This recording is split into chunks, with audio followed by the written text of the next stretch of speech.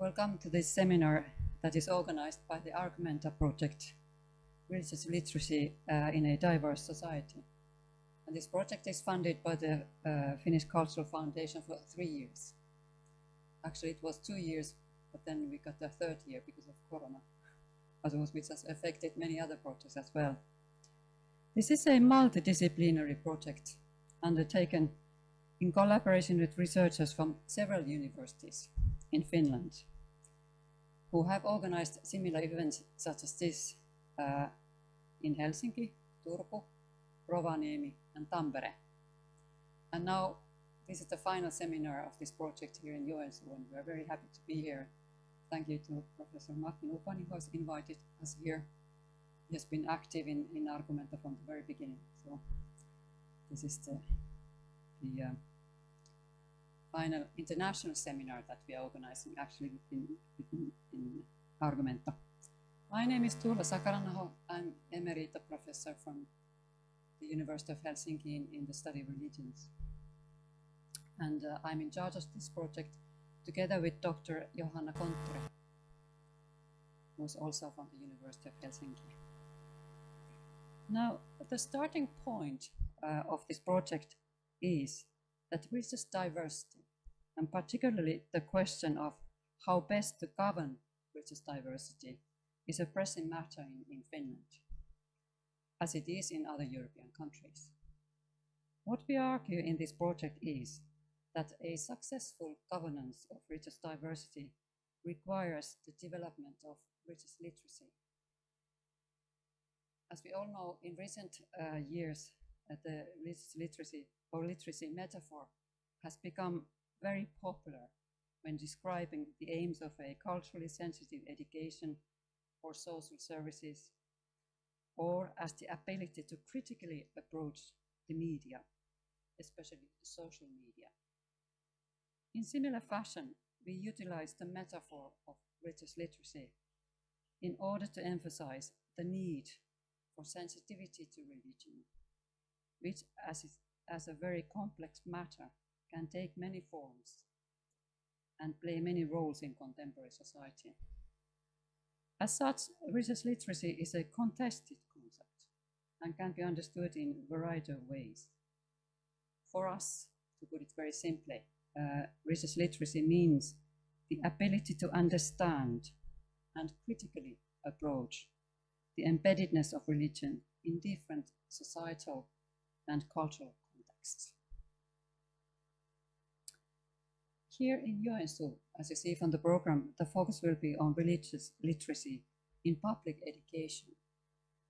And I would argue that public education is one of the most important fields where religious literacy is needed.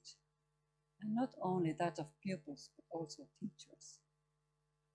Of course, the next generation is educated in schools, so they're very important for the future of this society as well. And I suppose having education in religion and religious literacy is an important part of that upbringing. In brief, the program of today, or this seminar, consists of 2 keynote speakers and a public panel discussion later today. I'm particularly pleased to mention our keynote speakers, Professor Gert Biesta and Professor Martha Shaw, who are distinguished scholars in the field of education and also in religious education. So we are very happy to have them in this seminar and to listen to their lectures. I also want to thank Martin once more and his crew. There have been many people behind this seminar, and also our coordinator Heidi Rautalahti, who unfortunately couldn't come here today, but she has been very active behind the scenes and is also during this seminar. This is one of the nicest things about the digital media, that we can work in different places at the same time. Now, you're very well and warmly welcome to this seminar, and hope you enjoy the day. Thank you.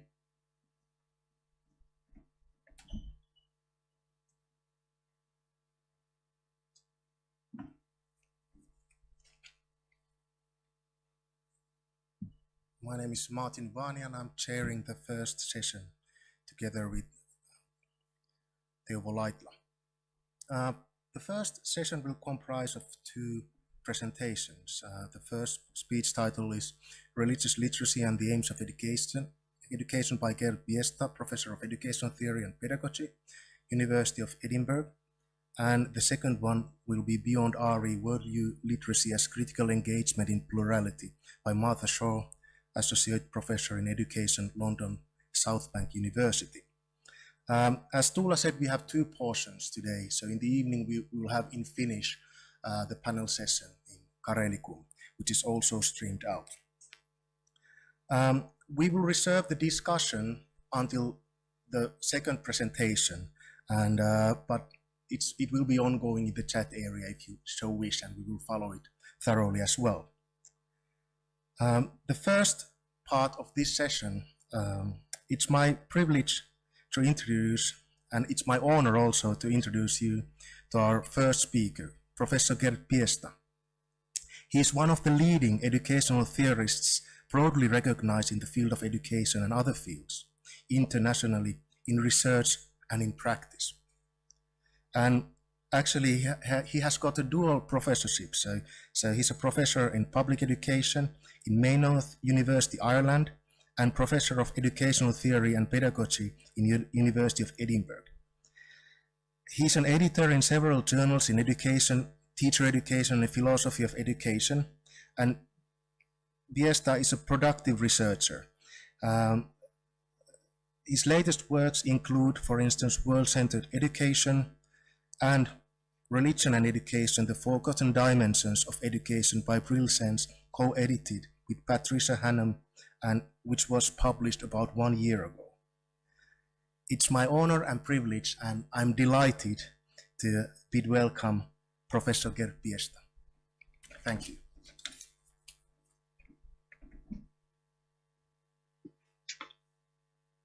Okay. Thanks very much. Good afternoon in Finland. It's still morning here in Scotland where I'm sitting. It's a real pleasure to be part of this. What I'll do, I'm going to use a PowerPoint, partly to keep myself on track, but also for people who want to read. There is quite a lot to read, and for people who want to listen, there is also quite a lot to listen. So I'm thanking the organizers for the invitation. This event has been in the making for a while, and we were hoping that we could be together around the table, which is always quite special. I think that's not possible, so we will have to do it in this way that probably we all have become more familiar with, still maybe not really like it. I will speak about religious literacy and the aims of education, sharing some of my thoughts and observations about religious education in light of this question of literacy, but also the whole educational question, mainly because that is a question that interests me most in my own work. I have an interest in religious education, an interest in religion, but I come a bit as an outsider, so I also hope that our conversations today will enlighten me as well. What I want to start with is what I call here the difficulty of religious education, because religious education in many countries and settings is a difficult subject on the curriculum, you could say, if it is on the curriculum at all, and it's a contested subject. There are educational reasons for that, which I will explore. There are theological reasons for it, and there are political reasons for it. You could say religious education is one of those curricular areas that also generates quite a lot of bigger debate in society. So education was theological and political, but Matt already referred to the little book which was shown and I edited last year, where we made this slightly the forgotten dimensions in religious education. And one idea we had behind that was to say, actually, the discussion about religious education very quickly becomes political, and we forget to ask the educational and the religious or theological questions. You can say that's unfortunate that this discussion so very quickly moves to the political domain, because then it becomes a question of voice, who has the right to speak, who has the right to decide about the what of education, the how of education, and the why of education. And I think it's really important that we as scholars and academics, and also many of us probably working in teacher education, also go back to the core questions of religious education itself. Now, part of the difficulty of religious education, and I will talk quite a lot about the educational difficulties, and then I'll move to the theological difficulties, and then I'll end up with some ideas that I think are helpful in looking for a direction.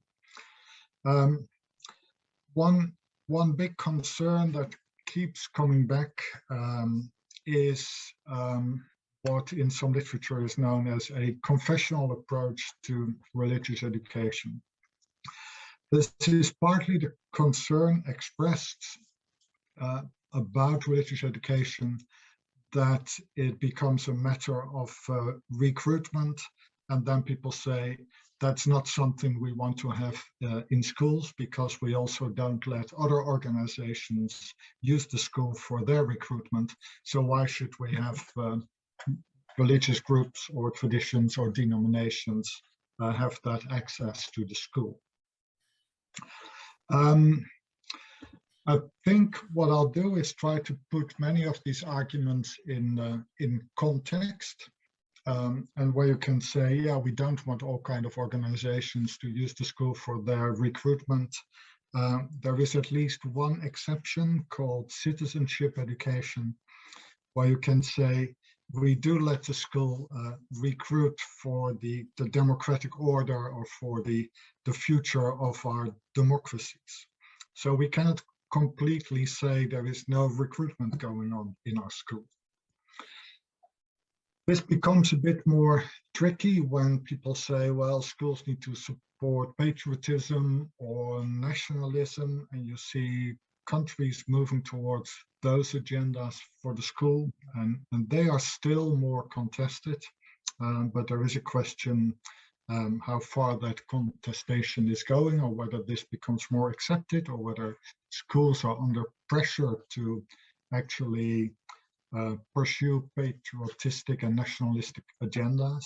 And you can probably think of countries where that's happening. We also shouldn't forget that there is quite a lot of historical literature that shows that a modern school is actually part and parcel of the idea of nation building, of building a sense of national identity. So this concern about recruitment comes with some provisos, and you cannot simply say religious education is special because it wants to recruit.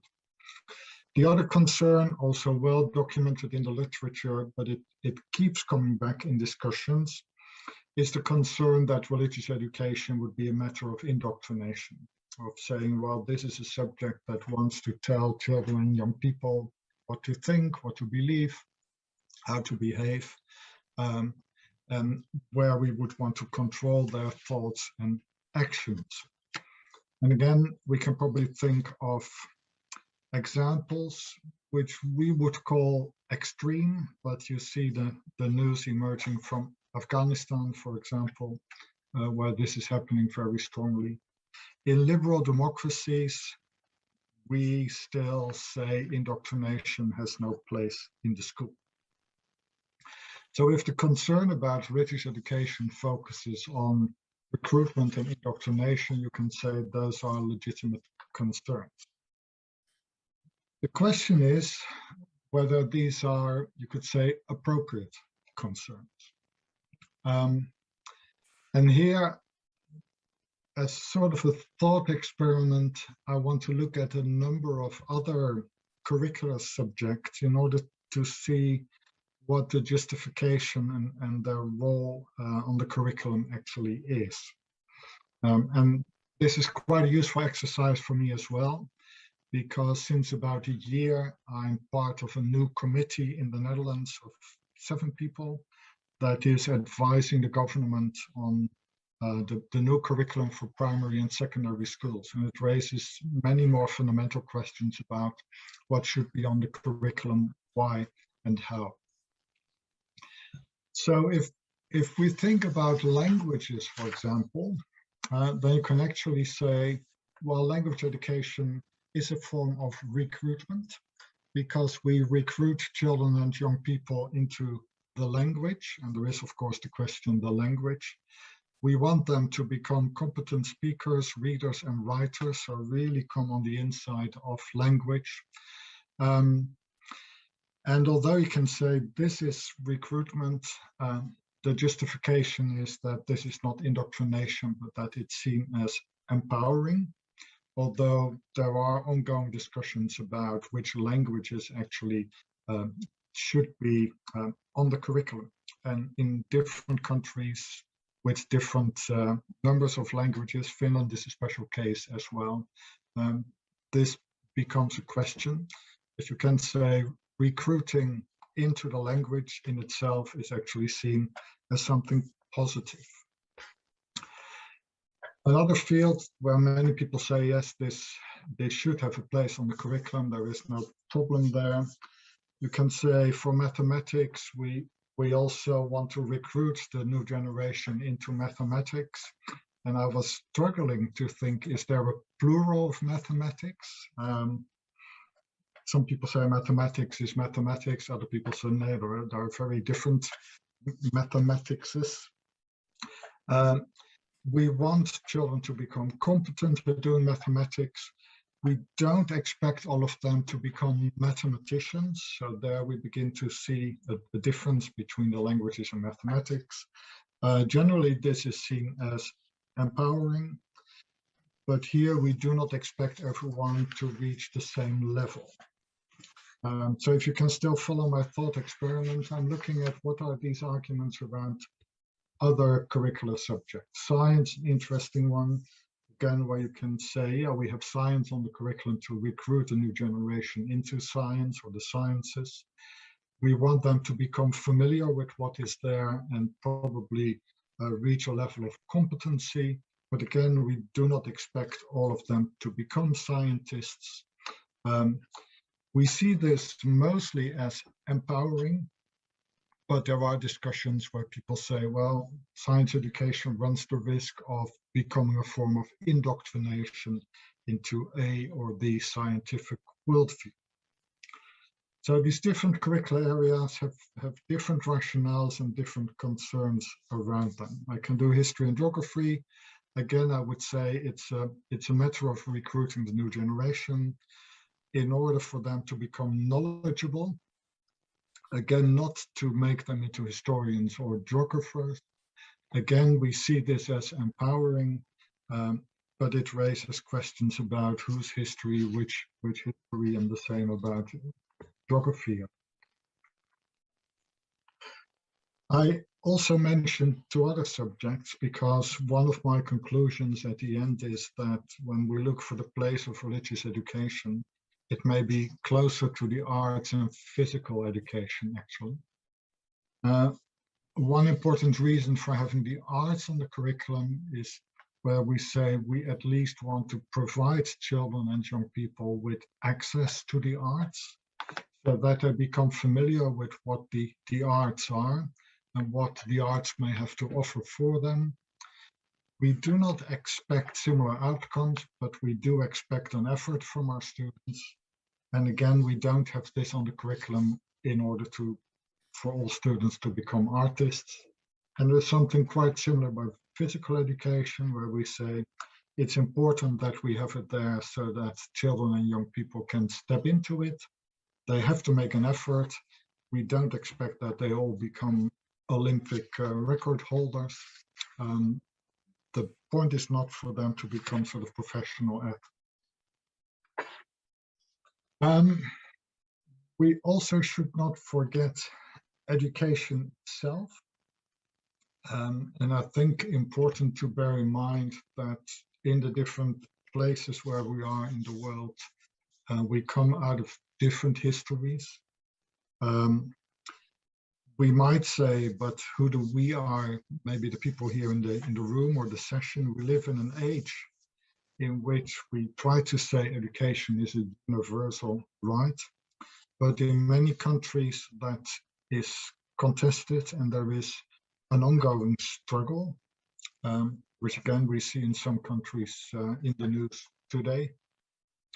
And you can say that shows actually the potential or the value of education, that it has this potential to liberate and to emancipate and to open up people's hearts and people's minds.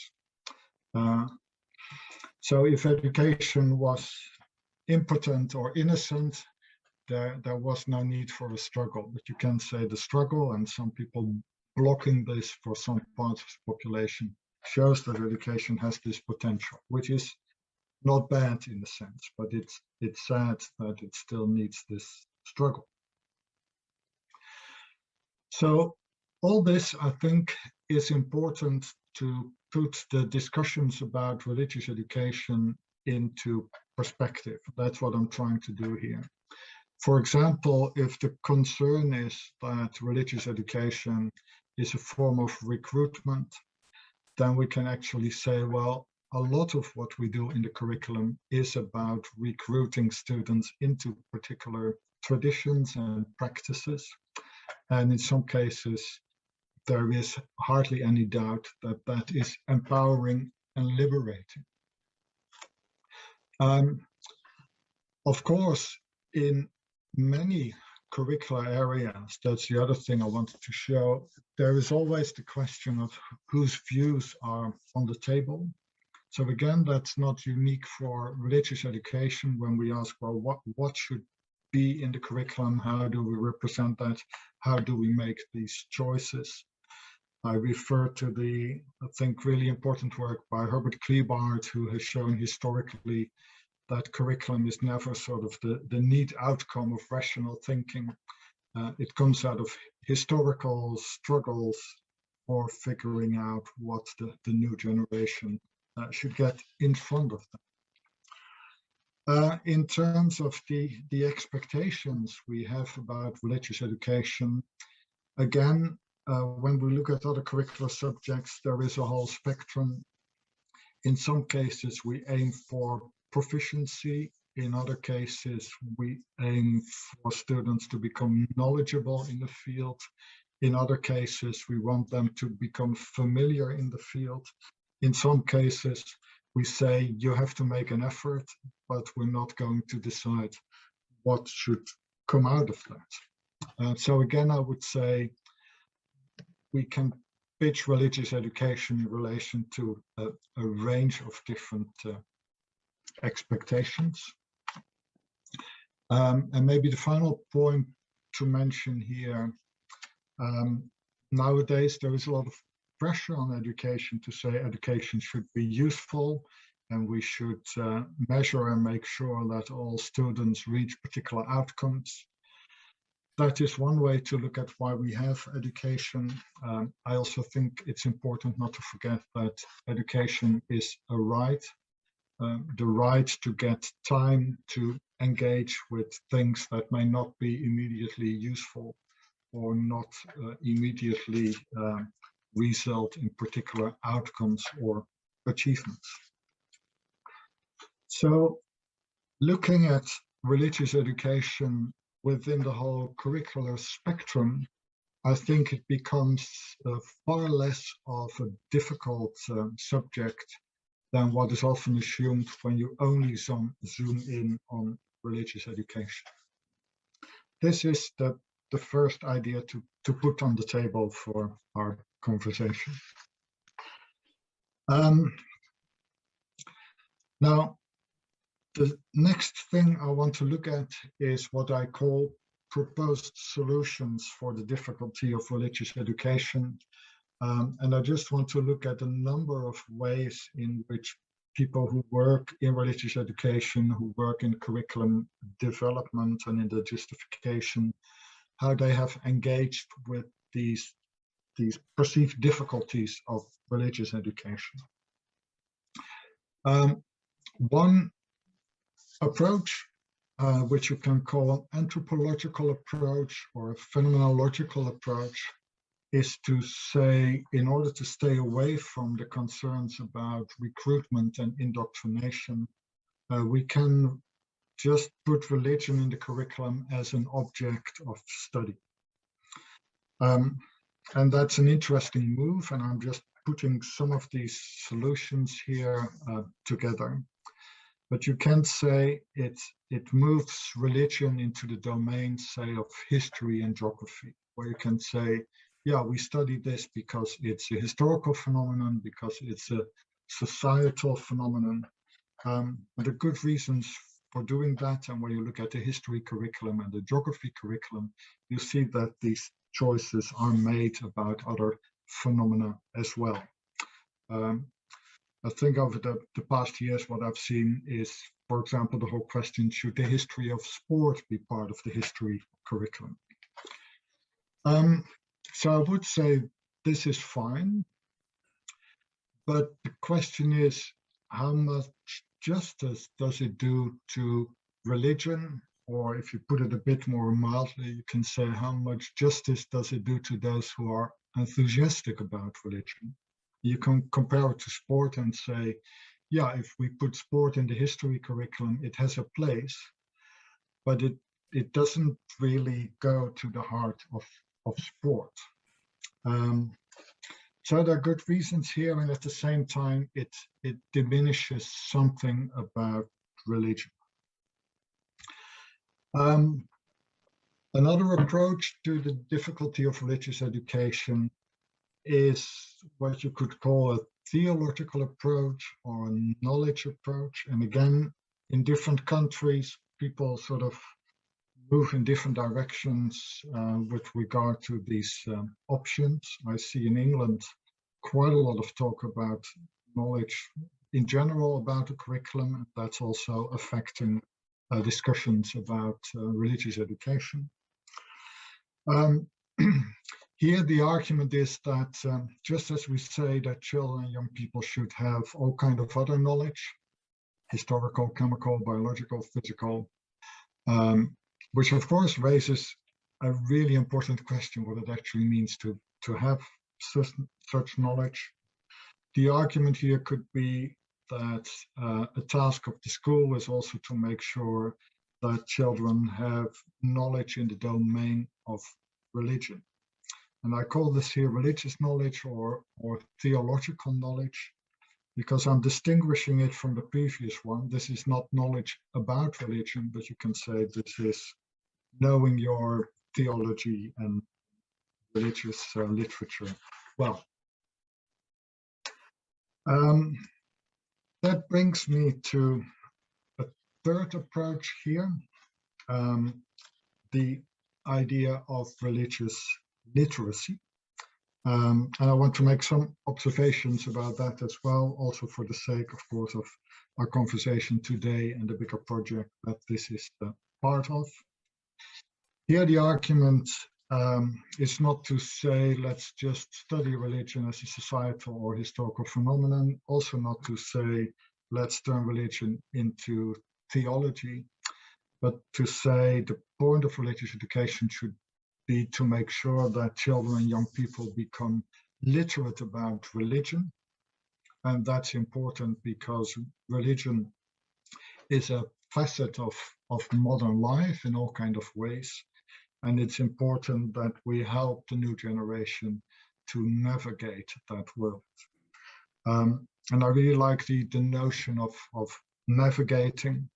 I sometimes see justifications that say you need to be religiously literate so that you can have an informed conversation about it. And I always wonder, well, where are we having these informed conversations? So I think there is something more important at stake, that we live in complex societies, and that one role for education is to help young people to navigate the complexities of those societies. I think this is an interesting idea, and you all probably have much more to say about it than I have.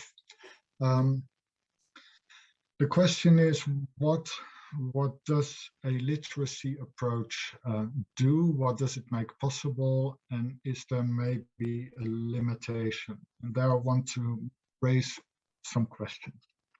And I do that by comparing it to other literacies that you can find in the discussion about education. The case for cultural literacy, where we say we also need to help children and young people to get cultural literacy, a sense of the cultural complexities and dynamics. And another example I will have a look at, because I think it makes something of financial literacy. With cultural literacy, there is the question of whose cultures should be on the table. So about which kind of cultures should who know what.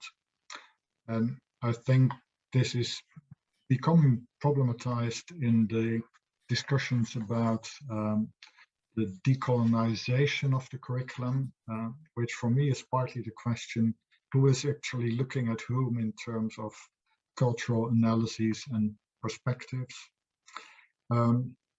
There's also the question, but maybe this is a discussion that brings us to other matters, why we are actually talking about cultural literacy, and why we use that notion of culture.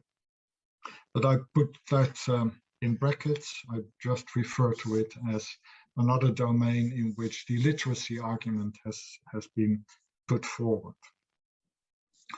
Now, when I was thinking about this presentation, and usually I use a couple of weeks to slowly get into it, I was reading the newspaper, one of the newspapers here in Britain, the Financial Times, last week, and they launched a big campaign for financial literacy.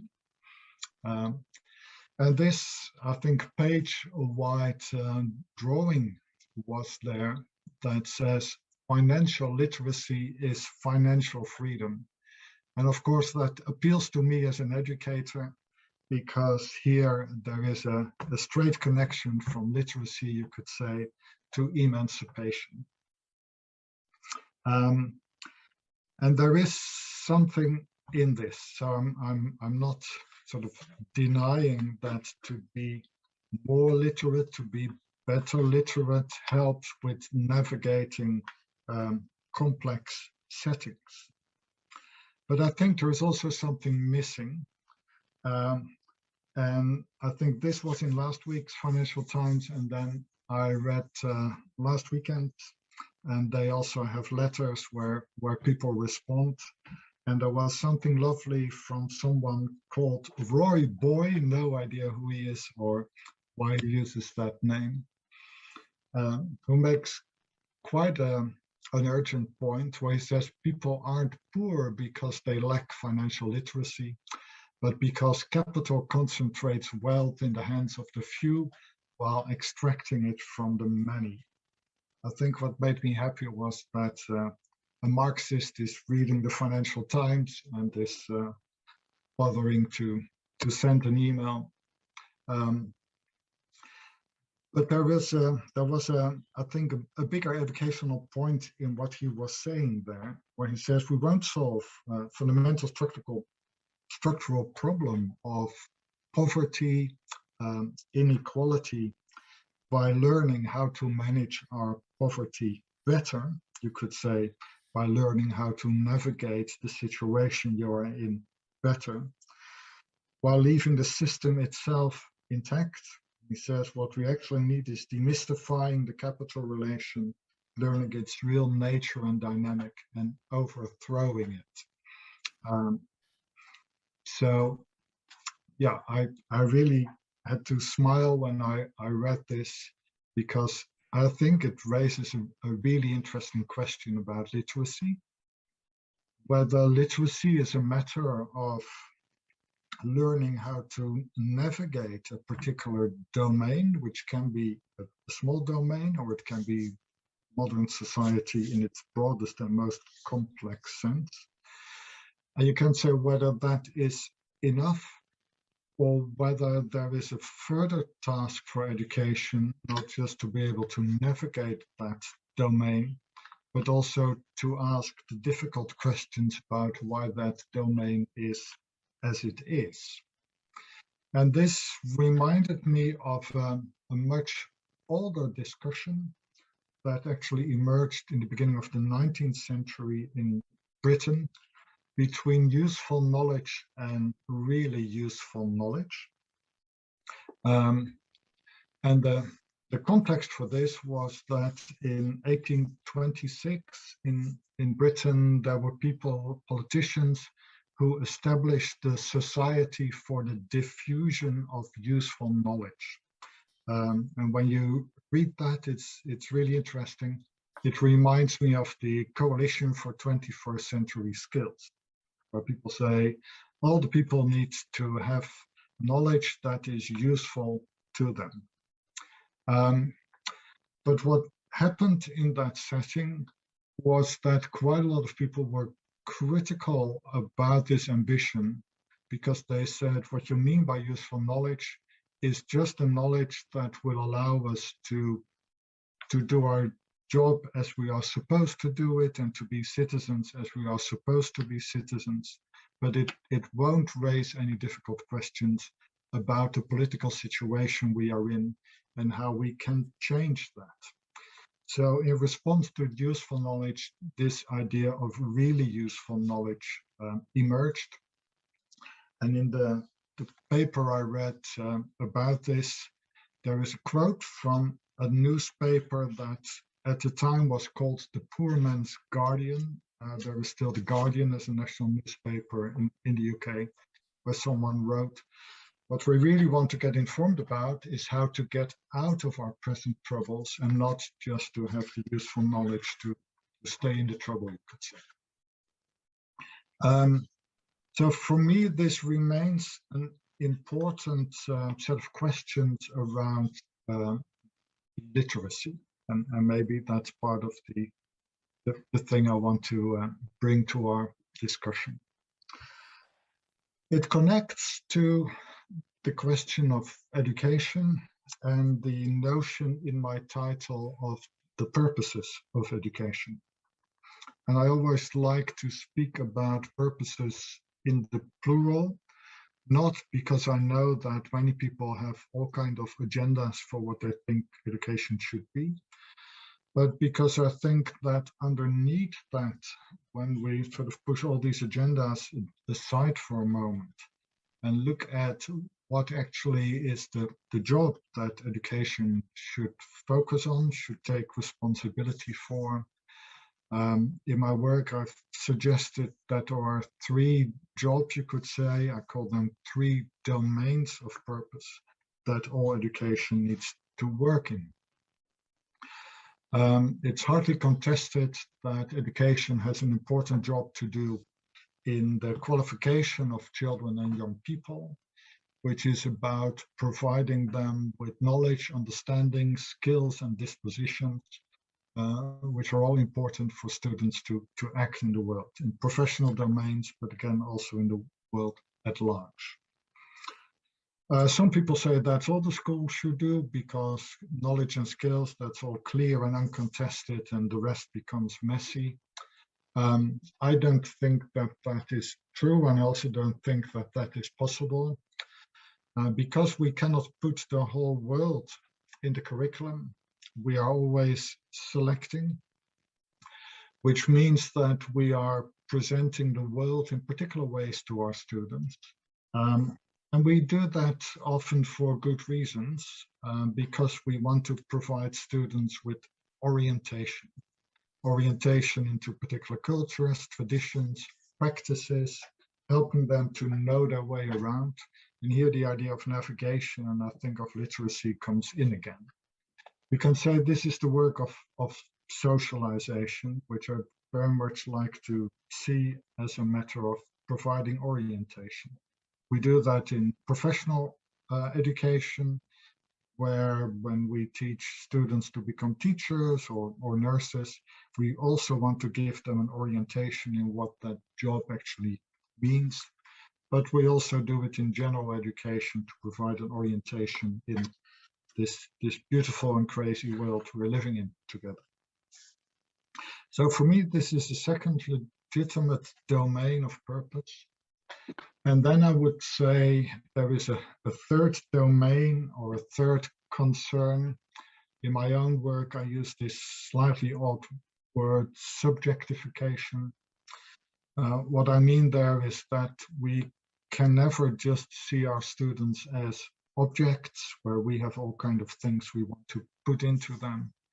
We have to encourage our students to become subjects of their own life. I like the German phrase from Dietrich Benner, Aufforderung zur Selbsttätigkeit. And this has to do with the task for education to be emancipatory or liberating and not a matter of control. So you can probably begin to see that some of the questions I raised about literacy, about useful knowledge versus really useful knowledge, connects to the purposes of education if we think about those in this threefold way. One question, even when people say, yeah, I see that you can distinguish these three domains. One question is whether we can be selective about this, whether we can say, well, we have some subjects in the curriculum just for qualification or just for socialization. That's not what I would be satisfied with.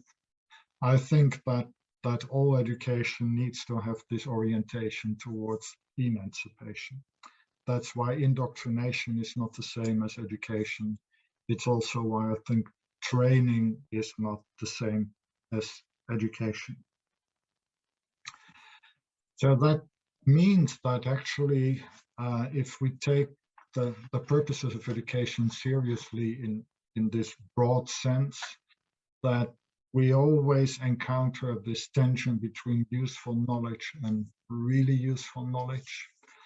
Maybe that's also the difference between literacy and critical literacy that remains to be seen.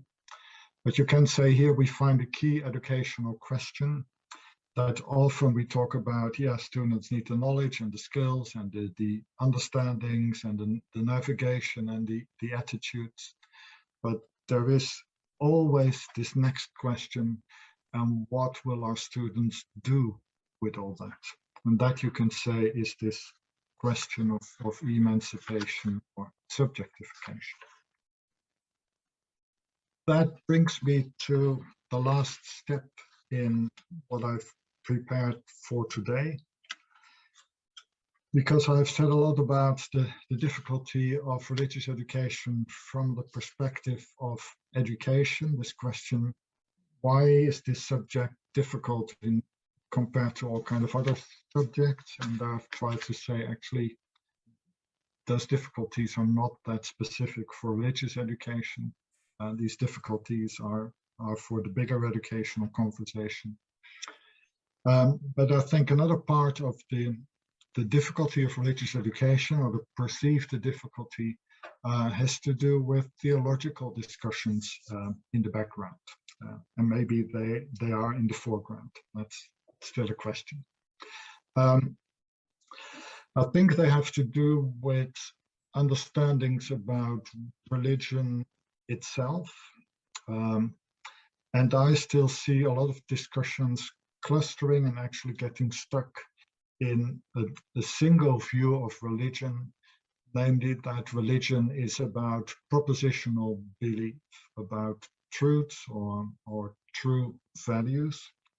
And here you can really see the concern around indoctrination, that if we say to be religious, to have a religion, to live a religious life, means that you hold particular things for true, well, then before you know it, religious education can only be including the new generation into those particular truths and making sure that they stick to the truth, could say. Now, there are religions and self-understandings of religions and theologies that say, yes, this is at the heart of religion. It is about what is true, and that's a matter of belief and propositional belief. But I don't think that this fits all religions. There are also religions that I think start at the level of practice. Judaism, I think, is much more starting from the practice, ways of doing, which can still be very strict and very prescriptive, but it's the practice that counts, not necessarily a particular propositional belief. So there, if we say religion is a matter of practice, then the question of indoctrination begins to, you can say, disappear, or it becomes a different question. I find it helpful to at least highlight a third way to think about religion, not as propositional belief or a set of practices, but as an existential matter, where you can say, what does it mean to try to live one's life in a religious way? I would say that has something to do with a sense for transcendence, that there is more to the world than just yourself or what you can think or what you can perceive. Maybe to try to live one's life from the idea of givenness or revelation, rather than from what is it, the perspective of constructivism or brain. In my own work, and there you can see that I have a preference. I talk about non-egological ways of trying to be at home in the world that do not start from ego. And I think there is a way to perceive religion and actually to use it to look at religious traditions that put this at the heart. And then again, I think the whole question of indoctrination becomes a very different question. Now I have a little aside here, and I think we will come back to this later as well. One thing I've seen emerging in England over the past years is the introduction of the notion of worldview, and to say we can understand religion as worldview. For me, the question is this another theological option? Can we say to live a religious life is to live out of a particular worldview? Or is worldview actually a non-religious or non-theological notion that draws religion into a cultural or an anthropological frame of thinking? And for me, there may be a concern also about the very idea of worldview, but maybe I'm taking it too literally. The world is something for us to view from different perspectives. I don't particularly like that idea because it focuses too much on how we view and what kind of perspectives we have, and it makes the world just an object for us to view. I'm more interested in actually what the world brings to us, gives us, asks from us. So I'm not sure where to put worldview, whether you can say, yes, this is a fourth way to think about religion, or whether it moves away from religion itself. And this could be an important question for religious education and the question of literacy as well. Just to sum up, probably to show where I would sort of move this discussion and these considerations and all these questions. An outlook for religious education for me needs to have an educational rationale. And that, as I've tried to make clear, means that this question of being a subject of one's own life and not an object of everything that other people want from you should be at the heart of what we do. Which means that I would actually say in all curricular areas, including religious education, part of our job as educators is to encourage and to support young people to become the subjects of their own life. That's not a matter of therapy or mindfulness or mental health or feeling good about yourself or finding yourself. This is about taking this step into the world and try to be at home in that world. It also requires that we help children and young people to find orientation, that they are not immediately lost. That's the work of socialization. And we also need to equip them. So questions of knowledge skills are absolutely crucial there as well, but always in function of this ultimate concern that we want them to be able to live their own lives well in the world. And I don't think we can ever be selective in saying we will just do this and not the rest. I also think that the theological rationale is important and that it can already help to move the discussion away from just thinking that religion is a matter of propositional belief. For me, that opens up possibilities. Then you can begin to say, so why and how religious education on the curriculum? Well, in order to provide them with access to the religious way of existing in the world, and to help them to figure out whether there is something in them that may be of worth for their own lives, which they live individually and collectively.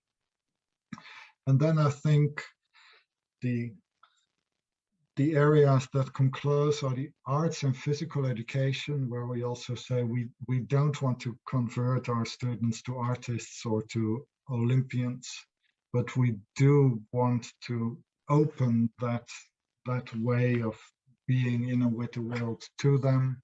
We want to give them opportunities to step into that and come to their own judgment about what may be of value. And I think that's an entirely legitimate educational rationale. Patricia Hannam, with whom I've had many conversations about this, uses some insights from Simone Weil, who actually talks about sort of a three-step pedagogy here, where all pedagogy needs to have an experiential moment, bringing this world of religion to the attention of students so that they can step into it and experience it. Simone Weil uses the very interesting phrase where she says, next we need to engage with that with intellectual humility. So there is intellectual serious work to do as well with our students.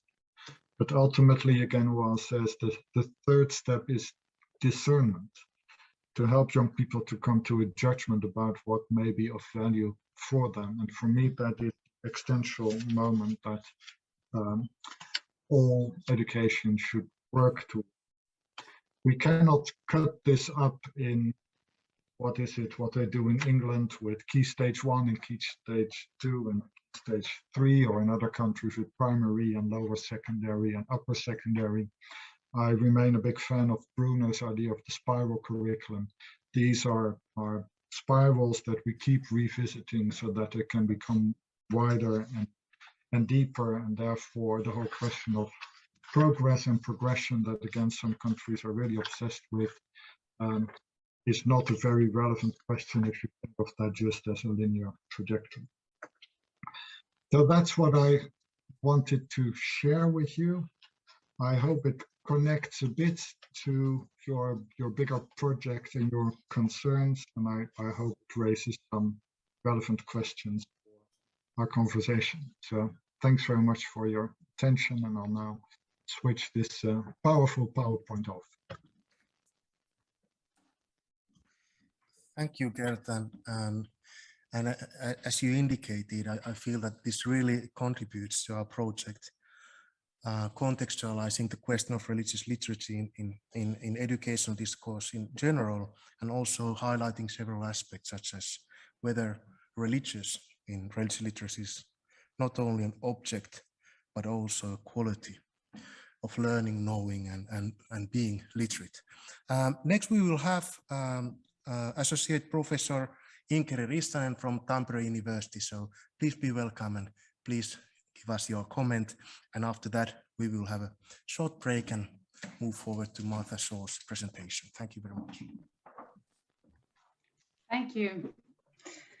And thank you for the wonderful keynote. I feel quite honored to be given this task of commenting Gert Biesta's keynote, for it giving us food for thought, because for a couple of years now, our Argumenta project team has been working on and organizing these events around the concept of religious literacy, but actually the role of religious education has not been that much discussed as part of this project. Yes, but thank you. Definitely these high expectations were met. I would like to comment on some of the perspectives that were presented in this speech by reflecting on how they resonate in the Finnish context.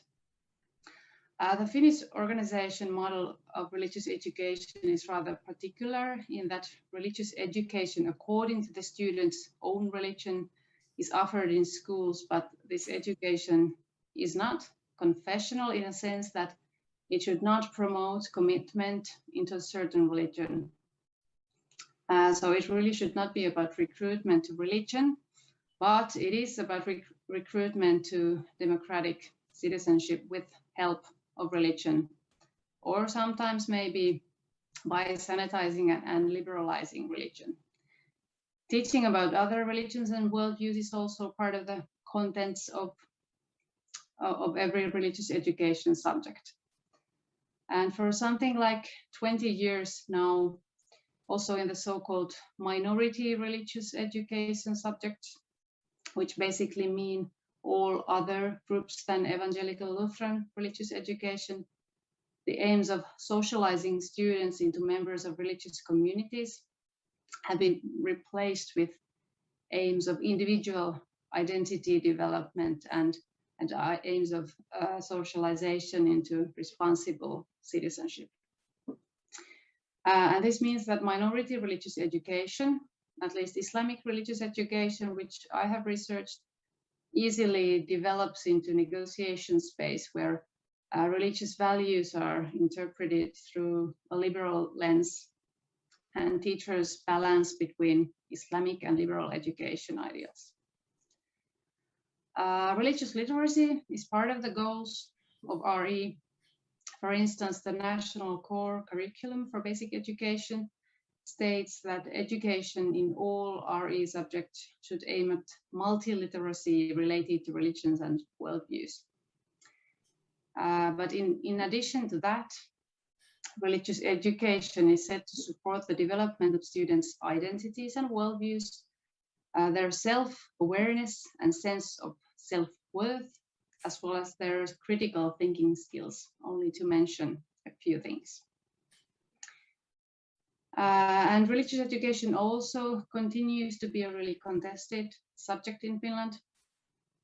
Offering religious education in the school is often justified through the religious literacy argument, but those using this argumentation often would like to see the development of the organization model towards one common subject for all. And on the other hand, the current approach is justified by its role as an aspect of minority politics. So many minorities see the right to religious education in school as an act of recognition by the state, which has symbolic value and also enables the recognition and cultivation of minority identities in the society.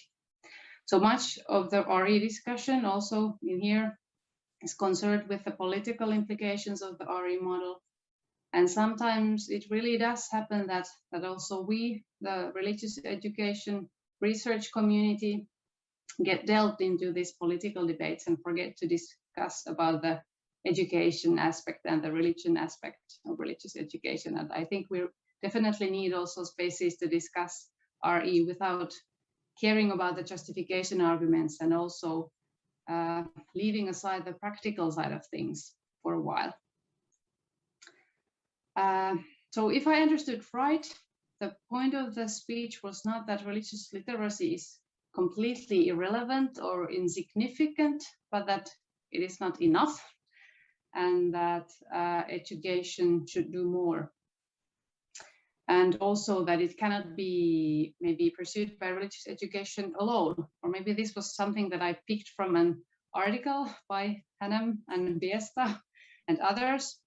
There you state that critical religious literacy also brings the domains of literacy itself into question and operates across them.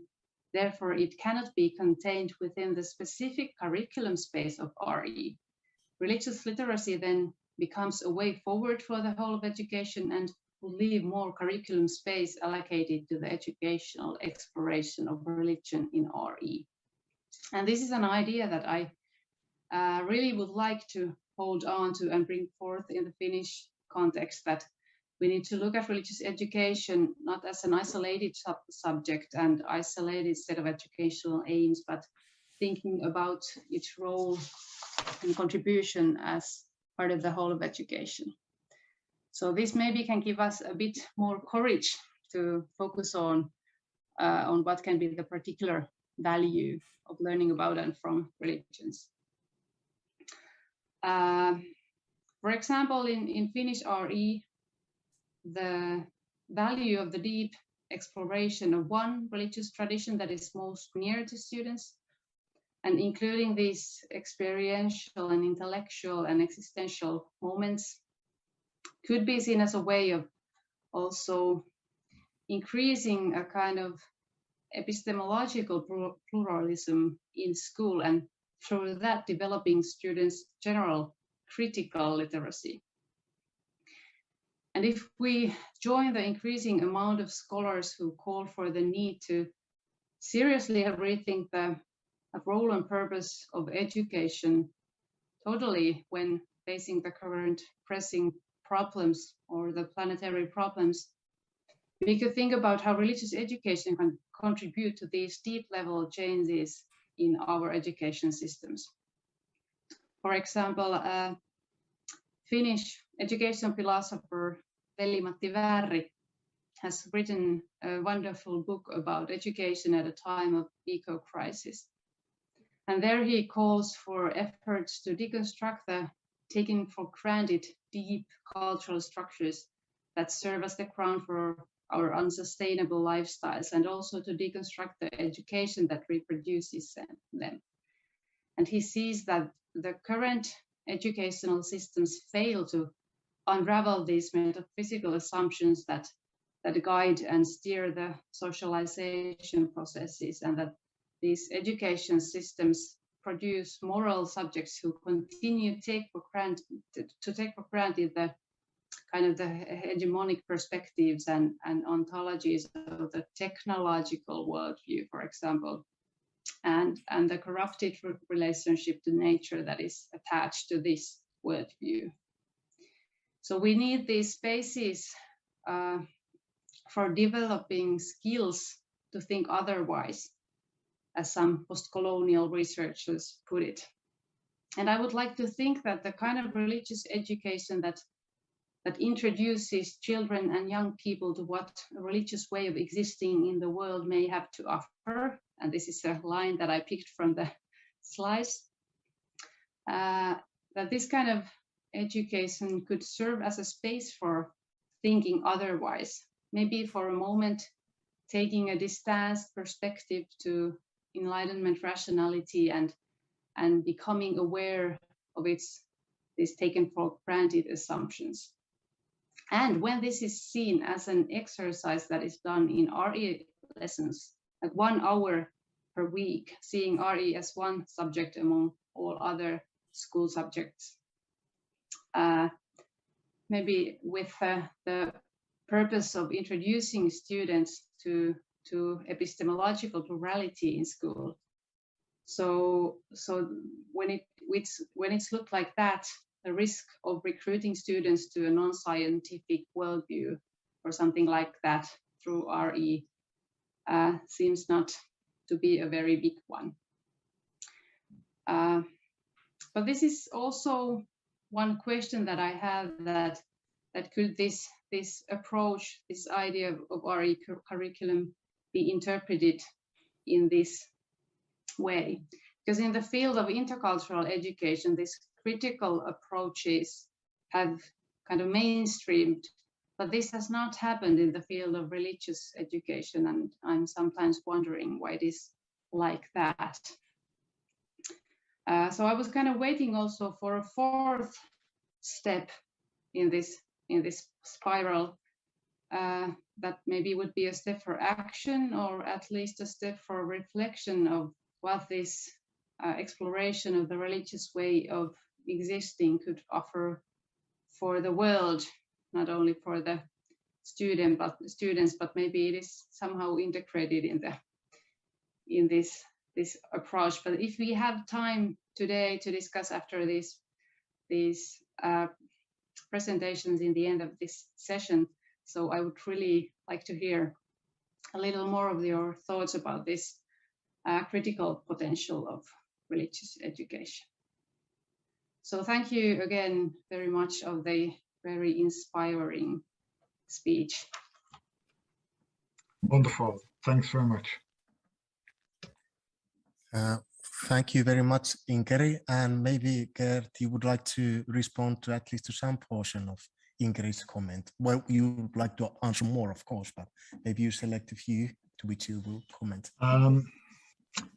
Yeah, I can take a few minutes. Yeah, thanks very much, first of all, for putting this also in the context of Finland, which doesn't sound completely unfamiliar, and at the same time it's interesting how in each country it comes out of a different history and it has different sensitivities.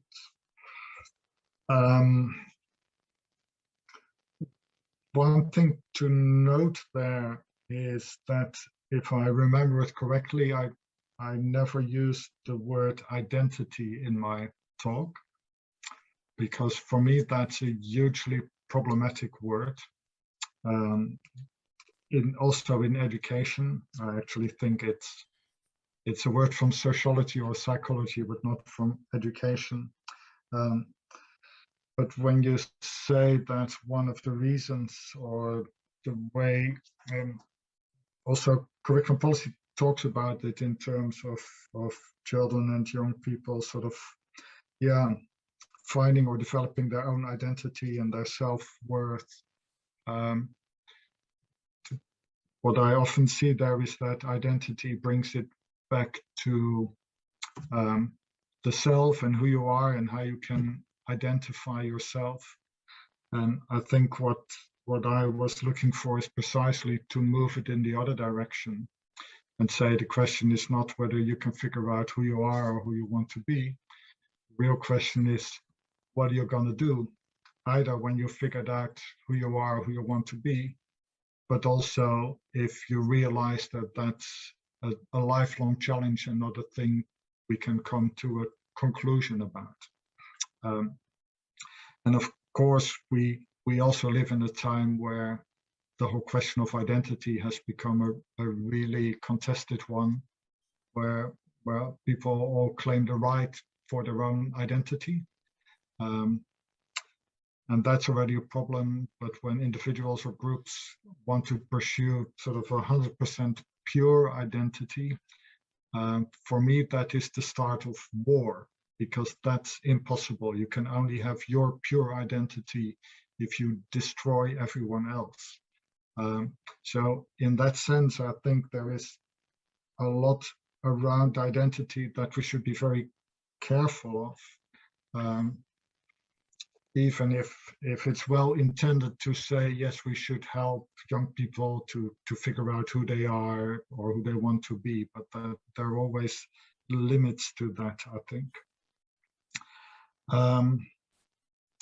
I probably did say religious literacy is wonderful, but it's not enough.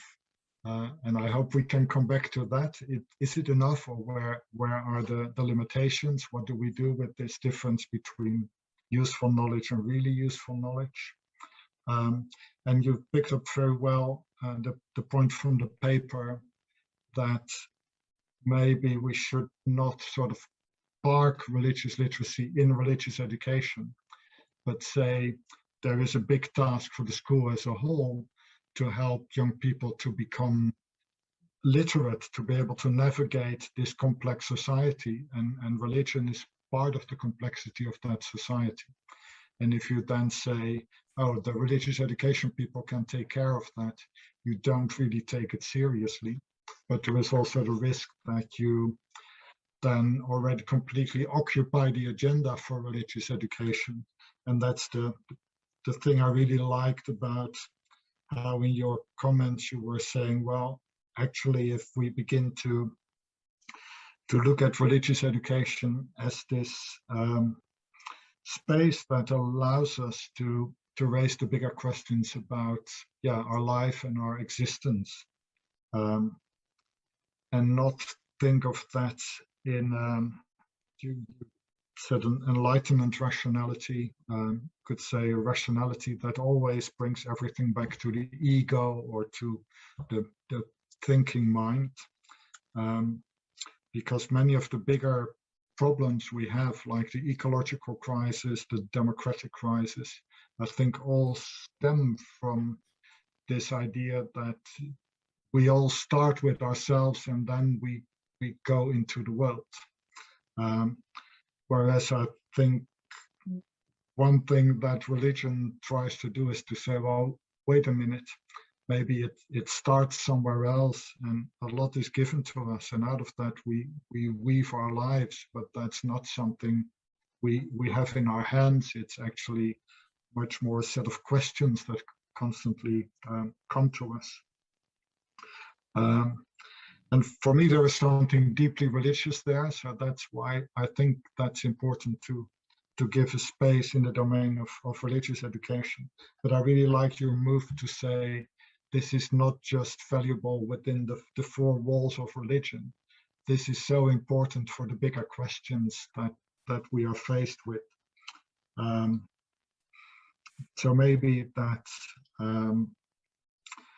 that gives an urgency to religious education, but very different from thinking of it in terms of recruitment or a matter of control.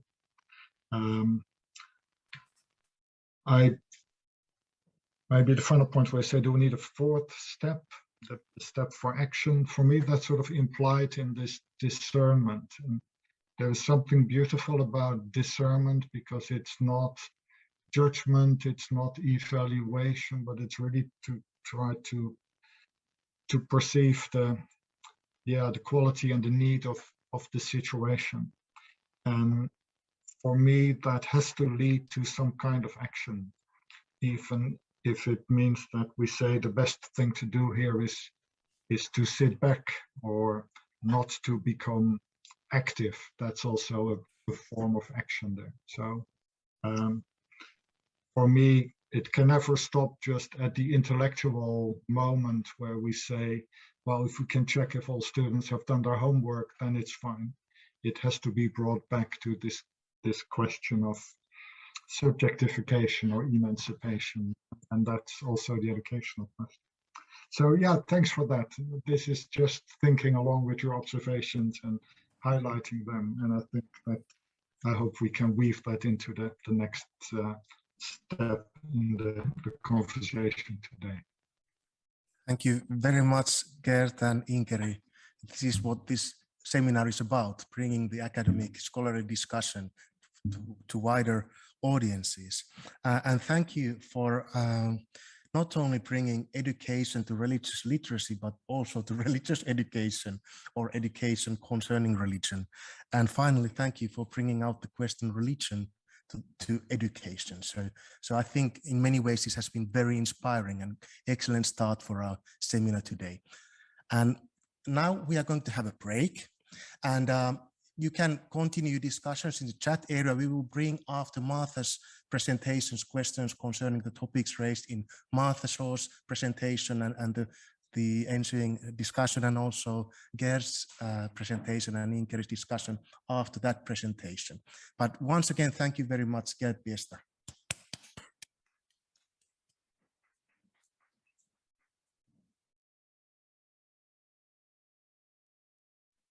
Ladies and gentlemen, welcome to continue our conference. Next title is by Martha Shaw, and she will speak about beyond religious education, worldview literature as critical engagement in plurality. I think you know better than I do, because I'm outside of religious education, that Martha Shaw is expert in worldview literature. She has collaborated with, for example, Adam Dinham, who is one of the big names in this field, and her dissertation last year was about religion and worldview literature in English schools. And now we have the honor to welcome her. And Joensuu is calling, not London this time. Martha, can you hear me? Yes, okay. I can, thank you. So the screen is yours, please. Thank you very much. And I'm going to share a PowerPoint as well, so I'll just make sure that comes on the screen first.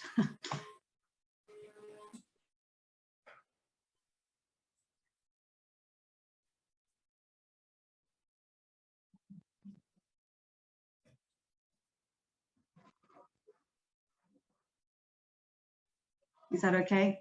Hopefully you can see that. So thank you very much for having me here. I'm speaking to you from a very rainy London. And like Biesta said earlier, it would have been very nice to be there in person, but this is still good. It's still an honor to be here, and I'm really particularly honored to be able to engage in conversation with Gert on this area, whose work I admire very much, and found particularly insightful in terms of my understanding of worldview literacy, and who articulates much better than I can some of my perspectives on both the purpose and processes of education. And I wanted today to talk to you really about my journey with the concept of religious literacy and its relevance to education, in particular about the shift that I think is necessary, although I'm open to debate on that, from religious literacy to worldview literacy, what I want to show you today is how I think that takes us beyond RE and considers the broader educational potential of the concept, and perhaps begins to talk to some of the issues that were raised in the previous discussion. So the idea of religious literacy, as we know, has gained popularity in the last few decades. and many see it as a key aim of RE. And more broadly, it's thought of increasingly as an important prerequisite for engagement, for positive engagement in plural democracies. As Gert mentioned, alongside other literacies like political, financial, cultural, understanding religion and having the skills to engage positively with religious diversity is considered an important part of education for the 21st century. So again, to this idea of young people becoming intercultural navigators. But religious literacy is a contested and I think an evolving concept. In some work that Gert did with Pat Hannam a while back around religious literacy as the way forward for RE, questioning that and exploring that, I think Gert, you came to the conclusion there that it depends what you mean by religion and it depends what you mean by literacy. And I think this idea of religious literacy as the acquisition of substantive knowledge, skills, and alongside the development of certain skills or dispositions, it is quite a reductive way of understanding religious literacy. And I think religious literacy is often understood in reductive terms. And so kind of I wanted to start really with the problem. And that is this reduction of the term or the concept of religious literacy, which is a problem, I think, firstly, because it overlooks the sort of diversity, the hybridity, the fluidity of religious and non-religious worldviews, as evidenced in contemporary research. And it can often minimize, as we've heard about earlier, the critical dimension, the need for understanding the sort of the socio-political dimension of religion, and the role, good and bad, that it often plays in history and in contemporary society. It can also ignore that kind of elephant in the room, the need for to consider the very notion of religion and its representation in society and in education. Another problem is that it suggests that religion or worldviews are out there as things apart from the world, as something that needs to be made sense of or understood, rather than seeing an individual as part of a plurality. Another problem, I think that some understandings of religious literacy present it as a product of education. So this idea of a set knowledge, skills, and so on that can be learned, and then when you've got that, you're informed and prepared for engagement in diversity. And I think this overlooks the educational process itself as part of that enactment in diversity.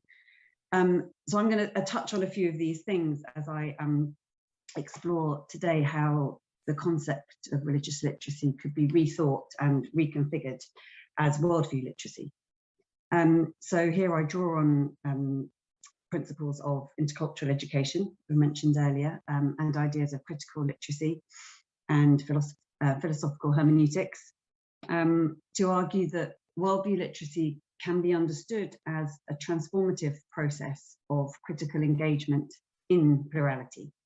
So rather than an outcome, it can be understood as a process of dialogical encounter with difference, as an educational praxis that brings the pupil to a greater understanding of the diversity and dynamism of worldviews and of themselves as social actors in it. So understood in this way, worldview literacy rather, forges a pathway between the aims of religious education, but also with the broader educational and broader citizenship education as an enactment of democracy. So developing students or pupils' critical awareness and understanding of difference and the skills in intercultural competency, it draws on progressive ideas or progressive approaches to RE and citizenship education to make this contribution to the broader aim of education, as a space in which young people become actors in society, So not as recruitment into the democratic order, as Gert mentioned earlier, but rather as part of participation in social life. So going back to a Dewey idea of the aim of education. I'm just going to go back a little bit to look at ideas of religious literacy. So just to summarize really, the ideas or understandings of religious literacy outside of RE reflect this concern with a broad social phenomenon of religious illiteracy. So for example, Stephen Prothero draws on Hirsch's idea of cultural literacy to argue that there are a set of normative building blocks of religious traditions that the religiously literate person should know about in order to participate fully in society where religion counts. And taking a more cultural studies approach, Dan Moore expands his focus to include an understanding of the social and historical manifestations of religion, and defines religious literacy as the ability to discern and analyze the fundamental intersections of religion and social, political, cultural life through multiple lenses. So here, religion is viewed as a marker of difference alongside other markers such as ethnicity, gender, class, as a concept that is central to understanding society and its history, and that religious literacy is central to a peaceful functioning in democracies. Within RE, aside from Andrew Wright's understanding, which is more concerned with skills of theological and philosophical reflection in coming to understand the nature of reality, aside from that, the concept of religious literacy is generally employed to denote a kind of functional literacy. So going back to this idea of a level of knowledge, understanding and skills to be able to engage with diversity in a positive way. So Ofsted, the Office for Standards in Education in England, calls for a stronger focus in RE for deepening people's understanding of the nature, diversity and impact of religion and belief in the contemporary world. The RE Council for England and Wales promotes religious literacy that enables pupils to respond to worldviews in a rational and insightful way. So a concern with pupils' response, implying a positive disposition towards religion or towards difference. Likewise, the All Parliamentary Party Group on Religious Literacy. Here the concept includes knowledge about the main traditions, and you might question what those main are, and the changing landscape and how they might be interpreted in the lives of individuals, alongside again the ability to respond, and here with critical awareness to questions raised by religion, and to the ability to engage with religious groups in a way that promotes respect. So again, that functional navigating. My own experience with the concept began a while ago, back when I was working as a researcher in the Faiths and Civil Society units, which is at Goldsmiths University in London, and within a program called the Religious Literacy Leadership Program. And this program was directed by Professor Adam Dinham and sought to address the lack of and need for religious literacy in public professions. And this began working with universities, law, healthcare, and my own work within that focused on schools. And through my PhD, I began to consider how this concept of religious literacy translates into the classroom. So Adam Dinham and I at the time were working with a framework of religious literacy involving 4 phases: categorization, knowledge, disposition and skills. And this framework was intentionally broad and meant as applicable to a wide range of settings, with the acknowledgement that what it means to be religiously literate is context specific and would vary from one setting to another. And alongside the knowledge and skills, this draws on a sociological perspective and implies a critical dimension through the focus on category, which implies thinking critically about the concept of religion. And it suggests too a reflexive element through disposition, which involves questioning of one's own assumptions or prejudices towards religion or non-religion or another's religion. So this reflects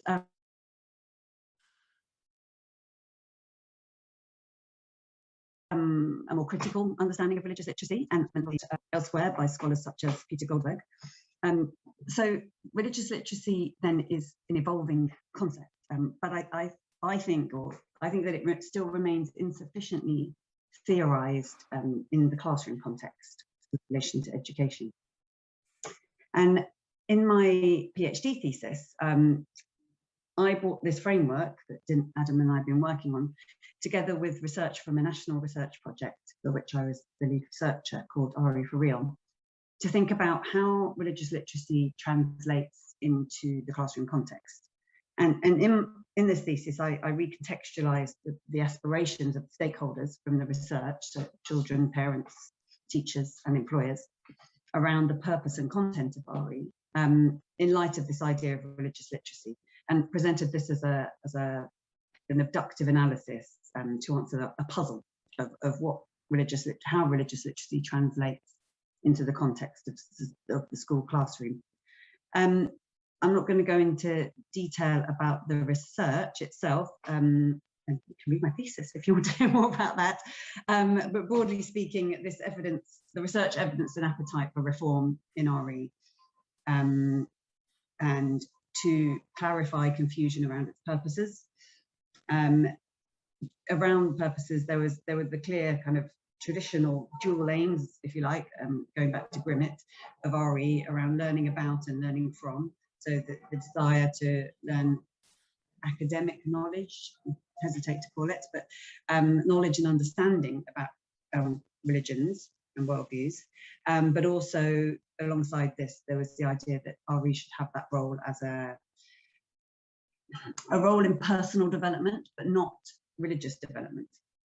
And again, and this links back to a complicated area when we look at what that means, which is something perhaps for discussion later. With regards to content, there was a clear desire to learn about more religions and non-religious worldviews than is currently the case, and about different ways of thinking about them, which reflect a much broader, more fluid landscape. So I'm not going to go into detail any more than that, but I wanted to talk to you about how this led to an expanded theorization of religious literacy. So in thinking about how it translates and how it maps onto, or how it's related to these aspirations, I made some adaptations to address, and I think the adaptations address some of the concerns I mentioned at the beginning around the problem with the way that religious literacy is understood. So the first is the explicit extension of religion to worldview, to better categorize the lived reality and diversity. The second is an explicit focus on the deconstruction of knowledge.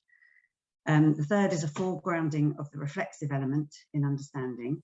And the fourth one, moving from a linear model to a cyclical model, or a spiral model of praxis.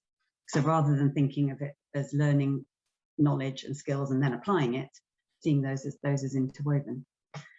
And I'll talk a little bit more about that.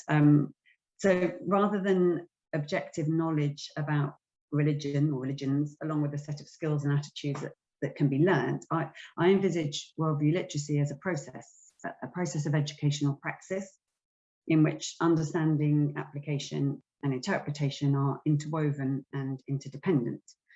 So linking back to Gadamer's ideas of the I-thou dialogue. So this draws on the idea of a hermeneutic spiral, in which interpretation, application, and are interwoven. And for me, this is what moves moves worldview literacy beyond a functional literacy to something that is educational. And this conception builds on Dinham's framework that we were working with, but it differs from those most commonly encountered through an explicit focus on the following, on interpretability, on categorization, on reflexivity, and on transformation through encounter. And I'll explain a little bit about what I mean by each of those in a moment. I should probably say something about the name and the terminology and the shift from religious literacy to worldview literacy. And I think that's something that could be discussed for a long time. I'm not sure I'm completely landed or settled with the usage of the term worldviews. And I think sometimes discussions around the terminology can be an unhelpful distraction from broader issues, but I do think it's important here. So in my thesis, I adopted the language of religion and worldview literacy, and that reflected the shift at the time in English RE to religion and worldviews, as was proposed by the report from the Commission on RE in 2018. And there they retained the use of the word religion, and I did so in a similar way to justify the focus on the concept of religion itself alongside the study of religious and non-religious worldviews. And that's shown through the focus on categorization. And I do think that the deconstruction of the concept or the category of religion is an important part of education in this area. But I then shifted to worldview literacy, so dropped the religion. And this is perhaps dangerous ground because the concept of worldviews is as, if not more, amorphous or vague than religion. But in a sense, that's precisely the point. Less people feel they know for sure what counts as a worldview. And it's certainly a broader concept than religion and widens the scope to explicitly include religious and non-religious ways of understanding the world and one's place in it. That's not to say that the concept worldviews is exempt from reductionist thinking. I don't think that's the case. It's often thought, and Gert mentioned this earlier, it's often thought of in terms of ways of seeing or perspectives, so understood in cognitive terms, when of course it can mean much more in terms of practice, in terms of embodiment, or in relation to identity, which again is entwined with the political, the social, the geographical. So this change in terminology is important because it broadens the scope beyond religions and it challenges that categorization. It also reflects the direction of RE in England and other European countries that are embracing a worldviews, I don't know why I'm doing this, a worldviews approach. And whilst this worldviews approach doesn't have a defined pedagogy as such, it's beginning to be articulated in England, and we see some, and within that we see some common threads. And within that, I see a focus, some of those common threads are this focus on interpretability and reflexivity. So I see worldview literacy as aligned with these developments and as providing a possible framework for the educational process that underpins a worldviews approach. So back to the threads, the threads here of interpretability, categorization, reflexivity, and transformation through encounter. As a starting point, I think that the idea of worldview literacy should focus on the interpretability of worldviews. And this reflects a shift from a focus on religions to an idea of worldviews as personal, institutionalized, religious, non-religious, or any combination thereof, as a process of interpretation. So, I mean, we know from sociological research that worldviews are internally contested, fuzzy-edged, and that the boundaries between religion, non-religion, public and private are often blurred. And this, of course, draws on approaches within RE that focus on the centrality of interpretation, such as Robert Jackson and his interpretive approach, developed at the University of Warwick in the 80s and 90s. And I'm sure you're all familiar with that approach, but it's based on ethnographic research into the transmission of religious culture, and it highlights the dynamic nature of the changing landscape and the understanding of culture as demotic discourse, so drawing on Bowman there. So rather than static entities, worldviews are then understood as I love the way Dutch scholar Wilma Neyer puts it, worldviews understood as traditions in transition, as being constantly modified through processes of interpretation in which individuals reshape tradition through their own sort of interpretation over time, and through their own personal syntheses. So this draws on, again, on hermeneutics, on Gadamer and Ricker and their ideas of historical consciousness, to understand how traditions are developing and evolving historically through the actions and interpretations of humans. And within that understanding, I think it's important to note that personal identity, tricky ground, but personal identity is also seen as a process of, or understood as a process of interpretation, which actively draws on and negotiates aspects of tradition. So in this sense, as Mia puts it, identity and tradition are interwoven through a continual process of interpretation. So people live in and from and through tradition. And I think this understanding of the interpretability of worldviews as tradition and identity is a really important part of education in this area. And this focus is linked to the next, which is that of categorization. So understanding what gets categorized as religion and how religion worldviews are represented in curricula are as an interpretation, as a construct. So many scholars have noted the essentialist and reductionist ways in which religion, and particularly minority religions, are represented within RE, and the way in which a world religions approach is often interpreted in classrooms sits quite uncomfortably with the reality of the changing landscape, the rise of spirituality, the changing relationship between formal and informal, the complexity of personal bricolage, and the livedness, essentially, of worldviews. And these analyses draw on religious studies and scholars from religious studies who question the category of religion and question its Western and colonial origins. So in a sense, this is a bit of the critical literacy dimension, the questioning of received knowledge about religion. As Peter Goldberg puts it, we should be asking what knowledge is revered, whose histories are legitimated, what voices are silenced, what religions are marginalized or excluded within dominant discourses. So with a focus on categorization, the development of worldview literacy necessarily involves challenging knowledge about religions through an exploration of the construction of knowledge and of the power relationships embedded in representations of religion and worldviews.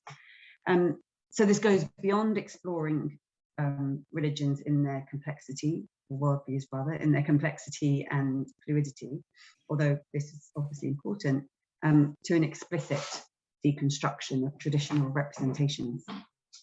And as such, I think it can be a part of a strategy to support anti-essentialist categorizations and representations in education, and can contribute in that sense to decolonization of curriculum of education. And it certainly develops critical consciousness. Moving on to the third dimension, and that of reflexivity. And for me, reflexivity is central to a worldviews approach. And as it's gaining momentum in the English context, and its implications for classrooms are being explored, it's often associated with hermeneutic approaches, in which understanding is a result of a dialogic reflexive process. And obviously, there's a long-standing focus amongst some RE scholars on hermeneutics, such as David Aldridge and David Lewin, where based on an understanding that dialogue between the pupil, the pupil and the subject matter necessarily involves pupils' exploration of their own worldview. And this reflects Gadamer's argument that when encountering religion or worldviews as other, students can understand best this other when it's explored in relation to their own full meanings.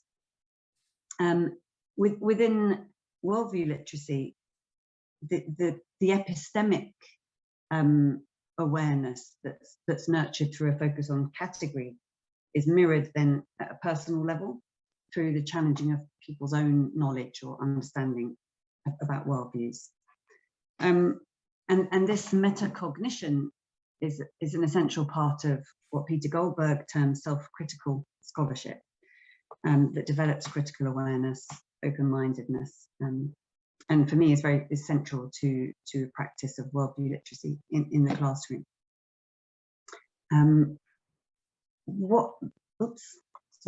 Jumped too far ahead. What this amounts to then is a process of transformative encounter. And this is central to my understanding of worldview literacy as educational praxis rather than something that is gained or a product from education. And dialogical approaches, we know, are distinguished from what we might group as traditional transmissive approaches by a focus on transformative encounter with the subject matter. So with a focus on encounter, learning about worldviews and developing the skills to engage in worldview diversity are inseparable from the interpretation of others and one's own worldview. So in this sense, worldview literacy is understood as engagement in difference and in different ways of being in the world, through which one's own position is put into question and therefore transformed. And again, this echoes ideas within RE, such as Jackson's edification, to point out the potential for gaining a new perspective on one's own worldview through learning about others, and may link to what Gert Biesta has termed transcendental violence, the experience of disintegration and reconstruction.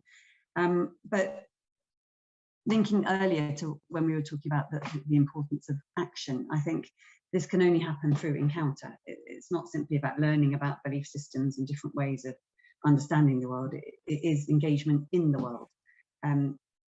So understood in this way, the practice of worldview literacy goes beyond critical thinking, which is mostly understood as within the realm of thought, to critical self-reflection or metacognition and critical action. So can be more aligned with critical pedagogy. And again, there's lots of this going on in RE, such as Vivian Bonefield's community of inquiry approach. But it's more aligned with such transformational approaches to pedagogy, and in that sense with approaches to critical citizenship as well. And it'll be interesting to hear Gert's views on this, but I think the way that I'm envisaging this links as well to Gert's ideas on subjectification and that as the key process of education.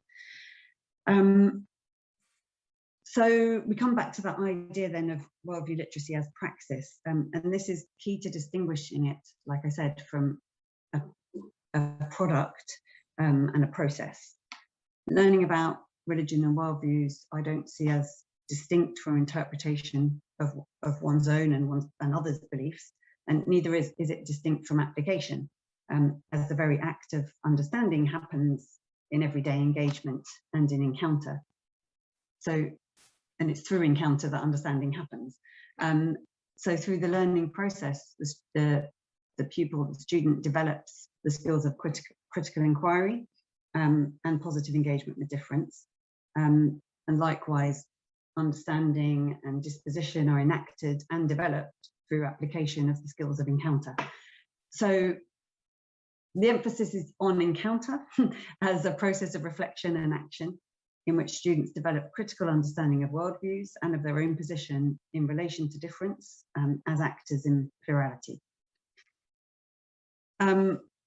Conceptualized in this way, worldview literacy is about understanding the complexity of worldviews, but its contribution to education is, I think, broader.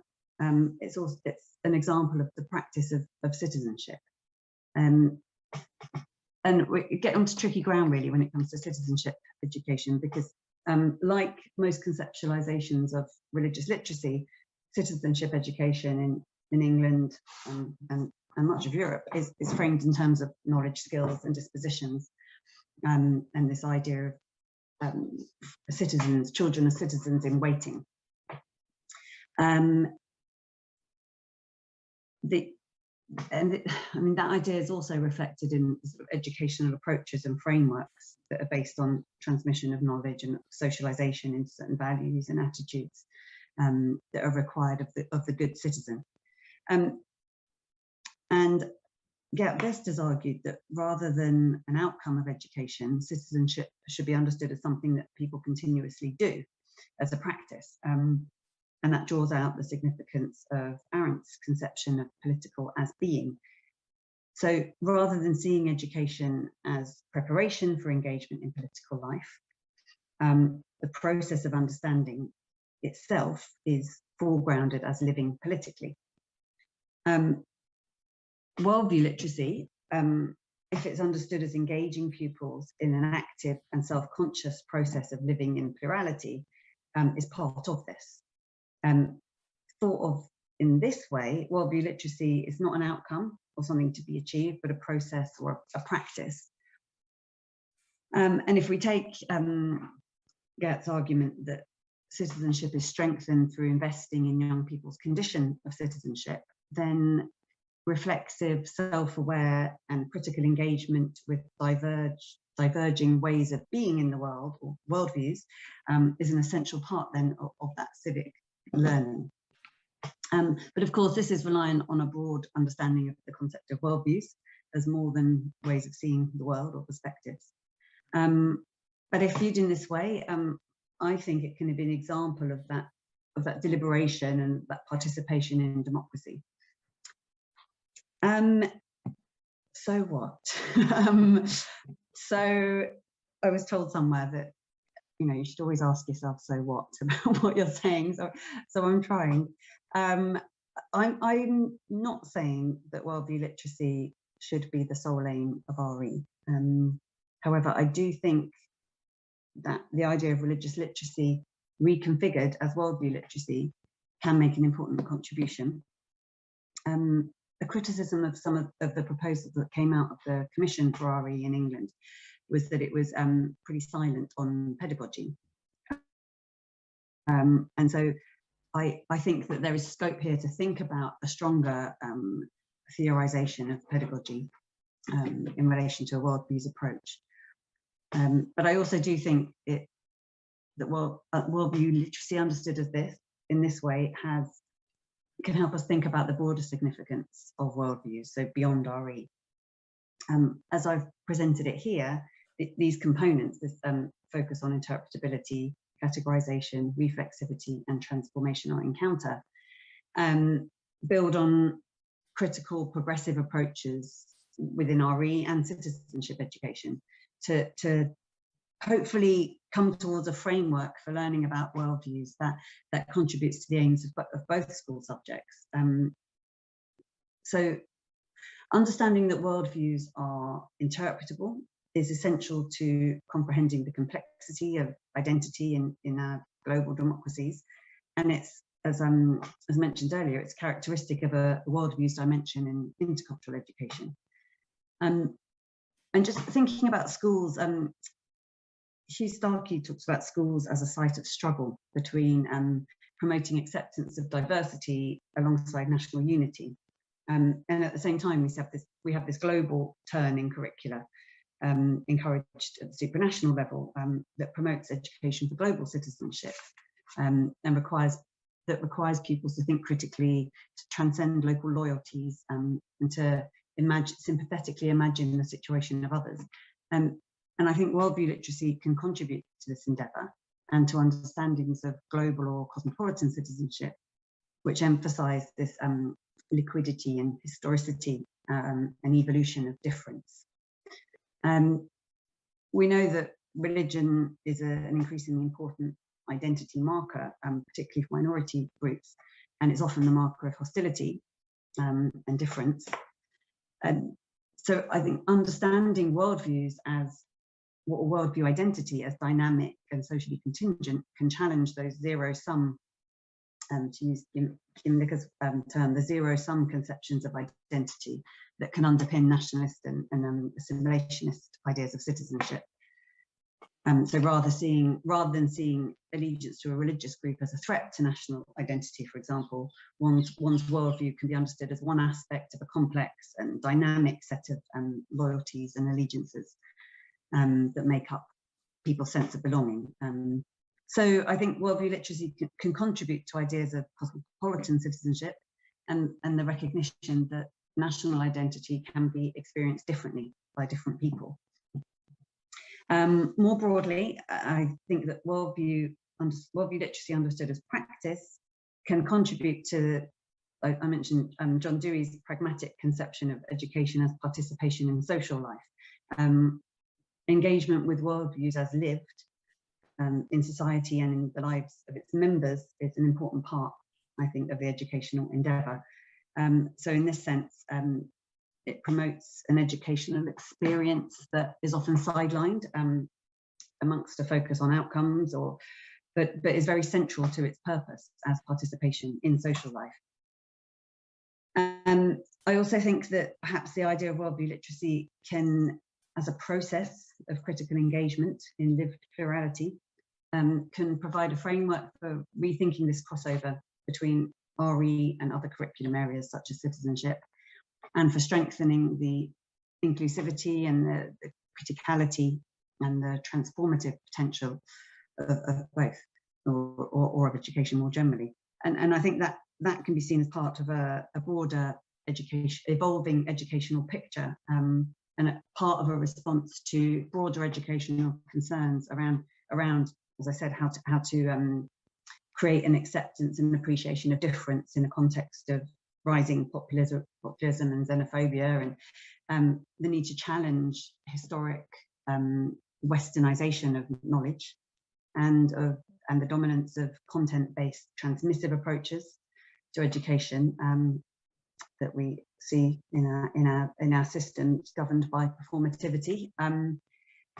A recent report from UNESCO's International Commission on the Futures of Education looks towards more regenerative approaches which challenge received knowledge through human interaction, dialogue and exchange. And I hope that worldview literacy understood in this way may help to a step towards that kind of education. Thank you, and I'll stop there. Thanks very much.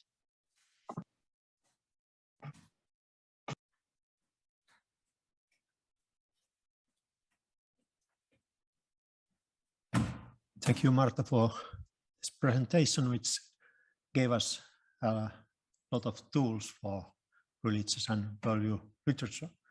And next speaker or commentator is Risto Aikonen from Joensuu. Risto is a specialist in religious didactics, and the cathedra is yours now, please.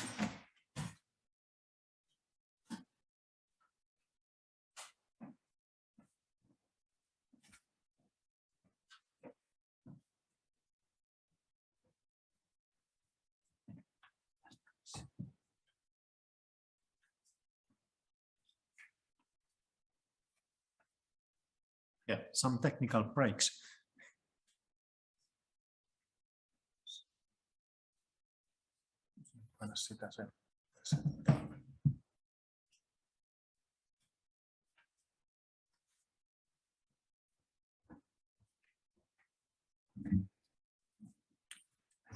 Okay, hello everyone. And after these nice technical things, we are going to moving forward with my comments. Okay, it was a pleasure and an interesting challenge to comment on what we have just heard. Professor Marta So's many-sided and rich presentation and a reflection about religious literacy as critical engagement in plurality. First of all, I'd like to say some warnings to you, because first of all, the central perspective of this commentary is that of religious education in primary education, meaning the hands in the clay and starting point on the ground. The second point is that I represent the teaching of minority religions. The third one I will not give. Here is a list of the points what I'm dealing about during my reflections, and starting that somehow I have an idea of what is meant by religion and what is meant by literacy. But when the two are put together, what does it include? There are many references to knowledge and skills and functional things, but often we are left with just these statements. Would it be not worth considering really a more detailed analysis of that pair of words, especially in a school context? I have to admit that the religious literacy goes usually, as mentioned, as content knowledge of the major religions, including some skills and attitudes to work with the religious diversity. And as you can see in the picture, we have now the season for the apples and apple pies, and this is quite a symbol for me concerning the religious literacy. We have a whole pie in front of us, but how to pick up the relevant slices from that? And what are the slices including? That's the point. Okay. As a result, information about the minority religions, Christian and other ones in particular, remains limited or inaccessible. Relationship and attitudes towards the other remain on development.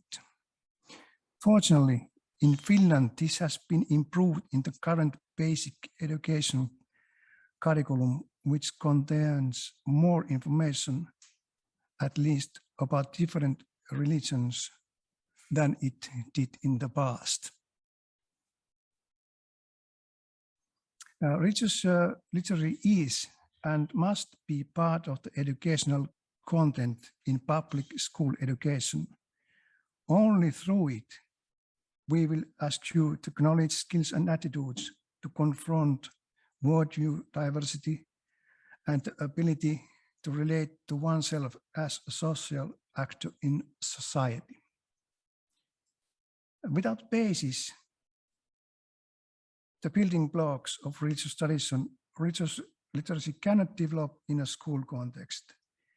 Here I want to stress that it's futile to try to build a more than heavenly capacity to view religions as a social and historical phenomenon in a society with primary school children, if their knowledge is at the best at the level of Torah is the Bible for Muslim.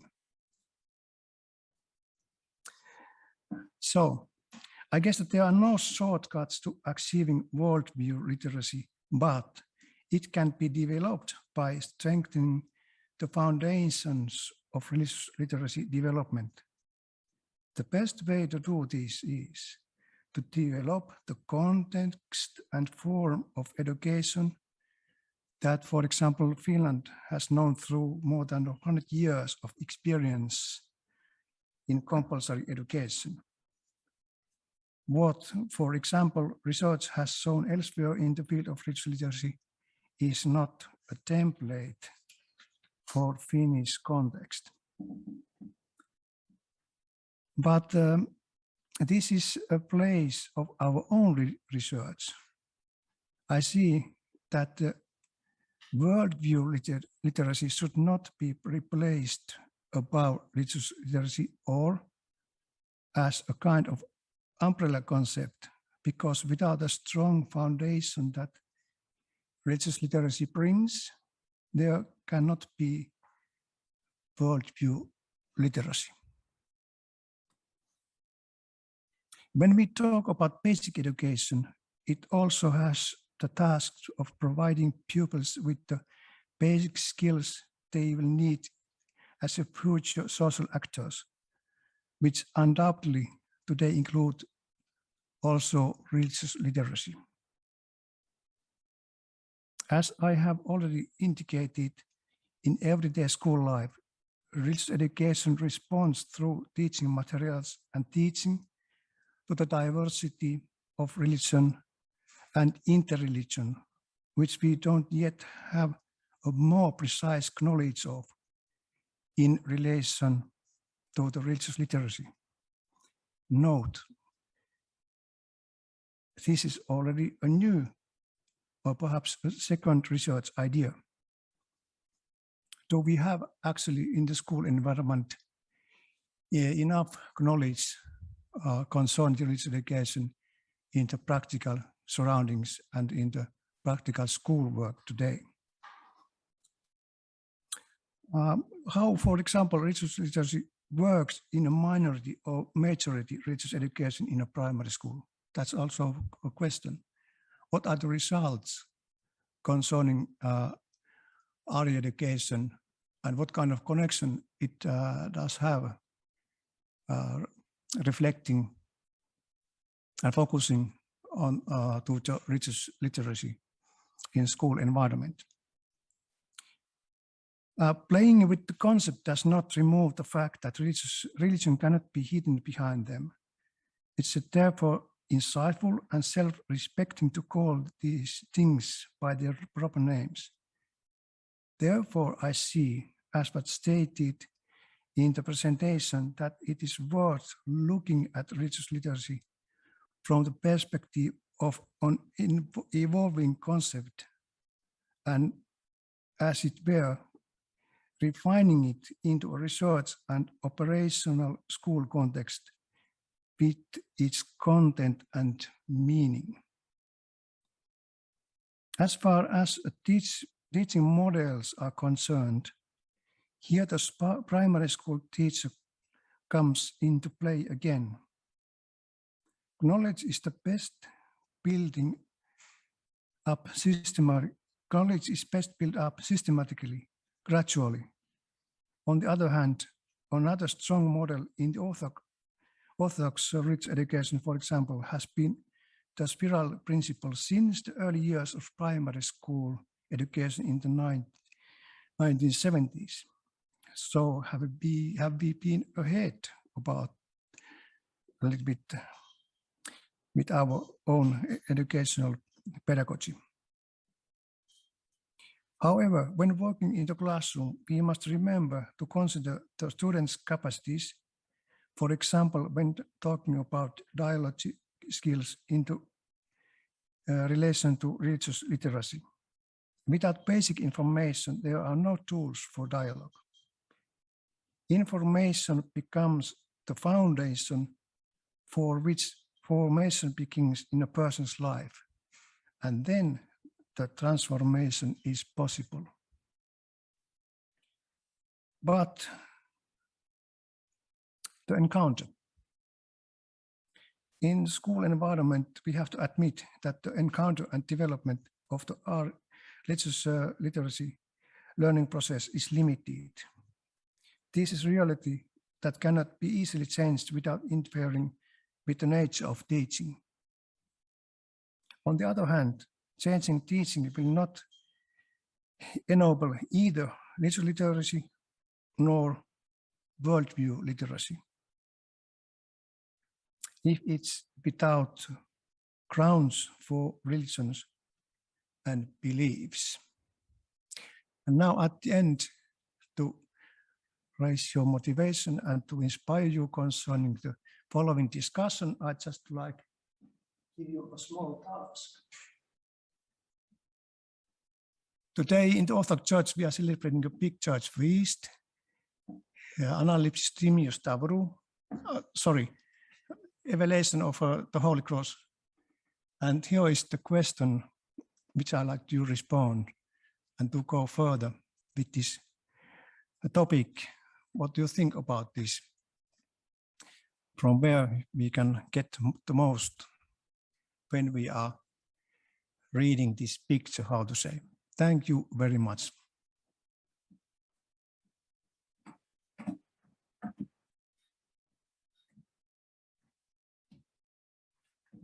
Thank you, Risto.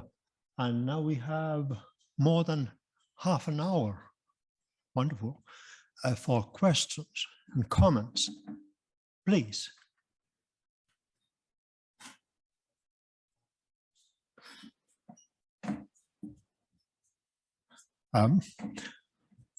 Martin is asking if Marta wants to answer what, or challenge what Risto said.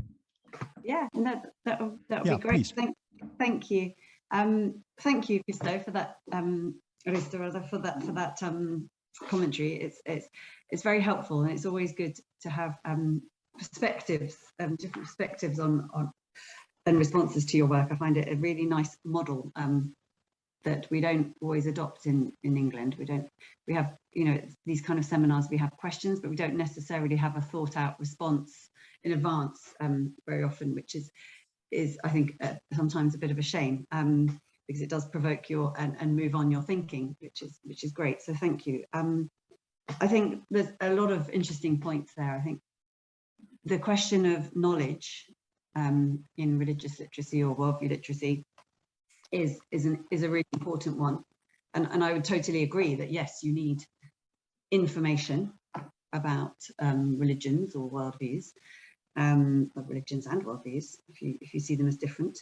I think, however, that the place of knowledge is there to be examined and to be scrutinized as well, and I think there's two things really. I think there's the question of, you know, which knowledge, you know, we come back to the kind of the selection idea, you know, which knowledge do you bring in?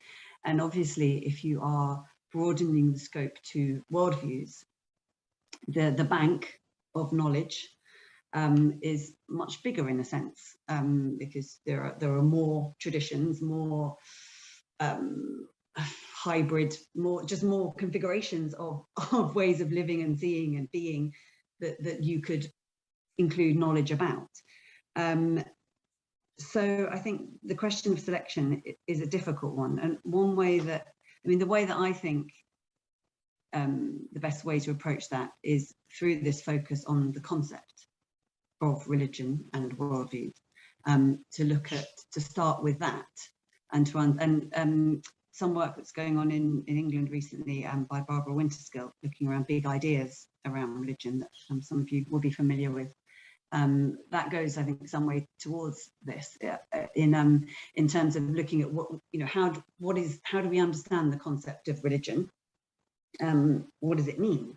And then the examples, and then you pull examples which represent different elements of what it means to be religious. So whether it's about looking at traditions or elements of practice or ritual or elements of how it intersects with identity and so on. So it's starting with the concept rather than with the traditions. And I think that's one of the key things about this move from a world religions to a worldviews approach, is that it moves away from the idea of studying traditions, religions or worldviews as themselves, to studying the nature and the concept of religion or worldview.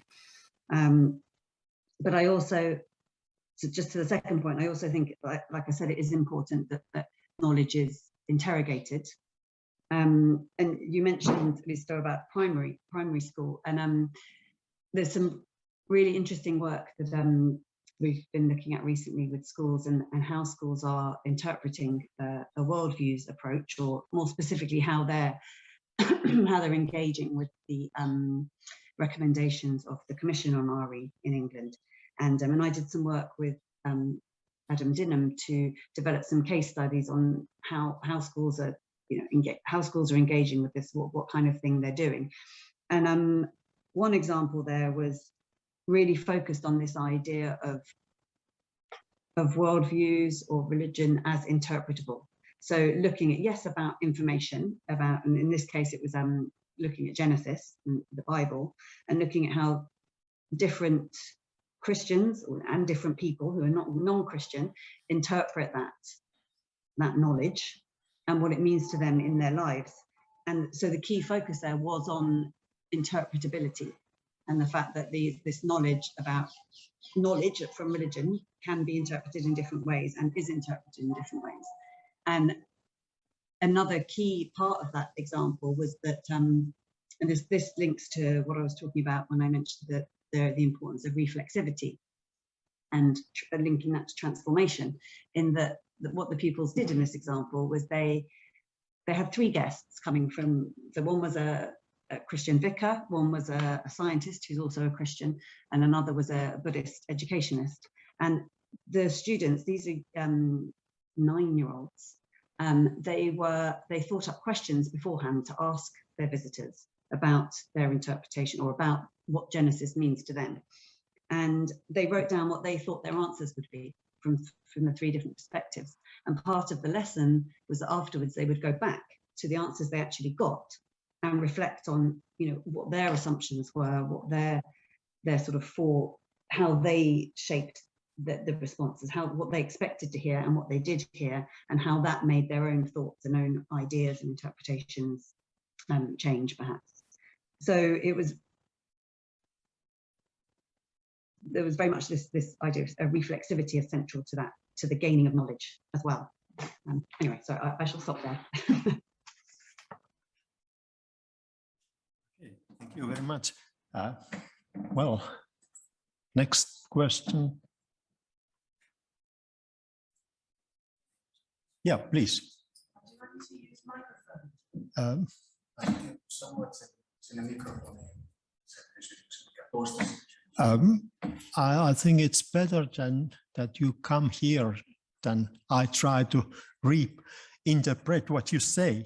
So I find it better not to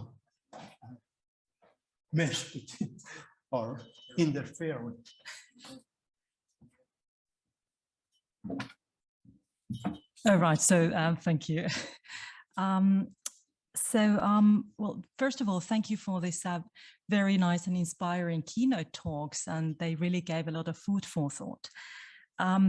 So this question, I think this question is both for Gert and Martha, and it's about ethics education. And this came to my mind, this topic and question, when I was listening Inkeri Rissanen's comment, where she was contextualizing religious education in Finland, and telling how those students who are part of some religious community, how they at school, how they attend religious education classes, and then students who are not part of any religious community, they go to ethics classes or ethics education. But of course, ethics is also a broader term that is, of course, related to all religions. So I was wondering that how do you see the role of ethics in religious education or in worldview literacy? Does it have a role, and what kind of role it has, and what kind of role it should have? Okay, thank you.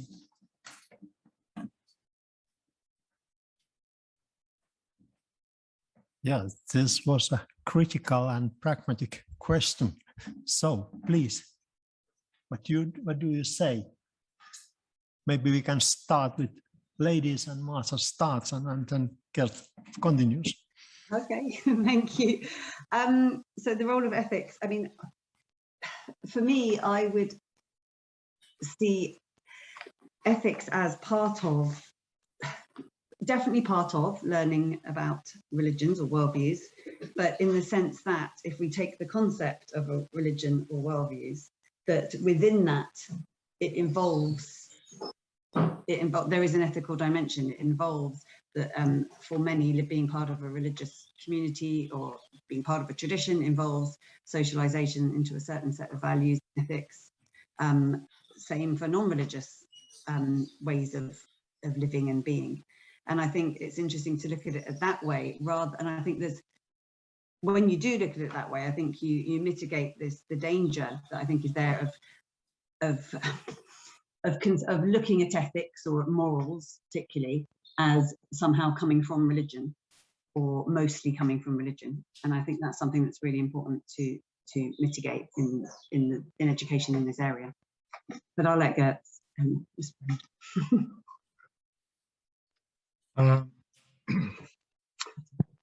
If I understand correctly, it looks a bit like ethics education is the secular alternative for children who don't get religious education. If that's the situation, and it's not uncommon, that would worry me a little, because it both positions ethics and religion in very particular ways.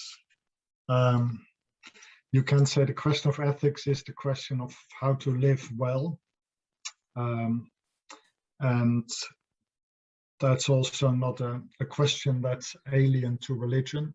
So in that sense, you can say there is a common question, but there are different ways to engage with that question. In that sense, you can bring the two more together.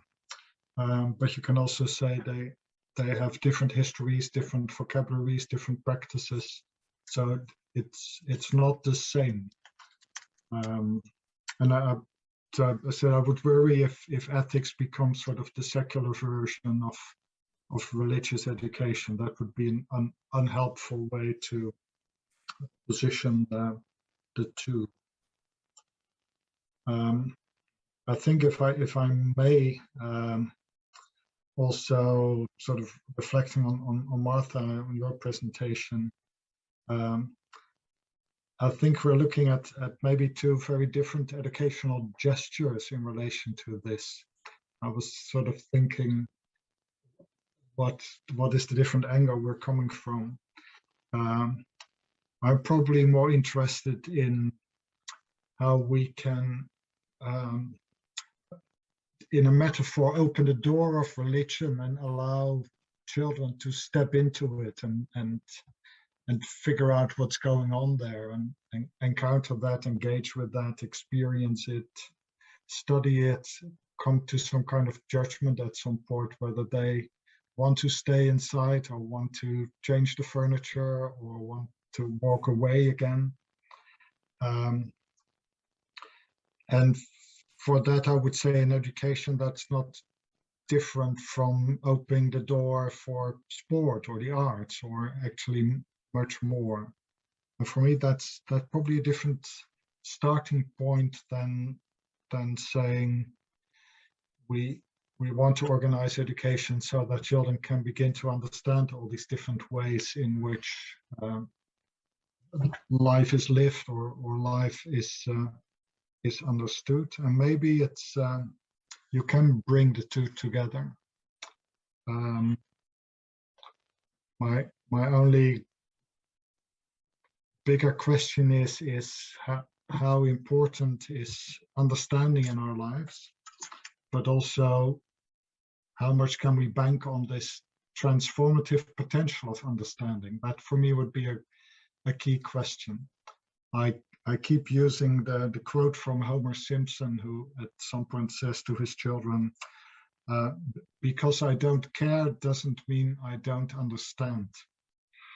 And I really like that, because he says, yeah, we can perfectly understand other people and still think that they are idiots or don't care about them or actually want them to be destroyed. So for me, that always is the difficult question when we say understanding and dialogue and encounter should lead to transformation, because they can also lead to the opposite. I don't know how we tackle that, but maybe that means that we also need to explore other ways of engagement outside of that. But now I've hijacked the conversation, sorry. Am I allowed to come back on that one? Yes, Yeah, I think so.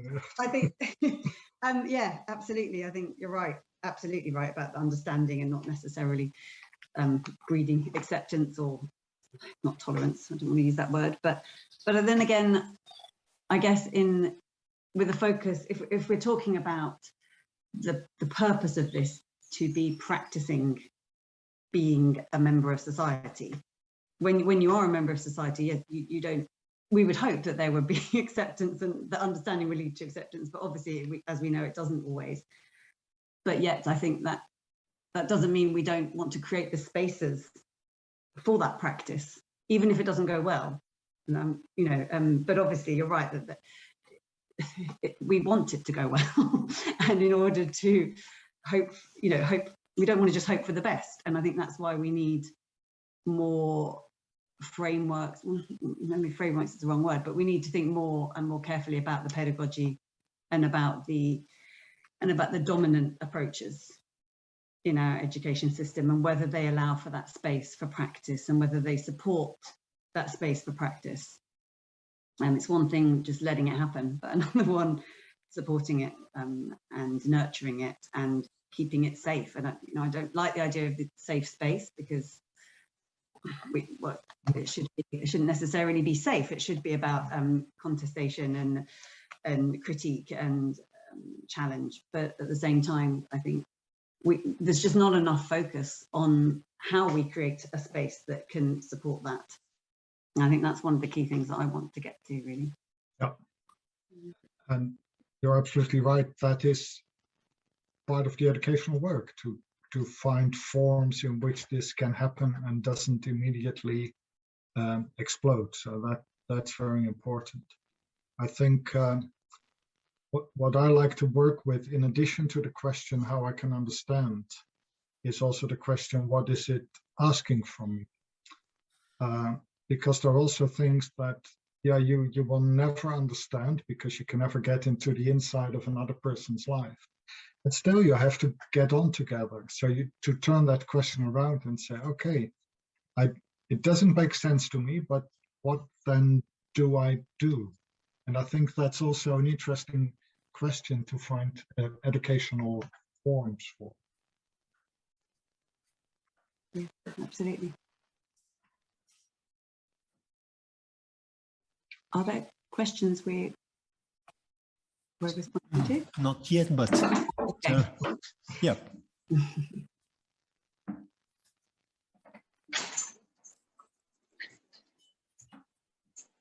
Martin has a question. It comes soon.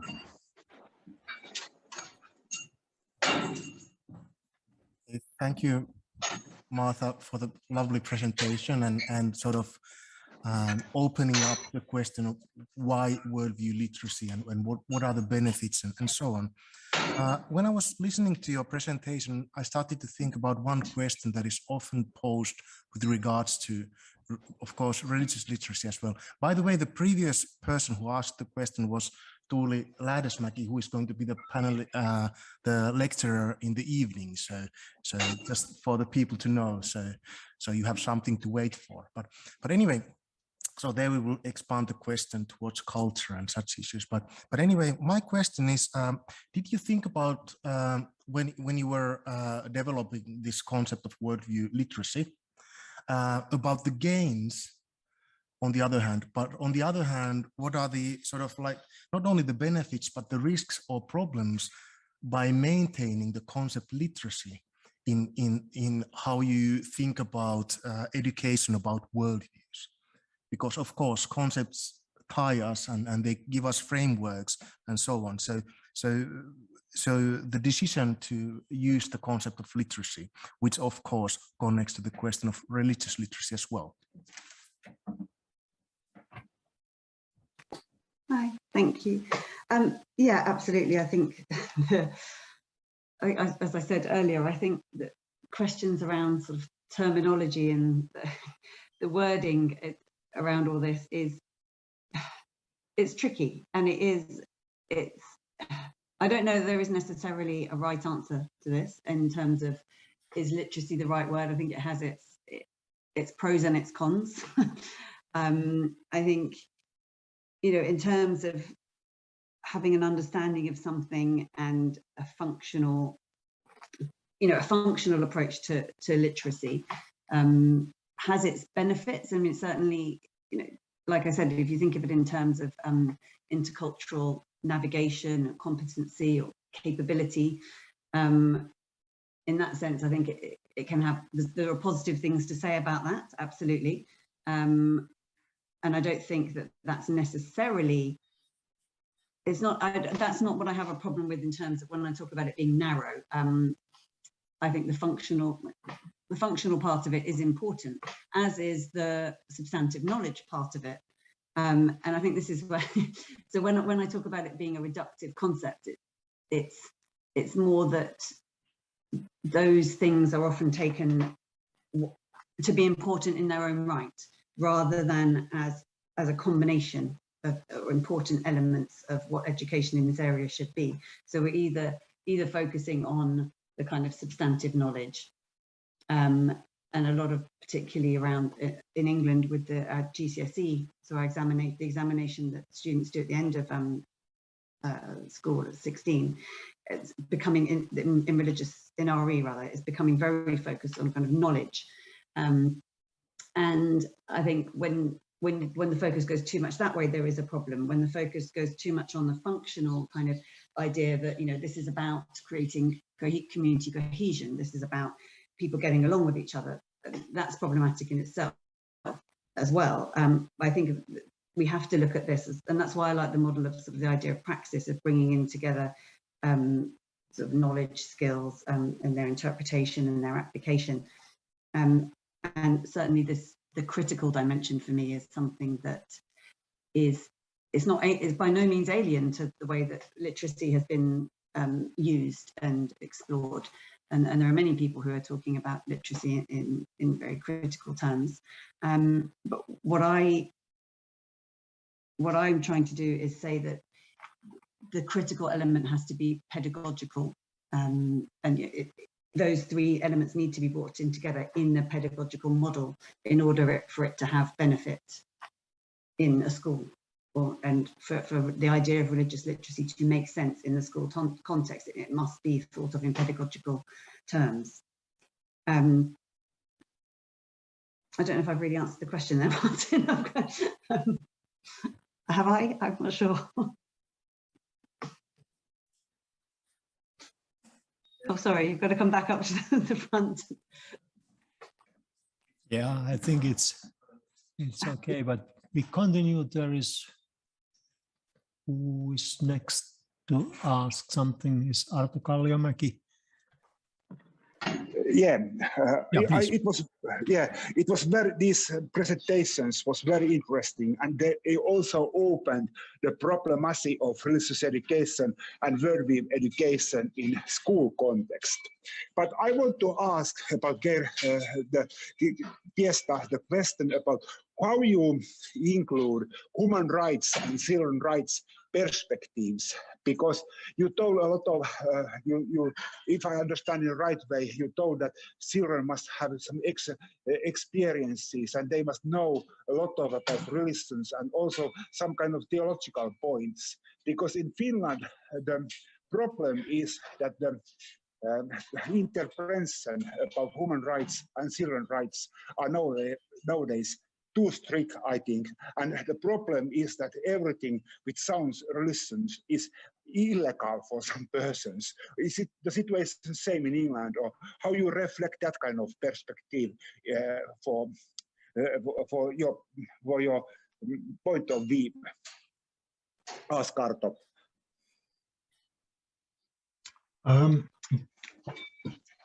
Can you say a bit more about the problem you're referring to? I couldn't immediately pick up.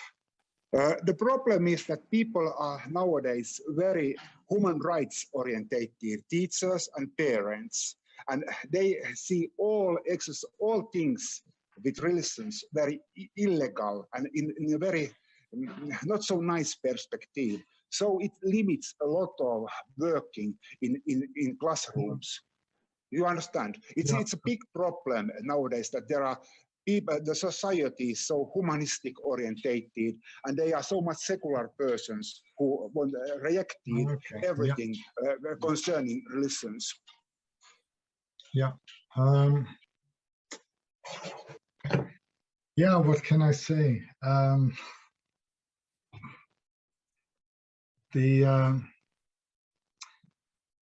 these are partly, I think, reflexes, because in the name of religion, a lot of bad things have happened, but that doesn't make all religion bad. I think that's an overstatement. And there are societies that still sort of have their self-understanding as being very secular, as sort of a liberation from the bad sides of religion. I tend to think that those kind of societies and those kind of responses are what teenagers do and have to do. So there comes a point in your life where you really have to push back against your parents and say, I need my own space. And that you can see in secularization, where you say, push back religion because we want our own space. But that should be a phase, because if you remain angry at your parents for the rest of your life, then you do not really understand what life is and what you're coming from and what your parents try to do for you. So I think there is still a challenge at societal level to come into a more mature relation, I think, with religion and religious traditions, not simply to say that's bad.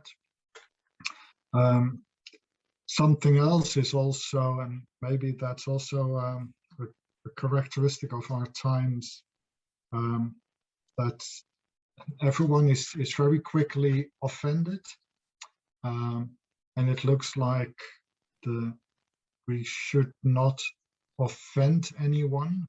But this comes back to what came up a little earlier, that these feelings of offense often have to do where people feel, I have my identity and this identity is in some way being challenged. And rather to acknowledge that that is the human condition, that you cannot keep pure, or you can only do that if you withdraw yourself completely from the world. I think we've lost some of that as well. So these are bigger, historical developments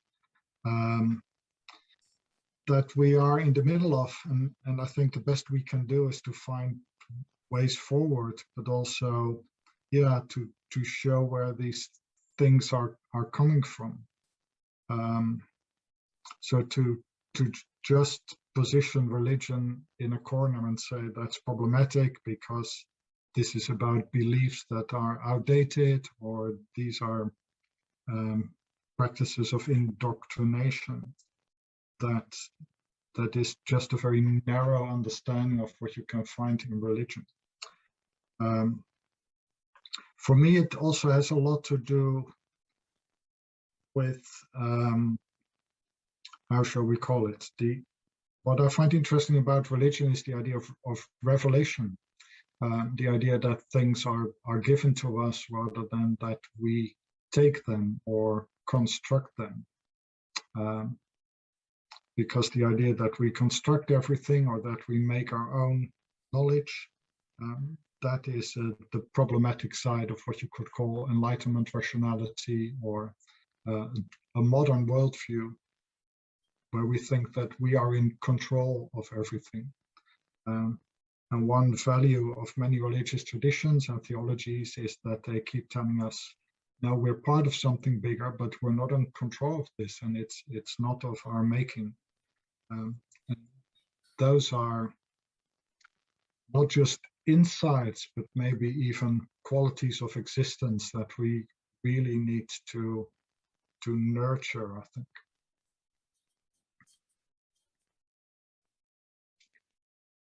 I'll stop there. Can I ask a question? Yeah, please.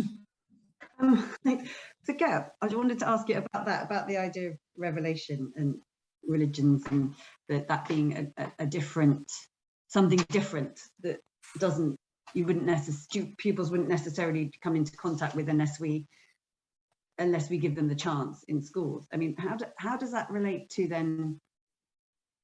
I mean, the idea that the world is something that is given to us could we not say that that could be could we not take society, look at society in the same way? It doesn't have to be a religion that gives us the world. We could say society is, community, or whatever you want to call it. Society gives us the world. And doesn't it depend on how you look at it? So you could look at religion as a structure outside of us that is given, or you could look at it as something that we engage with and interact, social interaction, where we have agency. And in the same way, we can look at society in that way. We're either given it and and have a chance to engage. Yeah. So how do those ideas fit in? So you can say this is a bigger theme or a bigger acknowledgement. What I think I heard in Inkeri's comments is that she also said religion can actually help us to stay in that awareness that things are given to us rather than that they are made by us or in control.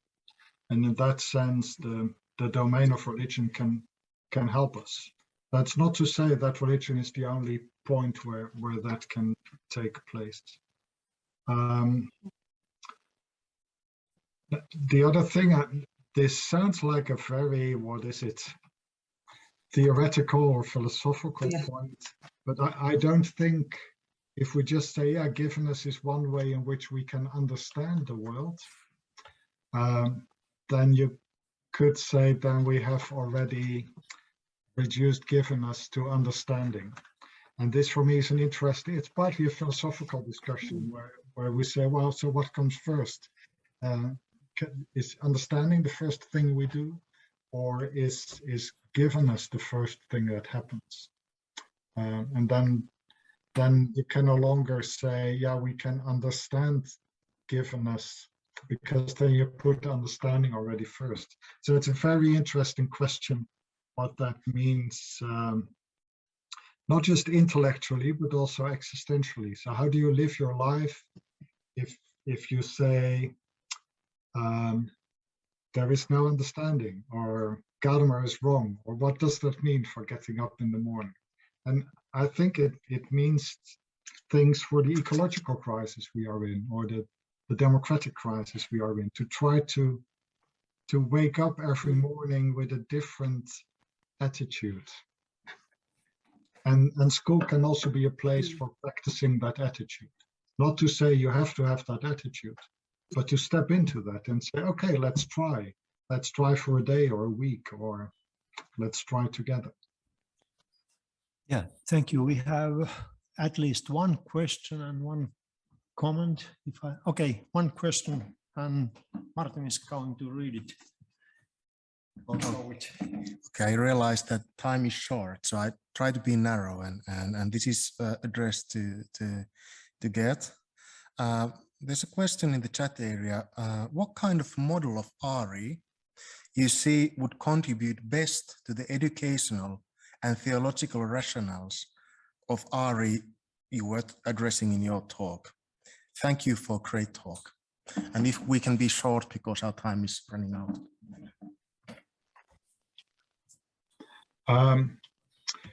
Very quickly, I would say a model of RE that has these three qualities: the experiential, the intellectual, and the discernment, and keeps doing that circle.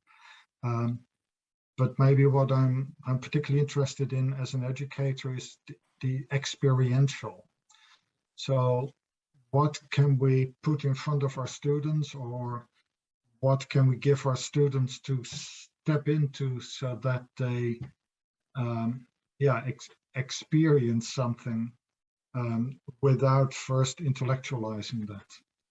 That for me is one of the big questions maybe in the pedagogy of religious education, so that it doesn't start with talk or ideas, but that you can meet something and stay with that.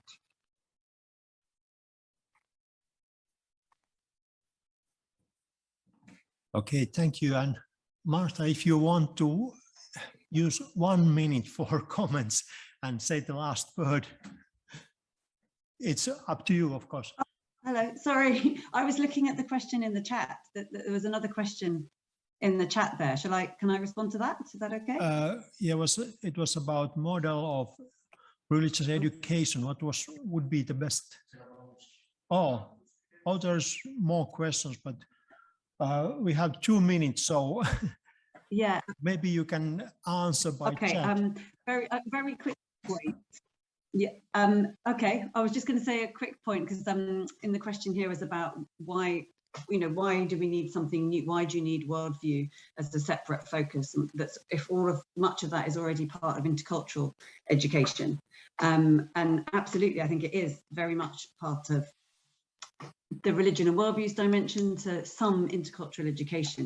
But however, I think when I'm talking about this, I'm talking about it in a context, and particularly in the context of English schools, where intercultural education hasn't really grounded.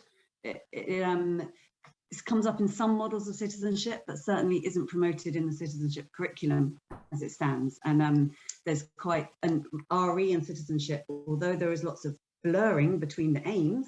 When you look at the aims of them, they're quite often siloed and separate in terms of both teacher training and in terms of curriculum development.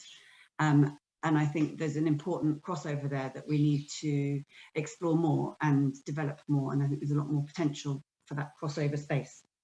So that's my answer to that. But thank you. Thank you. I very much appreciate your quick speak, especially at that moment. And now, unfortunately, I have to thank you and especially our speakers and discussions and the audience. And as we saw, there is much more to discuss in the future. So next meeting will have quite a lot of topics to continue. Thank you for everyone. And we're here in Finland. We continue after 1 hour about in Kareliukumitse, so North Carolina Museum. So I hope you could be there, but maybe next time in Jerusalem or somewhere else. Thank you very much. Okay, thank you. Thank you very much. Bye.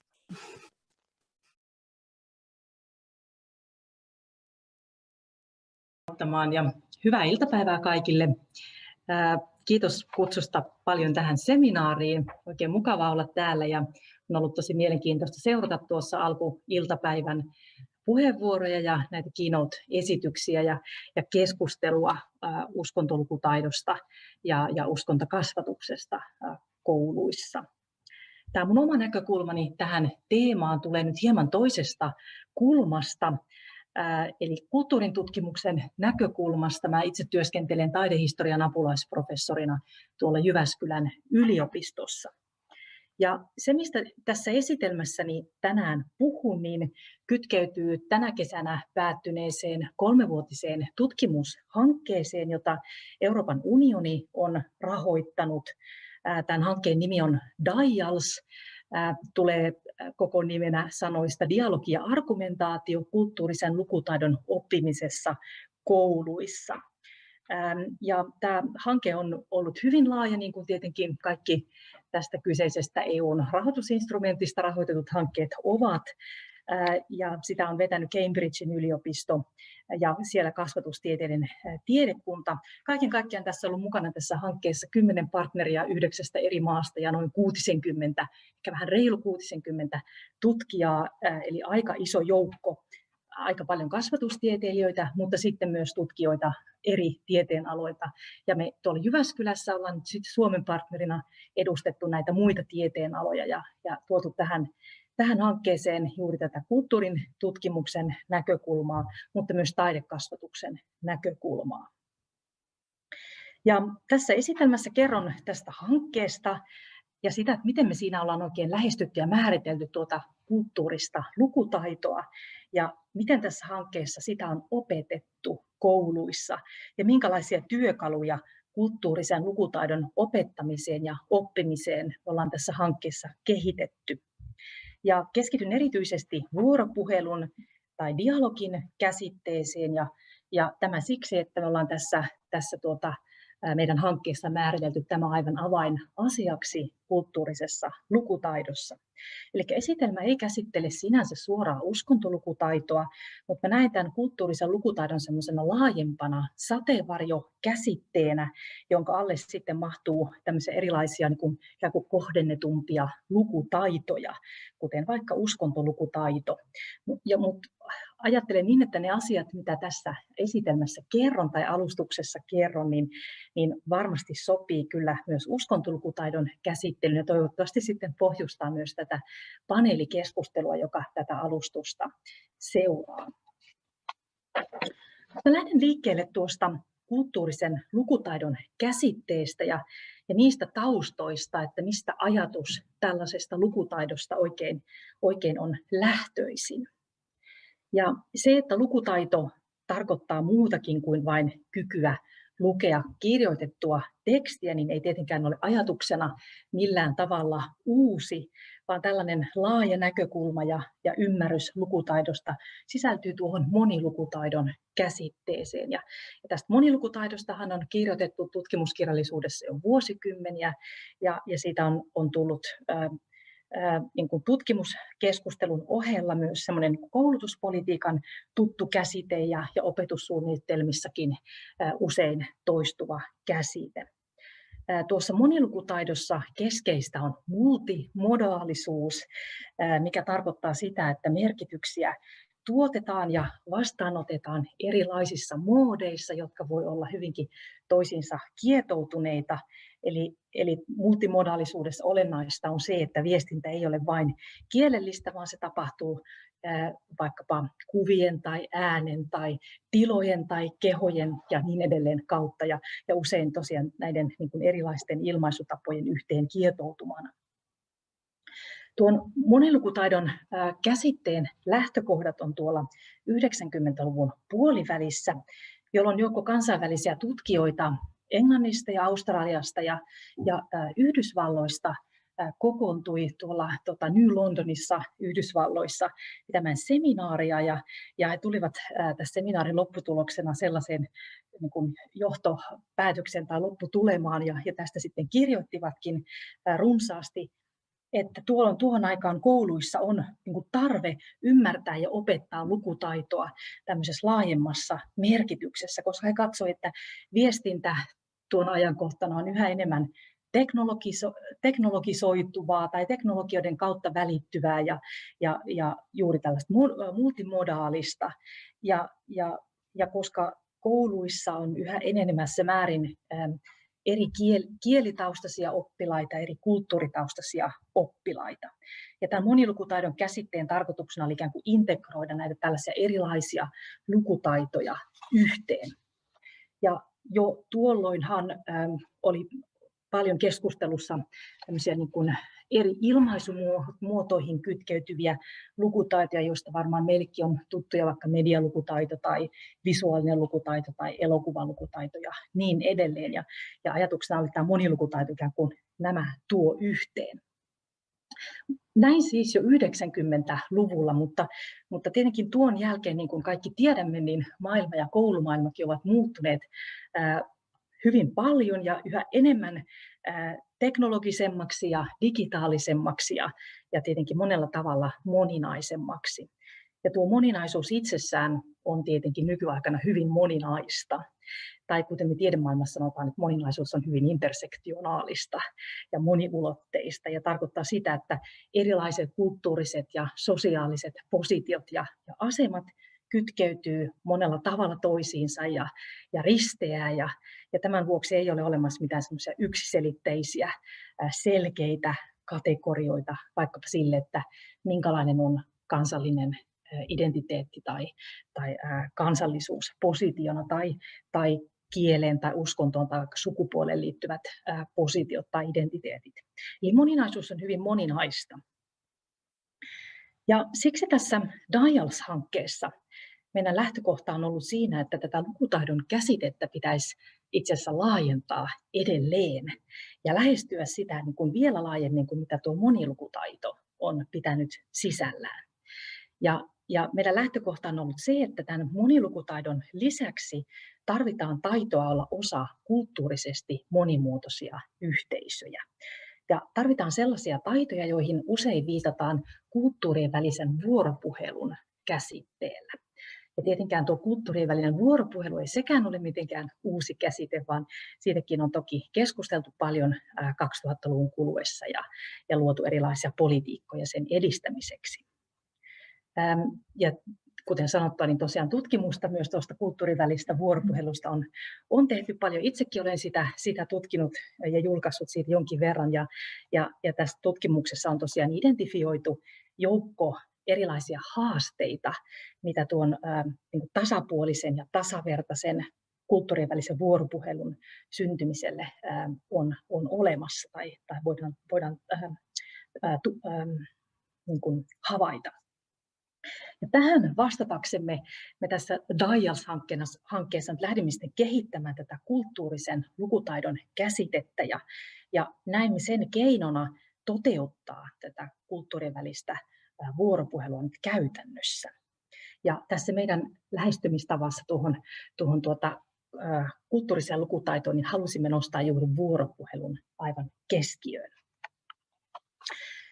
No, mitä me sitten tässä hankkeessa oikein määrittelimme tuon kulttuurisen lukutaidon, eli mitä se oikein meille tarkoitti?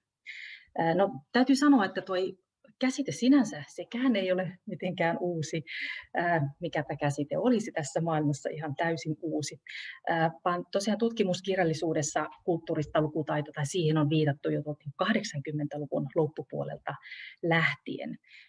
Ja nämä ensimmäiset kulttuurisen lukutaidon tutkijat, kuten vaikkapa tuo yhdysvaltalainen Eric Hers, ymmärsi tuon käsitteen mielestämme varsin kapeasti, ikään kuin sellaisena tietona, jota opitaan, kun tutustutaan ja opiskellaan historiaa, kun opiskellaan kulttuureja, kirjallisuutta. Ja samalla opitaan tiettyjä semmoisia niin kuin kansakuntaa yhdistäviä kertomuksia historiasta, faktoja, kertomuksia kulttuurista. Ja toi Eric Hersin kirja on itse asiassa otsikoitu mielestäni aika raflaavasti. Sen nimi on Cultural Literacy, What Every American Needs to Know.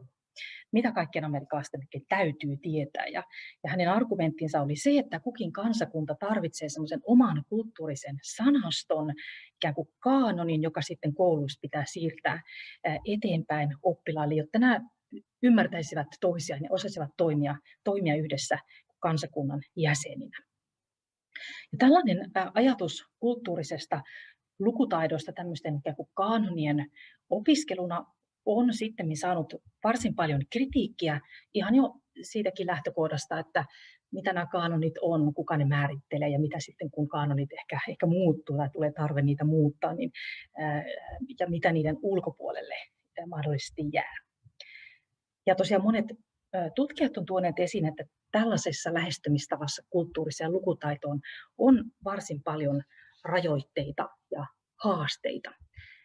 Ja ehkä tällaisessa kulttuurisen lukutaidon ymmärryksessä suurin haaste on se, että siinä ei välttämättä tunnisteta, että yhteiskunnat käsittää aina erilaisia kulttuureja, erilaisia kulttuurisia kertomuksia, jotka voivat olla toisilleen vastakkaisiakin.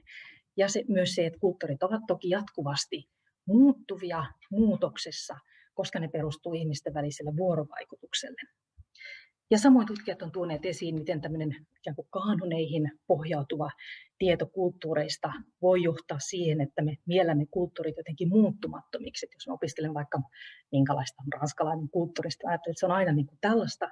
Ja vastaavasti sitten, kun kohtaamme ihmisiä, jotka kuin edustaa sitä kulttuuria, niin jotenkin ajattelemme, että he on niin kuin sen kulttuurin edustajia. Ja sen pohjalta, mitä olemme tästä kulttuurista oppineet. Ja tällainen toiminta saattaa johtaa kulttuuriseen stereotypisointiin. ja sitten vastaavasti ikään kuin estää kohtaamasta ihmisiä kulttuurisina yksilöinä, jotka on tällaisia hyvin niin kuin moniasemaisia ja monenlaisia niin kuin identiteettikertomuksia omaavia. No, tässä Alliance-hankkeessa me ajattelimme siten, että kulttuureista oppiminen tapahtuu luontevimmin juuri vuorovaikutuksessa toisten ihmisten kanssa, jotka voi olla erilaisia kuin me itse, tai ehkä ei. Mutta joka tapauksessa, että kulttuureista oppiminen olisi tällaista monisuuntaista yhdessä oppimista, ja jossa ehkä kulttuuri tai jonkinlainen kulttuurinen luova toiminta voisi ikään kuin toimia alustana tämmöiselle toisten kohtaamiselle. Ja siksi me ollaan määritelty tuo kulttuurin lukutaito tässä hankkeessa sosiaaliseksi käytännöksi, jonka keskiössä on juuri tällainen kulttuurinen vuorovaikutus ja samalla tietynlainen ajattelutapa kohdata muita, ajattelutapa ilmaista omaa kulttuuria ja niin kuin asennoitua muiden kulttuureihin. Ja tämmöisen ajattelutavan tai asenteen aivan keskiössä on empatian taito. Eli yksinkertaisemmillaan tässä hankkeessa kulttuurinen lukutaito on tarkoittanut ihan semmoisia perustavanlaatuisia taitoja ja asenteita, joita kaikki tarvitsemme ihan meidän arkipäiväisessä, jokapäiväisessä elämässämme. Ja sen takia tässä hankkeessa siis on hyvin tämmöinen antropologinen ymmärrys kulttuurista. Eli tarkoittaen kollektiivisia elintapoja, yhdessä elämistä ja sitten tämmöiseen yhteiseen elämään liittyviä merkityksiä ja merkkejä ja traditioita ja uskomuksiakin. No, miten me sitten tässä hankkeessa lähdettiin edistämään tällaista kulttuurista lukutaitoa? No, meillä oli tässä hyvin konkreettinen suunnitelma, eli me lähdettiin rakentamaan tämmöistä kulttuurisen lukutaidon oppimisohjelmaa. Ja sitä oli suunnittelemassa tämän hankkeen piiristä koko joukko tutkijoita näistä partneriyliopistoista, mutta sitten opettajia paikallisista kouluista näistä hankemaista. Tätä ohjelmaa, kun se saatiin valmiiksi, niin pilotoitiin 7 maassa tuon lukuvuoden 1920 aikana. Ja niin kuin huomaatte, niin korona kyllä vaikutti vähän tässä meidänkin tähän pilotointiin. Jouduttiin vähän joitain asioita soveltamaan. Mutta sitten tämän meidän pilotointivuoden jälkeen, kun tätä ohjelmaa on lähtenyt toteuttaa vielä useampia opettajia ja kouluja ja luokkia. Ja kaiken kaikkiaan sitä nyt on laskujemme mukaan yli 10 000 oppilasta näissä eri maissa toteuttanut. Ja se palaute, mitä me tästä hankkeesta ollaan saatu, niin on ollut kyllä hyvin myönteistä ja hyvää palautetta ollaan saatu. Sekä opettajien itsearviointi että oppilaiden itsearviointi on ollut kyllä hyvin positiivista. Tällä hankkeella on myös erinomaiset nettisivut ja osa näistä nettisivujen materiaaleista on saatavilla myös suomen kielellä.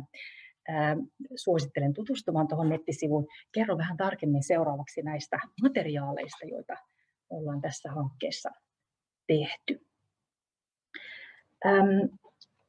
Aloitan tuosta pilotista, miten se rakentui. Ja mitä se niin kuin ohjelmana piti sisällään. Se käsitti tämä meidän pilottiohjelma 15 oppituntia, jotka oli suunnattu 3 eri ikäryhmälle. Aina sieltä niin kuin hyvin pienistä lapsista, 4-vuotiaista 15-vuotiaisiin. Ja nämä tuntien teemat kiinnittyy 3 tämmöiseen isoon temaattiseen kokonaisuuteen, jotka oli yhdessä eläminen, sosiaalinen vastuu ja kuuluminen. Ja sitten näissä oli paljon alateemoja.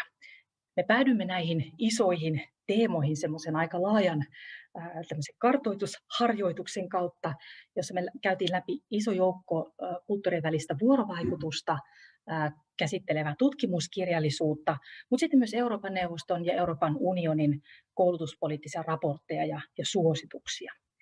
Ja tässä ohjelmassa semmoisena isona läpäisevänä teemana tosiaan oli tuo empatia. Meillä alun perin oli mukana myös tämmöiset läpäisevät teemat kuin inklusiivisuus ja suvaitsevaisuus, mutta niistä me otettiin vähän etäisyyttä sitten tässä hankkeen lopulla, kun me huomattiin, että tuo inklusiivisuus tavallaan semmoisena, niin kuin me sen halusimme ymmärtää tämmöisenä laajana, mukaan ottavana asenteena, sekoittui vähän inklusiiviseen pedagogiikkaan, joka taas on sitten semmoinen niin kuin kapeampi termi, ja vastaavasti tuo suvaitsevaisuus on hankala käsite siinä mielessä, että siihen sisältyy ikään kuin oletetusti semmoinen valtarakenne niiden välille, ketkä suvaitsee ja ketkä ovat suvaittuja.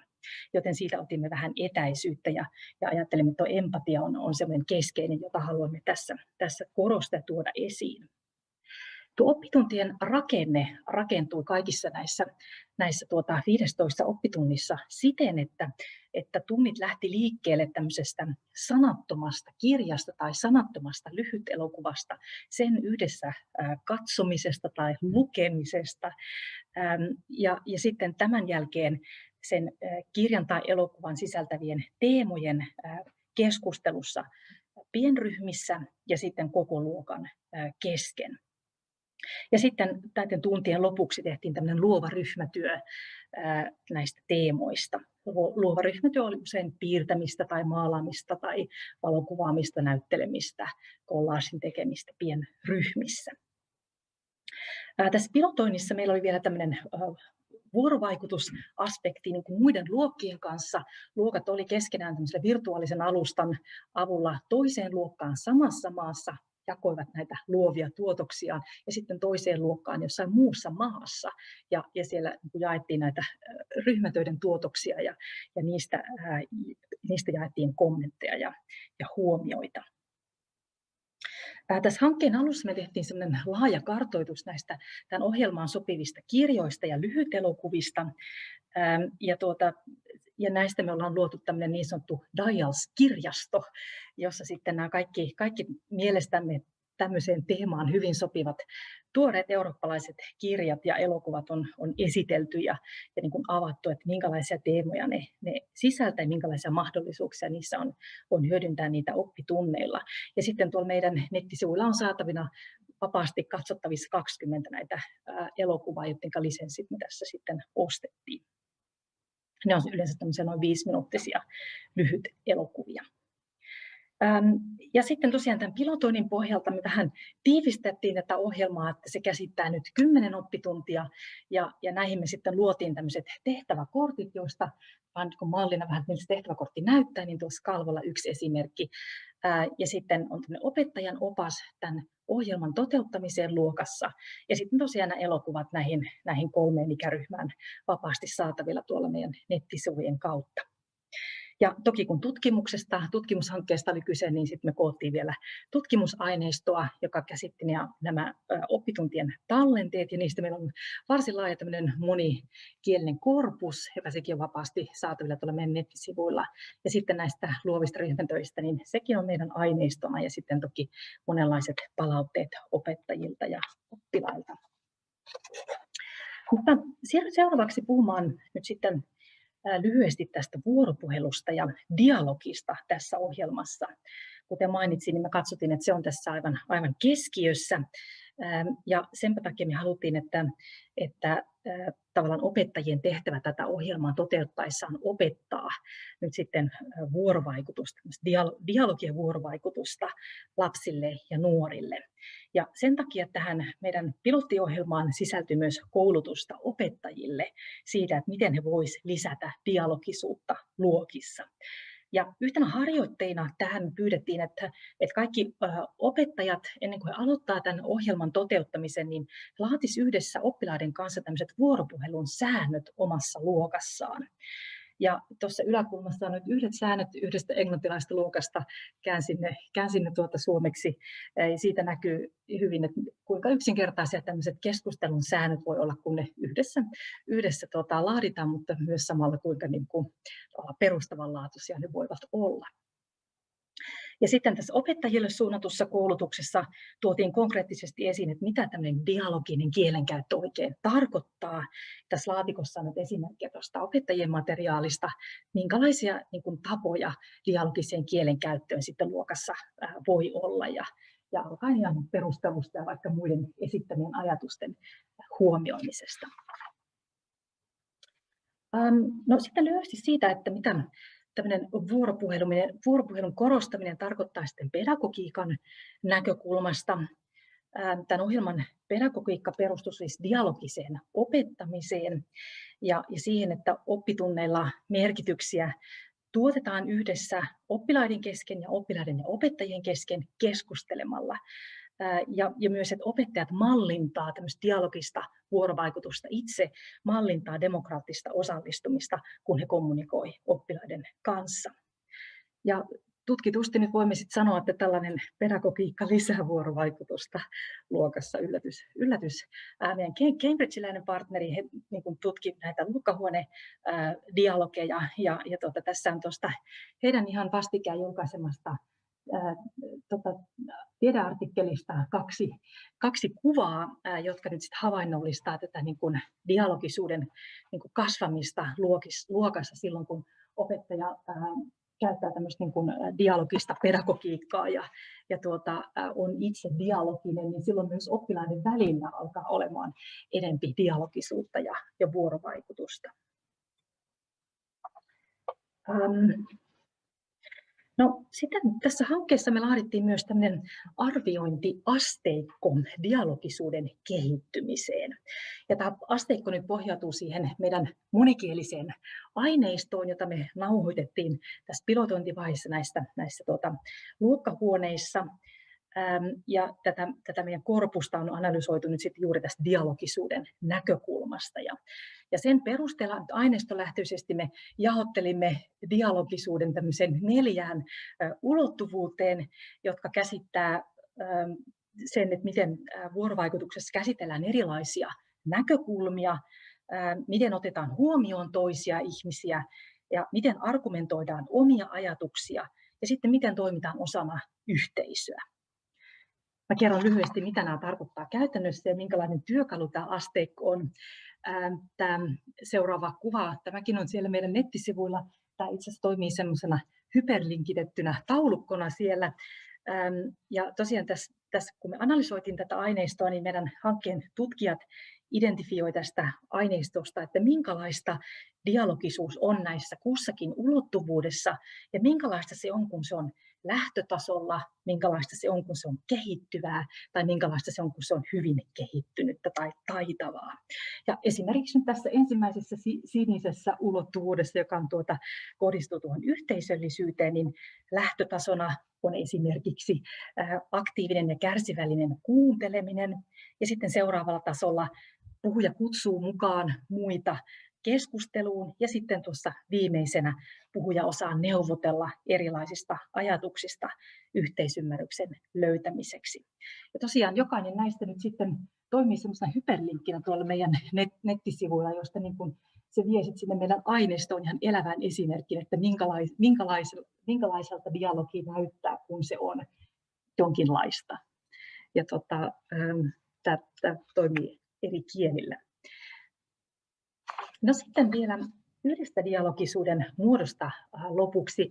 Eli Jyväskylässä ja samoin tuo meidän liettualainen partneri, niin me keskitymme tutkimaan sitä, että miten näillä oppitunneilla toteutettujen niin kuin luovien töiden tekemisessä dialogisuus toteutuu. Tutkimme näitä oppilaiden luovia tuotoksia, jotka oli tuotettu tämän ohjelman aikana. Tehtävänannot näihin luoviin töihin oli hyvin monenlaisia, mutta niin kuin keskiössä niissä oli tarkastella jostain näkökulmasta, annetusta näkökulmasta sitten näitä meidän isoja teemoja, jotka tuossa aikaisemmin jo mainitsin. Usein pienryhmissä oppilaat piirsi tai maalasi tai teki vaikka näitä kollaaseja tai niin edelleen.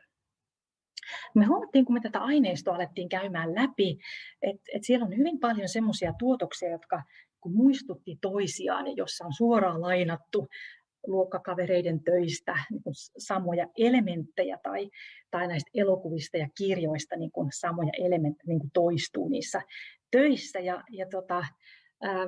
Me kuultiin itse asiassa opettajiltakin sitten tässä ohjelmassa aika usein, että no nämähän on vaan tällaista, niin kuin, ne on vaan kopioinut, nämä lapset on kopioinut toisiltaan ajatuksia niistä kirjoista ja elokuvista, että siinä ei kauheasti ole tämmöistä dialogisuutta, mutta me ajateltiin vähän niin kuin toisella tavalla näitä töitä ja ajateltiin mieluumminkin niin päin, että niissä on tämmöistä visuaalista dialogisuutta. Ja etenkin kun nyt me kuunneltiin niitä luokkahuone-tallenteita, joissa sitten lapset keskustelevat näistä teemoista ja pienryhmissä niin kuin luo näitä tuotoksiaan. Ja monesti nämä samankaltaiset kuvat syntyy juuri siitä, että luokkakaverit keskenään on keskustellut siitä, että mitä joku teema, miten se tulisi ymmärtää ja minkälaisia ajatuksia nämä teemat heissä herättää. Ja vastaavasti sitten kävivät semmoista ajatuksellista vuoropuhelua niiden kirjeen ja elokuvien kanssa, joita siinä luokassa oppitunnin aikana oltiin katsottu tai luettu. Tämä meidän hankkeen johtaja Fiona Main tuolta Cambridgein yliopistosta on käyttänyt tämmöistä käsitettä kuin ajattelun dialoginen ketju. Ja hän on tarkastellut juuri semmoisia tilanteita, joissa lapset ja nuoret, kun he katsoo vaikka jotain kuvaa tai elokuvaa ja alkaa keskustella sen merkityksistä, niin tuottaa niitä merkityksiä ihan niin kuin tällä tavalla ping-pong vuorotellen ajatuksia. Ja ne merkitykset rakentuu tämmöisinä dialogisina ketjuina. Ja niin kuin tämänkaltaisia ajattelun dialogisia ketjuja me havaittiin myös sitten näissä visuaalisissa tuotoksissa, näissä luovassa ilmaisussa. No, sitten vielä lopuksi, mikä oli uskonnon rooli tässä oppimisohjelmassa?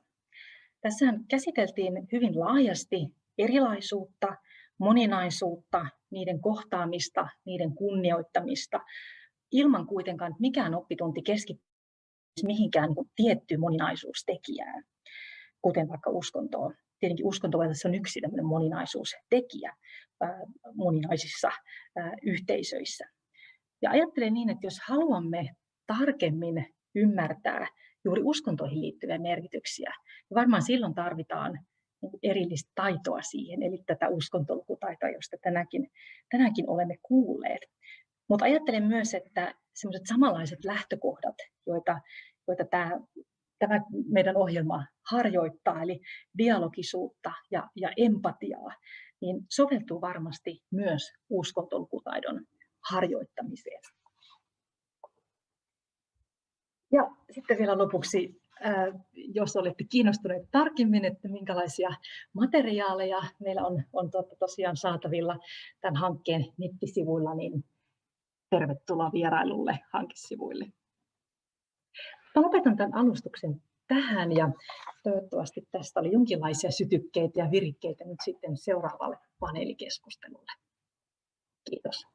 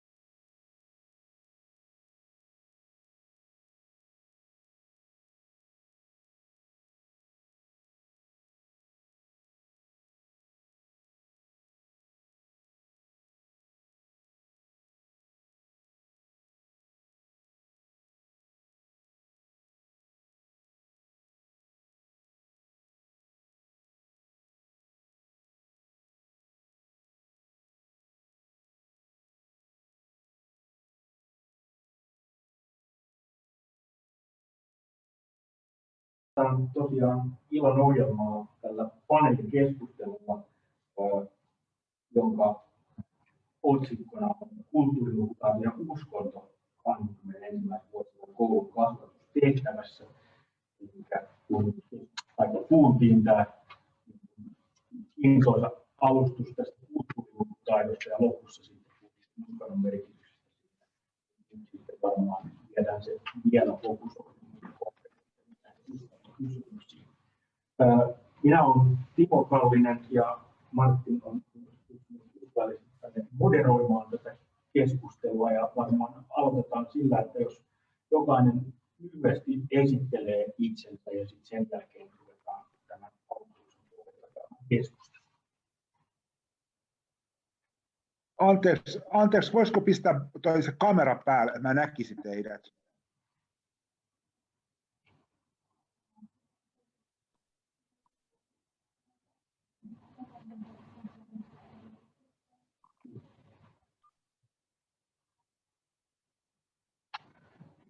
Aloitetaanko kuitenkin esittää? Niin, aloitetaan. Pekka, näin en, mutta ainakin paikalla oli.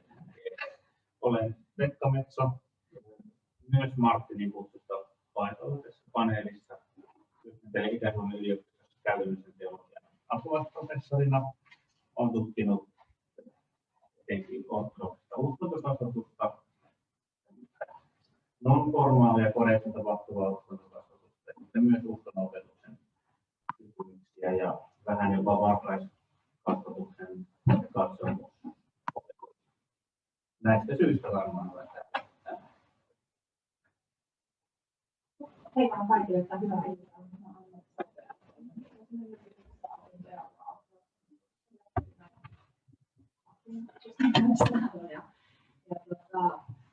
Mä olen tutkinut klassisia ja monikulttuurisuutta koulussa. Olen tehnyt Aikonen välisyöjä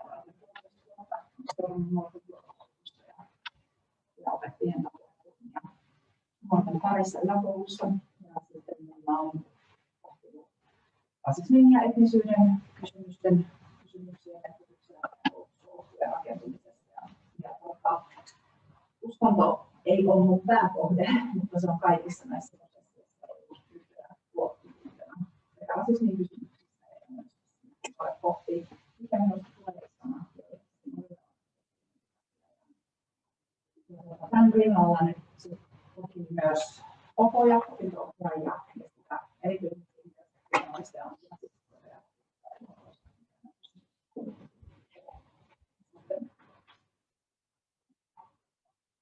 Hei kaikille, Sarlasen Riitta, Joensuun yliopiston lukiolta, psykologiaa ja sen verrasta kollega Tilasta, sitten Suomen äärestä.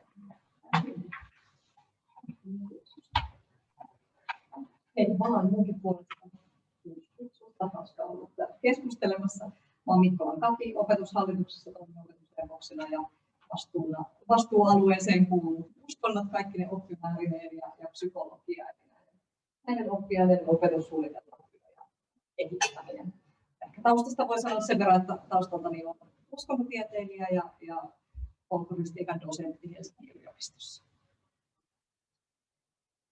Tervehdys, olen Risto ja kasvatustieteen professorina nyt Itä-Suomen yliopistossa. Ja pitkään olen itse asiassa toiminut opetuksen kehittämistehtävissä teologisessa tiedekunnassa. Ja sieltä oikeastaan varmaan juontaa juurensa ne elementit ja ne teemat mun tutkimuksesta.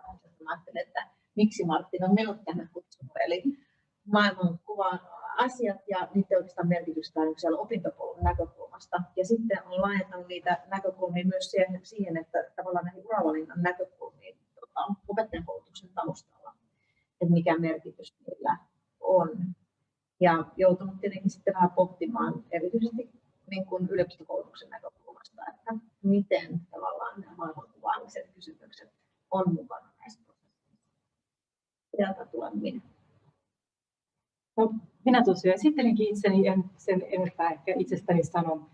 Ehkä lyhyesti, että olen myös sosiologitaustaltani ja kulttuuriperintökysymyksiä on myös monelta tulokulmalta tutkinut, mutta paneelissa annan toki ehkä enemmän tilan panelisteille, mutta jos jotain keskusteluaiheita tulee, johon haluan myös osallistua, niin olen tässä sen takia mukana. Hyvä, kiitoksia kaikille esittelyistä. Ja meillä on paneelissa vielä yksi jäsen, joka osallistuu etäyhteyden kautta. Hän on Arto Kallioniemi ja hänen kanssaan on sovittu sillä tavalla, että hän tämän paneelikeskustelun lopuksi pitää kommenttipuheenvuoron, missä varmastikin puhuu näistä asioista. Alustuksessa tuli esille Annista jotakin. Mutta me voitaisiin täällä nyt sitten panelistien kesken aloittaa sitä, että mitä alustuksesta niin ensimmäisenä nousi mieleen nimenomaan uskontolukutaitoa ajatellen.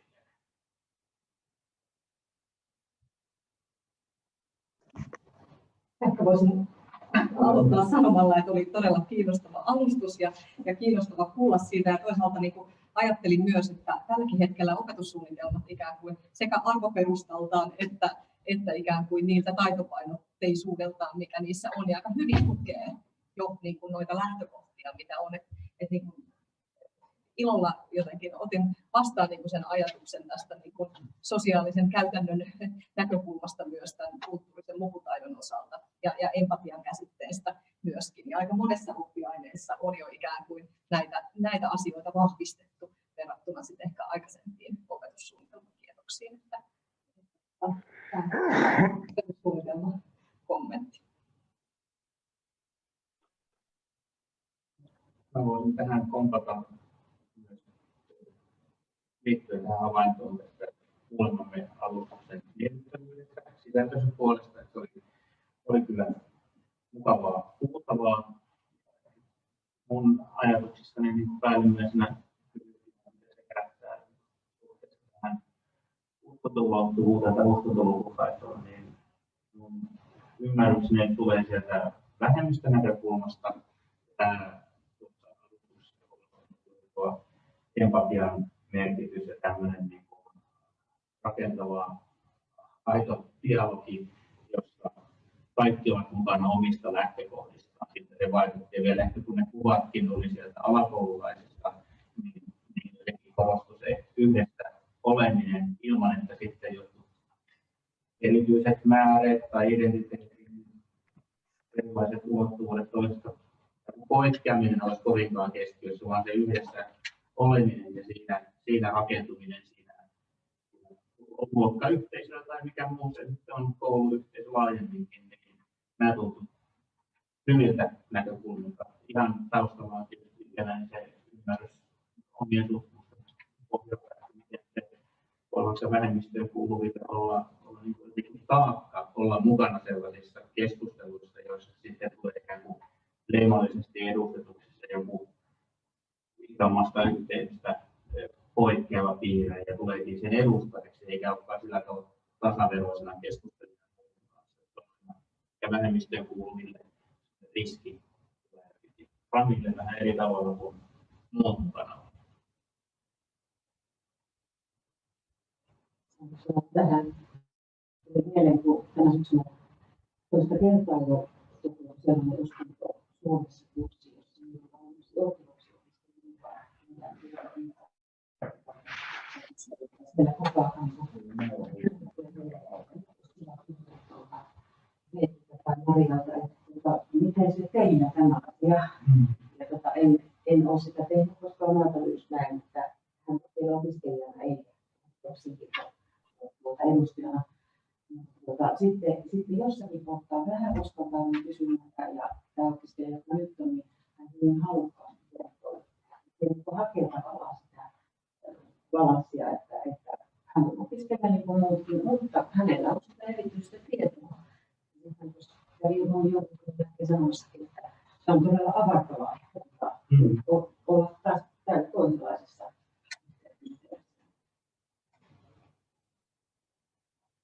Voisin ehkä jatkaa tästä alustuksesta. Ehkä 2 pointtia vähän empatia näkökulmaa. Mä olen itse aika paljon kouluttanut opettajia. Mä olin kulttuurisesta kasvatuksesta ja ihmiskoulutusta ja ehkä janoa sitä kanonia kulttuuritietoisuutta. Miten mä kohtaan sen oppilaa ja opiskelijan. Ja jotenkin se, mä olen miettinyt, että miksi me ollaan kauhean tiedonkeskeisiä.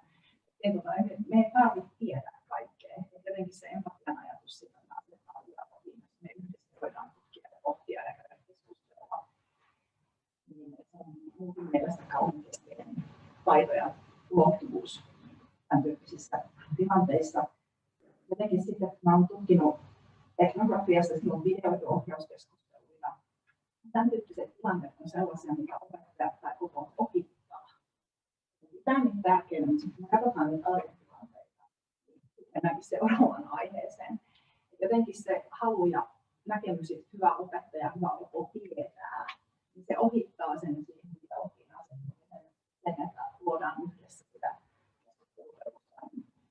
Tämä oli just hirveän tärkeä näkökulma. Ja toinen liittyy just siihen, että just se, että kun näyttää olevan sellaisia tilanteita, vaikka uskonnosta pyhän merkityksestä koulutusvalintaa on ja on hämmenty ja sitten kysynyt, mitkä sinulla on ne valinnaisaineet. Tämän tyyppisiä esimerkkejä on siellä aineistossa. Että on tärkeää, että on myös tämmöisiä käytännön välineitä, näitä voi lähteä. On joitakin opettajaoppilaisia motivaaineita, jotka on niin tällaista. Ei tarvitse jotain kättä pidempään. Liittyykö tämä yleisemminkin jotenkin siihen, että suomalaisessa yhteiskunnassa uskontoihin ja katsomuksiin liittyvät kysymykset on sellaisia, joita on vaikea ottaa puheeksi ottamisen taitoon. Myös sellaisena, mitä opettajien ja kasvattajien osalta on. Mutta on tavallaan isompi kulttuurinen kysymys. Olisiko mahdollista vähän sitten lähemmäs pitkiä kohti, kun on vähän huonosti tuonne kulmaan striimiin. Me toimetaan. Okei.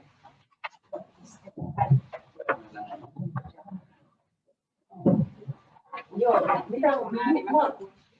No kuuluu aina eteenpäin. Sieltä reunasta kuuluu huonosti. Joo, sieltä kuuluu eteenpäin kuulemaan. Joo, siirryn sitten. Hyvä. Sekin on taito.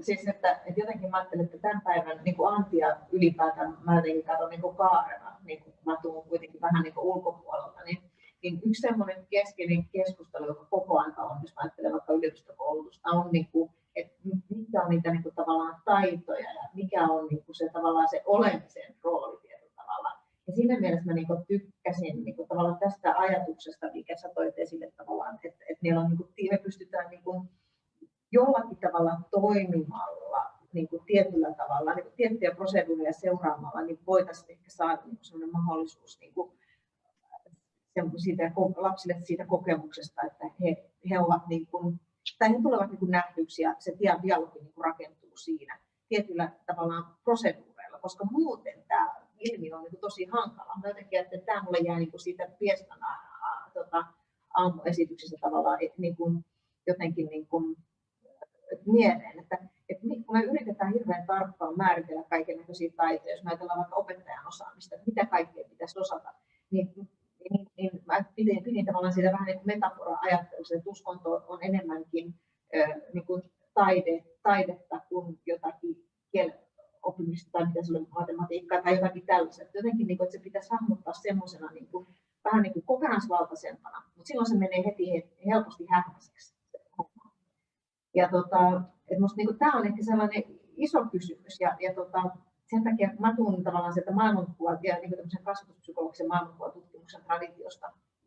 Mä jotenkin näen, että tavallaan ihmisen niin psykologisten prosessiinkin näkökulmasta nämä on hirveän tärkeitä asioita ja mitä tulee tavallaan näihin niin vähemmistöihin ja miten he niin joutuu siinä ehkä siis jatkuvasti siinä vuorovaikutuksessa tietyllä tavalla myös tekemään tiliä sen oman tapansa kanssa. Niin se näkyy myös kaikissa tämmöisissä motivaatiotutkimuksissa, että he usein ovat, niin kuin, ainakin sanovat, että he ovat niin kuin selkeämmin tekemään niitä valintoja myös suhteessa siihen maailmankuvaan, kun sitten taas, että jos sä et kohtaa sellaisia tilanteita, joissa se maailmankuva niin kuin jotenkin niin kuin tulee kyseenalaistetuksi, niin helposti tässä flowssa vaan menee. Ja voisin ajatella, että iso osa esimerkiksi opettaja-opiskelijoista on niin kuin tavallaan tässä niin kuin semmoisessa niin kuin normaalissa keskimassassa, ja heille ei tule niitä tilanteita, tai jos he pystyisivät oikeasti reflektoimaan sitä, että mitä se on, jos mä näen maailmaa eri tavalla, niin kuin jotenkin fundamentaalisesti. Siis pointtina ehkä niin kuin se, että mitkä ne on ne tavallaan taidot, ja mitkä ne on ne keskustelut, ja mitkä ne on ne välineet, esimerkiksi opettajakoulutuksessa myös, jolla me päästään niin kuin puhumaan. Että se ehkä mä ajattelen, että vähän niin kuin Biestakin aamulla, että ei voi niin kuin olla pelkästään uskonnon niin asia, vaan tämä on oikeasti niin laajempi asia. Kohtaamisen asia, dialogin asia, empatian asia. Mutta miten rakentuu se opettajakoulutukseen? En tiedä. Vaan inspirointia on kysyä. Niin. Tässä mä voisin vähän jatkaa, että kysyä tai hahmotella jotakin jälleen tästä omasta turvallisella alueella liikkuvuudella vähemmistön näkökulmaa, joka on sitä ymmärtää. Liittyen vaikka tuohon, mitä Kati sanoit siinä heti alkuun, että tämä näkyy niin kuin opetusohjelman tasolla tämä dialogisuus, tämmöinen kulttuuri ja vuoropuhelu niin laajasti, että se on koko koulun monien oppiaineiden asia. Sitten kun katsotaan taas tätä katsomusainekeskustelua, niin tuntuu, että siltä, miten se niin mulle suorattuu, että se on aika vahvasti sen uskonnonopetuksen vastuulla tai yhteisen katsomusaineen kaavailujen niin mukaisesti sen oppiaineen vastuulla teki aivan erityisesti tuoda se, että kun vähemmistökokemuksessa näin ymmärrän painottuu, niin se on niin suuri merkitys sillä oman uskonnonopetuksella, että se tuodaan niin kulttuurisesti läsnä olevaa siihen kouluun niin sallitusti sinne. Ja sitten jos seurattaisiin ihan kokonaan, että se olisi niin kuin kuitenkin se varsinainen missä se uskonto ja vuorovaikutus ja kulttuurien kohtaaminen tapahtuisi ilman sitä oman uskonnon ulottuvuutta. Voisiko sen koettaa ratkaista, että se avataan se koko mahdollisuus, mikä siellä koulussa on oppia, niin se kirjoitettuna ja miten se tarkoittaa koulutuksessa, en mä tiedä, mutta tästä nyt uskalla vaan nähdä tämmöisenkin mahdollisuuden. Et kun me kuitenkin ollaan siihen monikulttuurisuuden osalta menossa yhä enemmän siihen, että tämä on niin varmaan se elinehto, millä koulussa pysyy niin kuin jotenkin mielekkäinä paikkoina, ne heijastaa sitä todellisuutta, jossa ne toimii ja niiden ihmisten todellisuutta, että sitä koulua käy ja siellä on töissä, niin sehän täytyy jotenkin tulla näkyväksi siellä. Ollaan varmaan vasta sellaisen ilmanmuutoksen kynnyksellä. Ei tässä ollut mitään kynnystä kuitenkaan. Vaikea tässä vaiheessa. Tuosta jotenkin mieleen tavallaan, että kyse on niin tavallaan toimintakulttuuriin liittyvästä asiasta myös. Ja ehkä siitä niin kuin opettajien tavasta tehdä työtään oppilaiden kanssa, mutta myös keskenään. Et meillä on nyt esimerkiksi opetushallituksessa ollut tämmöinen yhteisopettajuuskokeilu liittyen katsomusaineisiin, että nimenomaan on tuotu eri oppimääriä, eri uskonnon oppimääriä ja elämänkatsomustiedon ja uskonnon opetusryhmiä opettajineen yhteen. Eli niin, että on yksi opettaja, joka opettaa kaikkia, vaan että myös eri oppimäärien opettajat on yhdessä mallintamassa sitä dialogisuutta myös keskenään, eikä ainoastaan oppiaineensa kanssa. Eli kaikki tavallaan sen tyyppinen tulee jotenkin resonoi myös siihen, mitä alustuksessa tästä niin dialogisuuden mallintamisesta. Voisin oikeastaan kommentoida tuohon, että tämmöinen yhteisopettajuus on ehkä semmoinen asia, joka voisi juuri viedä tällaista eteenpäin, ja sitä voisi laajemminkin harjoittaa. Nyt täytyy sanoa, että tässä meidän hankkeessa tuli hyvin esiin se, että Suomessa tämmöisiä erilaisia malleja ja kokeiluja niin tämän kaltaisesta toiminnasta on ihan eri tavalla kuin muissa Euroopan maissa. Ja jos opetussuunnitelmakin katsoo, niin Suomen opetussuunnitelma, joka on aika lyhyt verrattuna muihin maihin, niin esimerkiksi empatia tuodaan esiin, mikä on todella harvinaista monien muiden maiden opetussuunnitelmissa, kun on tehnyt vertailevaa analyysiä tuossa hankkeen alussa.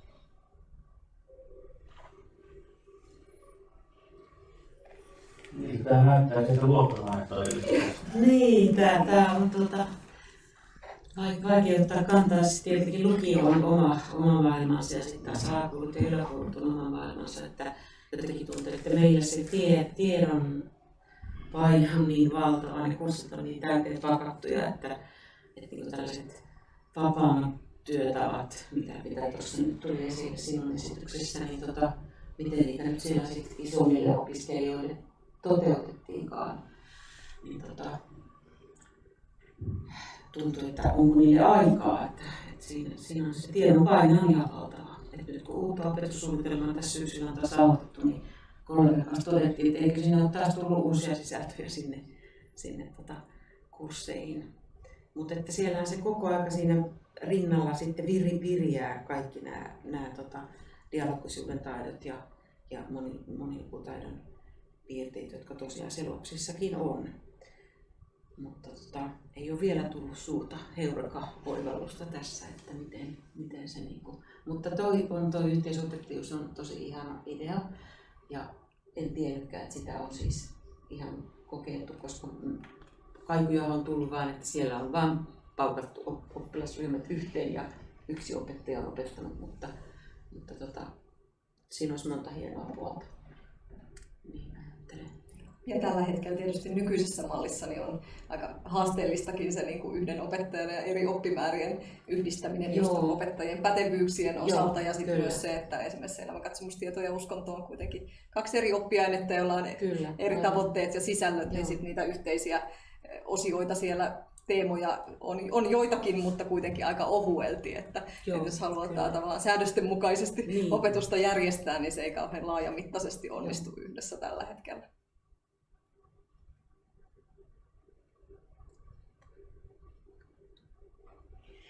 Mietin, että jos ajatellaan perusdidaktista jakoa, tiedot, taidot ja asenteet tietyllä tavalla, että jos lukio on niin turboahdettu, niin että miten, niin kuin, mä ajattelin, että jos tätä asennon näkökulmaa, mä en tiedä, että voisiko se olla joku semmoinen tulokulma, josta tavallaan tämä niin kuin, dialogisuus tulisi sinne jotenkin niin kuin, mukaan. En mä tiedä, että tämä on tämmöinen heitto, mutta että... Miten se konkretia, miten se voisi tulla siellä sitten? Niin, ei siis tavallaan, että mä ajattelin, että näkyykö se siinä lukion koulutuksessa, miten tavallaan se, että kasvetaan niin kuin ihmisinä. Että jos me ajatellaan vaikka mitä Biesta esitti, tai jos ajatellaan kasvatuksen niin kuin perustehtäviä, jotka on siis niin kuin se sivistystehtävä ja sosialisaatiotehtävä ja sitten myös se yksilöllistymisen tehtävä tavallaan, että se omaksi itseksi kasvaminen tietyllä tavalla siellä. Niin miten niin kuin nämä prosessit siellä lukion niin kuin turboahdetuksessa, niin kuin kognitiivisessa miten uunissa, vai miten sen sanoisi, niin miten ne niin kuin tavallaan toteutuu ja miten niille on tavallaan aikaa, mitkä on ne kohdat, niin kuin, jossa sitä voidaan ajatella, että viedään eteenpäin. Mä ajattelin, että ihan lukiossa niin kuin samalla lailla, nyt viittasin tähän Tuulin niin kuin, tavallaan lähestymistapaan niin kuin näistä konkreettisista keinoista, vaikka tuo konteksti oli niin kuin, selkeästi niin kuin nuoremmat oppilaat, mutta että se, että siellä oli niin kuin ihan näitä perustaitoja, joita on siellä lukion kiopsissa, jotka liittyy sinne monilukutaitoon, niin sitä mietin, että kyllähän niin kuin koulujen opsissakin ne varmasti niin kuin näkyy. Mitkä ne on ne keinot, konkreettiset keinot, kun niin kuin tuntuu, että sillä ei välttämättä ole ehkä kaikki käytössä, kun kaikki on ahdistuneita siitä omasta oppiaineestaan ja siinä pärjäämisessä. No kyllä varmaan kaikissa aineissa on niitä keinoja ja sitten tietenkin kun paljon opiskelijat tekee ryhmätöitä ja tekee yksilötöitäkin, niin niissähän ne niin tavallaan sitten aukeaa. Ja sitten kyllä se varmaan se luokkatilanteen dialogisuus, että siellä oikeasti keskustellaan ja siellä tulee myöskin sitä opiskelijoiden välistä keskustelua, niin kyllähän ne nyt on niitä hienoja hetkiä. Ja kyllä sitä sinne turboahdetusta tunnelmasta huolimatta, niin kyllä sitä sinne mahtuu paljon. Ja jos nyt taas saa sanoa tuosta kentältä, niin oli just ennen kuin tänne läksin, niin opiskelijat tekee kristinuskoa ympäri maailmaa tutkivat aiheita. Ja sitten siellä oli yksi ryhmä, joka ei niin kuin millään tahtonut saada Kanadasta mitään irti. Heillä oli Kanada-aiheena, joka oli vähän otettukin siitä sivusta, kun sitä ei ole oppikirjoissa. Mutta sitten he niin kuin hapuili niitä ja etti niitä. Ja sitten mulle vaan muistui mieleen, että sieltä on kuulunut ikäviä asioita viime vuosina. Jotenkin tuntui, että sehän syveni kerralla se asia. Siellä on intiaanilasten huono kohtelu, siellä on mennoniittojen yhteisössä kaltoinkohtelua ja hyväksikäyttöä. Semmoisen oman tutkimisen kautta niin varmaan tulee aika valtava empatia, että mitä niille ihmisille on tapahtunut, mitä ne on joutunut kokemaan. Että ei ole tarkoitus esittää jotain, että kristinusko täällä hienosti, koska se tulee kaikilla mantereilla aika kurjasti esille. Tämmöisiä näkökulmia. Ehkä niin kuin mietin vielä tätä niin kuin opetussuunnitelmien sisältöä ja sitä, että on niin kuin paljon asioita, niin ehkä sitten usein monessa oppiaineessa on niin kuin myös sitä taakkaa, että joitain asioita tulee lisää, mutta sitten ei tavallaan oikein malteta luopua niistä vanhoista tavoista opettaa hyvin laajasti myös niitä asioita, jotka itse asiassa ehkä on keventyneet sitten taas siellä uudessa opetussuunnitelmassa, että sen takia tuntuu, että aina tulee vaan lisää ja lisää, kun ajattelee jotenkin, että kaikki se vanhakin täytyy vielä käsitellä, vaikka sitten ehkä niin kuin näkökulma kun muuttuu, niin sitten taas voi keventää jostain toisesta kohdasta. Että. Joo. Ja mä ajattelin, että ehkä vähän samantyyppinen, ottaisin niin kuin analogian tavallaan tähän, tai mä niin kuin testailen vaan tätä ajatusta vähän, niin kuin, että olisikohan, mä ajattelin, että esimerkiksi ryhmätyöskentely, kun sä viittasit niin kuin siihen, niin se on ehkä jotenkin itse törmää niin kuin opettaja-opiskelijoiden näkökulmasta usein siihen, että opiskelijat on ihan kypsiä jo ryhmätöihin, kun ne tulee yliopistoon. Sanoit, että ei se koskaan ollut mitään hyötyä, mä haluan tehdä, niin kuin, että se on, niin kuin, että he ei näe niin kuin sitä, miten se voi rakentaa sitä yhteistä osaamista. Että meillä on niin kuin hyvät teoriat, mutta käytännössä niin ne niin kuin inhoaa kaikkia ryhmätöitä. Ja vaan mietin niin kuin sitä, että meillä olisi, niin kuin, että se on vähän samantyyppinen ehkä ilmiö, joka on vähän hähmäinen, vaikka meillä on paljon niin kuin tietoa ja paljon niin kuin tutkimusta siitä.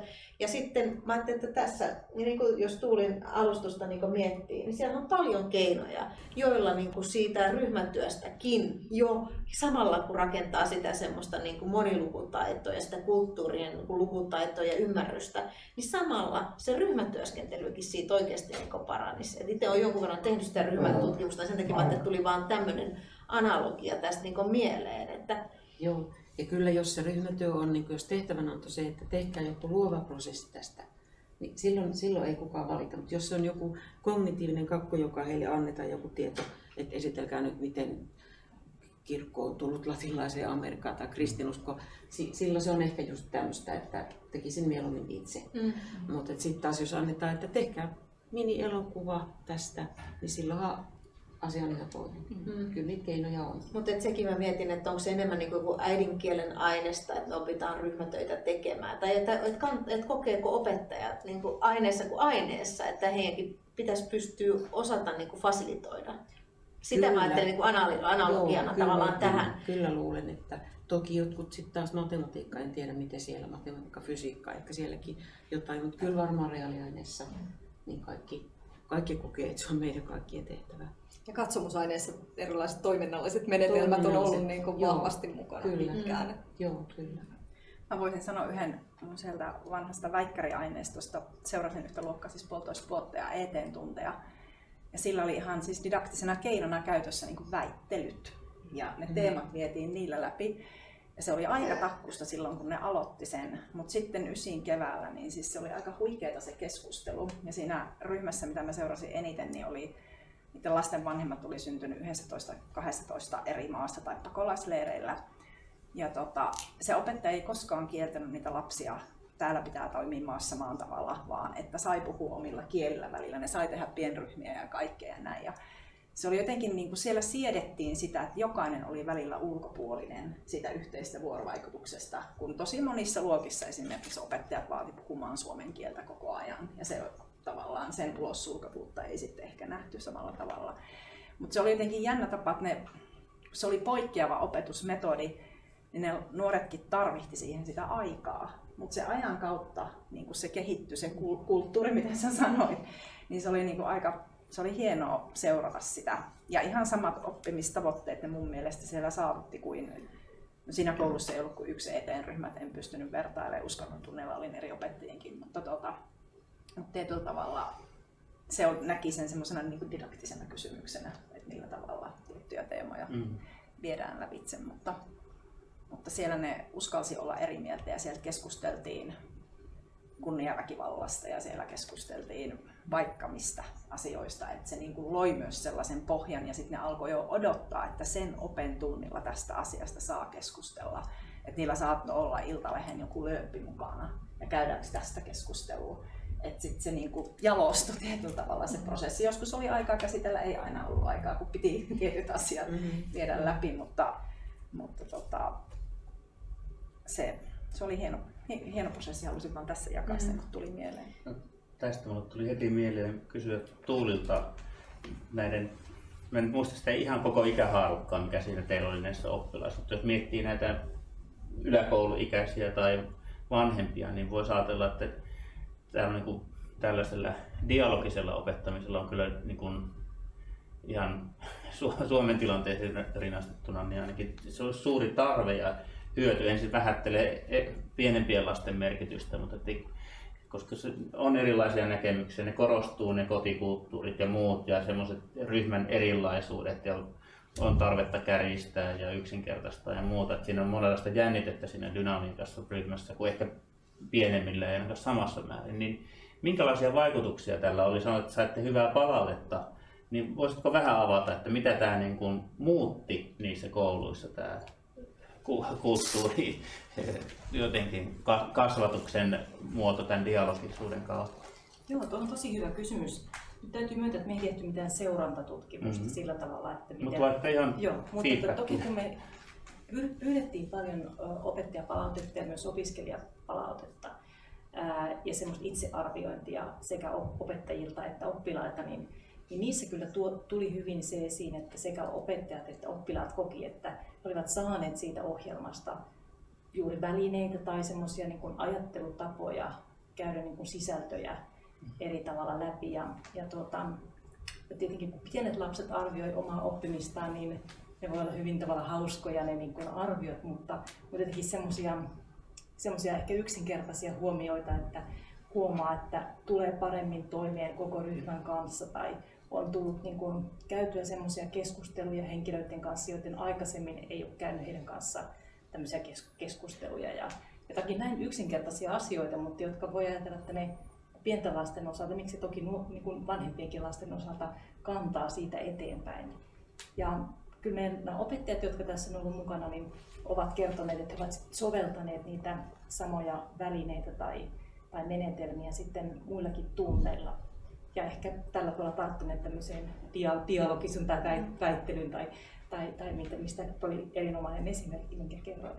Tämän kaltaisia seikkoja on näissä palautteissa tulleissa. Mä tuli itse asiassa mieleen nyt, että Uskonto- ja kulttuurifoorumin Fokus on nyt käynnistänyt just tämmöisen dialogitaitajat-kampanjan, jossa niin kuin, ideana on se, että kouluissa käytäisiin kaikilla asteilla nimenomaan katsomuksiinkin liittyvää dialogia taiteen menetelmin, että siinä on kuvataideopettajat myös mukana ja sitten katsomusaineet vahvasti mukana, mutta se liittyy ikään kuin se kampanja laajemmin koko koulun toimintakulttuuriin, mutta ikään kuin teemat lähtee vähän samantyyppisesti, että lähdetään tavallaan siitä uskonnon ja kulttuurilukutaidosta ja sitten on ikään kuin otettu se askel nimenomaan sinne niin kuin dialogin suuntaan ja tavallaan sen kulttuurilukutaidon ymmärtämiseen sosiaalisena käytänteenä, niin kuin hienosti kuvasit tuossa teidän hankkeessa. Voisin tuosta napata vielä kiinni ja jatkaa tuota ajatusta ja ehkä sitä, mitä tässä muutenkin on vähän puhuttu, että miten on aikaa niin kun opettajilla on paljon niin kun sisältöjä opetettavinaan ja sitten tavallaan, että mihinkä oppiaineeseen tämän kaltaiset taidot liittyy, ne on oikeastaan kaikessa niin kun mukana, niin tässä meidän ohjelmassa nämä opettajat, jotka osallistuivat tähän, niin heidän taustansa olivat hyvin erilaiset, toki on luokanopettajia, mutta sitten myös aineiden opettajia ja oli paljon semmoisia opettajapareja, jotka sitten veti sitä ohjelmaa yhdessä, vaikka kuvista, aikanope, kielenope tai historiaopettajat. Et siinä tuli tavallaan niin kuin niiden opettajien taustatkin ja niin kuin heidän välinen vuorovaikutus myös siinä ohjelmassa mukaan. Ja ehkä korostuneesti esiin se, että nämä taidot ei kytkeydy johonkin tiettyyn oppiaineeseen, vaan on tavallaan semmoisia läpäiseviä, joita voi harjoittaa minkä tahansa oppiaineen yhteydessä. Tähän liittyen tietysti lukiokoulutus on nyt sillä mullistuksessa uusien opetussuunnitelmien myötä, että siellä nyt kannustetaan myös rakentamaan tämmöisiä yhteisiä opintojaksoja eri oppiaineiden välillä tai yhteisesti, että sehän voi olla hyvin laajamittaista yhteistyötä tai sitten jonkun yhden tietyn kokonaisuuden tai tehtävän osalta tehtävää yhteistyötä, mutta että tämä ikään kuin mahdollistaa sitten myös tämmöiset ikään kuin tieteiden väliset tai sanotaan tiedonalojen väliset näkökulmat ja yhteistyön, että siinä mielessä just tämä ikään kuin kaikkien oppiaineiden ja kaikkien opettajien asiana niin tulisi siellä, mutta se on aika pitkällinen prosessi, koska se vaatii tavallaan rakenteiden muokkaamista sitten myöskin, niin kuin varmaan hyvin lukion arjesta sen tiedät.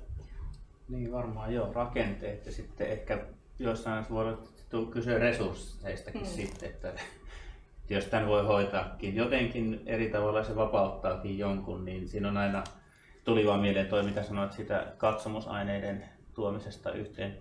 Opettajat ryhmineen, opiskelijaryhmineen on siellä mukana, se kuulosti musta tosi mukavalta, että siinä on se, niin kuin se tuttu ryhmä sieltä oman aineen piiristä ja sitten se opettaja on siinä kuitenkin semmoisena ehkä turvana tai suodattajana ja osaa niin kuin tuntee ryhmänsä toivottavasti ja osaa kannustaa ja toisaalta niin kuin suojella. Mä ajattelen ehkä vähän niin kuin pienempiä tilanteita tai jotenkin niin kuin tätä kuormitusaspektia. Sitten voidaan taas palata sinne oman ryhmän kanssa ja käydä sitä läpi, että mitä siitä aukesi ja tuli. Mutta että tuskin tähän joka koulussa on niin kuin mahdollista mennä ja löytää sitten vielä ne yhteiset ajat katsomusaineiden lukujärjestyksestä, että ainakin vähemmistöryhmät on siellä sitten niin kuin päivien aluissa ja lopuissa eri aikaan kuin mainstream-opetus ja sillä tavalla niin kuin semmoisia haasteita. Mutta että jos tahtoa löytyy, niin varmaan löytyy kyllä myös niin kuin ratkaisujakin. Yksi sellainen arkinen hetki ainakin yläkoulun arjesta, jossa näitä taitoja voisi kehittää, on ristiriitatilanteisiin puuttuminen. Et kun nämä kääntyy uskontoihin liittyvät asiat aika monesti myös rasismin tai arkipäiväisen kiusaamisen syrjinnän kysymyksiksi, niin nuorten mukaan aika harvassa on ne opettajat, jotka perustelee esimerkiksi miksi joku vähemmistöön kuuluva loukkaantuu tietystä termistä. Sanotaan, että se on väärin, se on rumasti tehty, lyökää kättä päälle, nyt olette ystäviä. Mutta että käytäs miksi vaikka joku rättipääsana tai joku muu on väärin, mihin se liittyy, että varattaisiin siihen se aika ja tavallaan avattaisiin sitä tilannetta laajemmin, niin nämä on aika harvinaiset. Itsekin olin monessa rehtorin kansliassa seuraamassa sitä tilannetta, kun tämmöinen kiusaamistilanne tai minun mielestä rasistinen tilanne niin selvitettiin, niin tavallaan se kytkös, miksi se on väärin, niin sitä ei purettu auki ja käyty keskusteluja näitä eri näkökulmia. Et jotenkin mä näen, että kun nuoret käyttää tiettyjä asioita, tai esimerkiksi nyt kun Afganistanissa oli tämä tilanne, niin seurasin, poikani on Seiskalla Norssissa, niin sitä niin kuin liikehdintää sosiaalisessa mediassa, mutta sitten koulussa ei ollut lainkaan käyty keskustelua siitä. Että jotenkin nyt olisi se hekomollinen hetki käydä kysymystä, että mitä tämä tarkoittaa, mihin tämä kytkeytyy. Että jotenkin sit se, että edes joku opettaja, jos ei edes kaikki, mutta käydä sellainen kollektiivinenkin keskustelu koulun puolesta, että kuka ottaa koppia, onko jollakin aikaa reagoida tähän asiaan.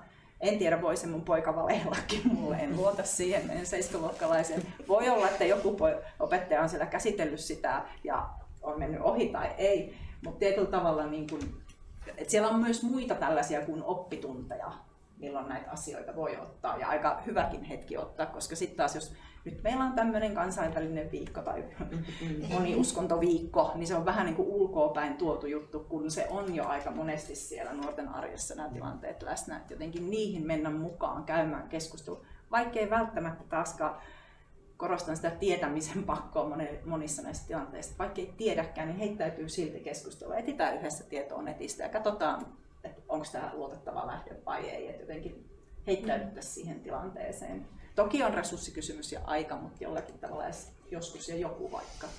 Komppaan kyllä vahvasti tätä, että ollaan tavallaan, eletään sitä arkea ja reagoidaan siihen ympärillä olevaan maailmaan. Ja myös opetussuunnitelmien näkökulmasta siihen on niin kuin tukea mun mielestä monella tasolla, että jos ajattelee laaja-alaisen osaamisen tavoitteita, niin sitä kautta, ja sitten jos ottaa esimerkiksi nyt vaikka uskonnon, niin siellä on niin kuin kirjattu niin kuin sisältöihin myös niitä, että käsitellään ajankohtaisia uskontoihin liittyviä asioita, jolloin se tuottaa juuri sen mahdollisuuden sitten tarttua näihin kysymyksiin. Joo, ja mä ajattelen, että tavallaan tuosta noin, niin sehän on sellainen ilmiö, joka aktivoi nuoria, niin miksi sitä voi vaikka kaikkien oppiaineiden näkökulmasta, mutta ehkä semmoinen kysymys, mä ajattelen, että mä en tiedä kenelle sitä tässä voisi paneelissa esittää, mutta jotenkin mä ajattelen, että tämän päivän aikana niin on vähän tullut niin kuin erilaisia näkökulmia siihen, että mikä on niin kuin kulttuurilukutaito ja mikä on niin kuin uskontolukutaito, niin mitä te ajattelette niin siitä, että se ei ole helppo kysymys varmastikaan, mutta uskonnot on osa kulttuuria. Mä jotenkin ajattelin, että se uskontolukutaito on tavallaan fokusoidumpi, mutta osa uskontolukutaitoa on ehdottomasti ikään kuin sen hahmottaminen, minkälaisessa vuorovaikutuksessa uskonnot ovat kulttuurien kanssa ja tavallaan se uskontojen sisäinen moninaisuus, jolla on sitten myös monet sidokset siihen niin kuin kulttuuriseen ulottuvuuteen. Että mä en näe niitä missään nimessä jotenkin, niin kuin, ne ei voi olla erillisiä, mutta ehkä se uskontolukutaito on niin kuin, on kuitenkin selkeästi fokusoidumpi vielä tiettyihin näkökulmiin. Ja sen takia justiin mä ajattelin, että tämä Afganistanin keissikin olisi ollut äärimmäisen herkullinen oikeastaan, että kun siellä on niin monta ulottuvuutta, ei ole pelkästään se uskonto, vaan siellä on kaikki nämä kulttuuriset ja historia ja niin kuin ihan lähtien, siis että se tarjoisi niin kuin valtavasti, että jos se pystyisi koulussa niin kuin enemmän reagoimaan just näihin ajankohtaisiin, niin ei se helppoa ole. Eikä se opettajan hommakaan ole helppoa, kyllä sen, niin kuin, ei sitä helppoa saa. Opetus- ja oppimisprosessit on niin monimutkaisia jo itsessään. Joo, ja jos ajattelee tällaista nyt juuri tätä Afganistanin tilannetta, niin en tiedä miten alakouluissa otetaanko siihen kantaa, ja nyt tuli, että yläkoulussa ei ole kukaan ottanut, että ehkä se on myöskin vähän semmoinen kuuma peruna opettajalle, että miten tuohon nyt tarttua, koska sieltähän tulee niin kuin aika jyrkkä semmoinen, että nuo talibanit ja nyt naiset burkaan ja se tulee aika negatiivisena. Ja sitten me kuitenkin yritetään esittää islamia myöskin rauhan uskontona ja isona inhimillisenä niin kuin kulttuurisena voimavarana. Niin se ei ole ihan yksinkertainen asia. On, mutta just se ehkä, että kun sen keskustelun avaa, niin se ehkä siitä, että jotenkin meidän pitää myöntääkin se, että se ei ole lainkaan yksinkertainen juttu, että ei meillä ole vastauksia siihen, vaan että... Niin sanoit Anne-Mari, että ne opoilla on se paine, että opo tietää, mutta ehkä opettajillakin voi olla, että open pitäisi tietää, sitten kun on tämmöinen niin kuin mahdoton, siis tiedollisesti jotenkin, tätä ei voi ratkaista, niin sitten ehkä siinä tarvitaan just sitä heittäytymistä siihen tilanteeseen. Siinä sitten on se jollain tavalla se niin kuin vastuullisen ohjaajan rooli. Niin. Mä uskon, että se on ihan helppo kyllä varmaan niin kuin myös sivuuttaa sellaisia hankalia asioita ja tällä syyllistä opettajia, vaan ihan niin kuin puhun ihmisenä olemisesta. Mä jäin miettimään sitä aika paljon tänään. Mä olin välillä opettamassa ja välillä pääsin kuuntelemaan niitä alustuksia. Ja kuten sanoin jo alussa, niin en uskonnon kysymykset on mulle vieraita myös pedagogisesti ja näin, mutta jäin sitä silti miettimään. Ja mä oon monesti nyt miettinyt näitä nuoria. Mä oon nyt viimeksi haastellut yliopisto-opiskelijoita, jotka kuuluu etnisiin ja rodullistettuihin vähemmistöihin, ja heillekin monella on saattanut uskonto olla aika merkittäväkin tekijä tai heidän hengellisyytensä, minkälaisia valintoja he ovat tehneet. Mutta se kyllä toistuu usein se, että kun opon tunneilla aina vaietaan tällaisista asioista, niin se tavallaan se nuori vastuullistetaan siihen, että hänen tulisi olla se, joka sen ottaa sen asian puheeksi. Että siellä opon tunneilla puhutaan tää lukion koulutukset ja nämä amiksen koulutukset, mutta siellä ei ole yhtenä yhteisenä teemana vaikka uskonnon merkitystä tai perheen tai miten vaikka ihonväri vaikuttaa sun työllistymismahdollisuuksiin Suomessa. Että ehkä tähän liittyy, että meillä ehkä vähän pelätään tämän tyyppisiä asioita, että pitäisi just oikein osata puhua niistä, eikä vaan niin kuin heittäytyä keskusteluun. Mutta jotain mä jäin miettimään sitä kulttuurista lukutaitoa, että jotakin, mulle tulee muutama nuori nainen mieleen, jotka on puhuttu tästä aika pitkälle, on ollut kouluttamassakin parin miehen kanssa. Et siinä on jotakin vielä sellaista, mitä minä en niin kuin ateistina tavoita siitä, mitä se on hänelle merkinnyt, ja mä oon miettinyt, että hänellekin olisi oikeus saada jollakin tavalla jakaa ja ymmärtää ja käydä keskustelua. Toki voi aina kuunnella ja oppia niin kuin sitä kautta, mutta aika paljon se on pois otettu hänen kaltaisiltaan ihmisiltä, jos koulusta ei löydy tilaa tämän tyyppisten asioiden niin kuin käsittelylle. Ja just se, että jos niin kuin koulussa ei kukaan aikuinen ota niitä puheeksi, niin musta se on kyllä paljon vaadittu meidän lapsilta ja nuorilta, että ne uskaltaa ottaa. Sama koskee myös rasismin kysymyksiä, mutta että uskonto liittyy jotenkin, näissä on jotakin yhteneväistä. Mutta jotenkin ainakin itse ajattelen, että uskonto juuri on se oppiaineena koulussa se oma niin kuin käyttöteoria on se, että täällä saa puhua Jumalasta, eikä ole naurettavaa ajatella näitä asioita, koska ehkä meidän kulttuurissa on pikkusen semmoinen, että uskonto, hei, puhutaan jostakin, joka oikeasti merkitsee jotakin. Tämä on niin kuin meidän kulttuurin tavallaan semmoinen yksi kehys. Ja just oppilailla, opiskelijoilla lukiossa niin on hirveän suuri tarve, vaikka nyt ihan näissä isoissa mainstream-ryhmissä, niin kuulla sitä puhetta, puhua siitä, miettiä sitä, onko sitä vai ei. Ja kyllä varmaan islamin opetus myös, minkälaista se nyt eri puolilla Suomea onkaan, mutta jossakin uskontoryhmissähän he ovat. Mutta se on varmaan sinulla on tullut esille tuolle tosiaan siellä, niin kuin siellä, missä puhutaan näistä arkielämän kysymyksistä, niin heille, joille se on ihan kaiken pohja, niin se sivutetaan. Niin, ehkä just tavallaan se haaste siinä, että onko ne tietyt kontekstit, missä vaan se on niin kuin tavallaan se puhe sallittua, joka on se oman uskonnon opetuksen konteksti, tai sitten vai niin kuin, että se erotetaan niin kuin osasta, että se ei ole niin kuin osa arkea, niin kuin se heille muuten on, ja meille ei ehkä monillekaan tavallaan tavan luterilaiselle tapakristityille, niin se ei niin kuin ole tavallaan sellainen asia. Mutta kuitenkin, niin kun, että tiedetään, että sillä on niin kun hirveä merkitys, jos me mietitään tämmöisiä niin kun, tavallaan merkityksen niin kun, tavallaan etsimisen paikkoja ja niitä löytämisen paikkoja ja sitä myötä erityisesti niin kun opon ja ohjauksen näkökulmissa, että miten löytyy se oma paikka tästä maailmasta. Niissä se on koko aika mukana siellä. Juteltiin me siitä tai emme. Ehkä nämä oppilaat tuo jonkun vastauksen tuohon kysymykseen, minkä esitit siitä, että mikä on sen kulttuurin ja uskonnon yhteys tai ero, kumpi sisältää toisen tai mikä se on se suhde. Että voi olla niin kuin siellä oppilaista jotenkin semmoisia luontevia ratkaisuja tai hahmottamista ja sitten taas se koulun ympäristö erottaakin jotakin sellaisia asioita, mitkä kuuluukin oppilaiden kokemuksessa yhteen. Että ehkä tällaistenkin äänien saaminen sitten jotenkin sinne niin kuin tämmöisenä näkökulmina voisi olla arvokasta, miten sitten tapahtuu, mutta tämä auttaa vaikka sitten viittasit siihen, että monenlaista mietiskelyä on eri taustaisten oppilaiden mielessä ja se ei välttämättä tarvitse olla niin kuin kovin niin kuin, ikään kuin vakaumuksellisesti selkeitä, että ne on niin kuin asioita, joilla on merkitystä ihan vain ihmisenä tai vaan, että se on jollekulle kavereille tärkeää tai tämä on jossain hyvässä tarinassa, mielikuvitustuotteessakin tärkeä ulottuvuus. Se on niin kuin tunnustettavissa oleva osa ihmisen elämää ja todellisuutta, olipa se oma vakaumus mikä hyvänsä. Ja se on ehkä semmoinen, jota joskus ehkä toivoisi tuolla koulutasolla laajemminkin niin kuin myönnetyksi, että se on niin kuin meidän yhteiskunnan jotenkin se tila on nyt semmoinen aika mediapuheessa semmoinen uskonnoton jollain tavalla. Mietin jotenkin tätä vielä niin kuin uskontolukutaitoa ja kulttuurilukutaitoa, että mikä niiden suhde, mitä te ajattelette, esimerkiksi Tuuli ja muutkin, että mikä niiden suhde on sitten, jos puhutaan kielikatsomus- ja kulttuuritietoisuudesta. Että jos opetussuunnitelmien perusteita ajattelee, niin siellä on niin kuin molempia, että on vahvasti tietysti monilukutaito on niin kuin käsitteenä mukana ja se on sekä perusopetuksessa että lukiossa. Mutta esimerkiksi nyt lukion uudessa opetussuunnitelmassa uskonto määritellään kielikatsomus- ja kulttuuritietoiseksi oppiaineeksi ja tukimateriaaleissa sitä vielä avataan, että mikä tämän niin kuin näiden käsitteiden suhde toisiinsa on. Joo, mä olen itse asiassa siitä kyllä ihan samaa mieltä, mitä tuossa itse aikaisemmin sanoit, että varmasti ne kytkeytyy niin kuin sillä tavalla toisiinsa, että niitä ei oikeastaan voi erottaa. Että uskonnot, niin kuin sanoitiin, on kulttuuria, mutta toki kulttuuri voi olla jotain paljon muutakin kuin sitten niin kuin uskonnon kysymyksiä.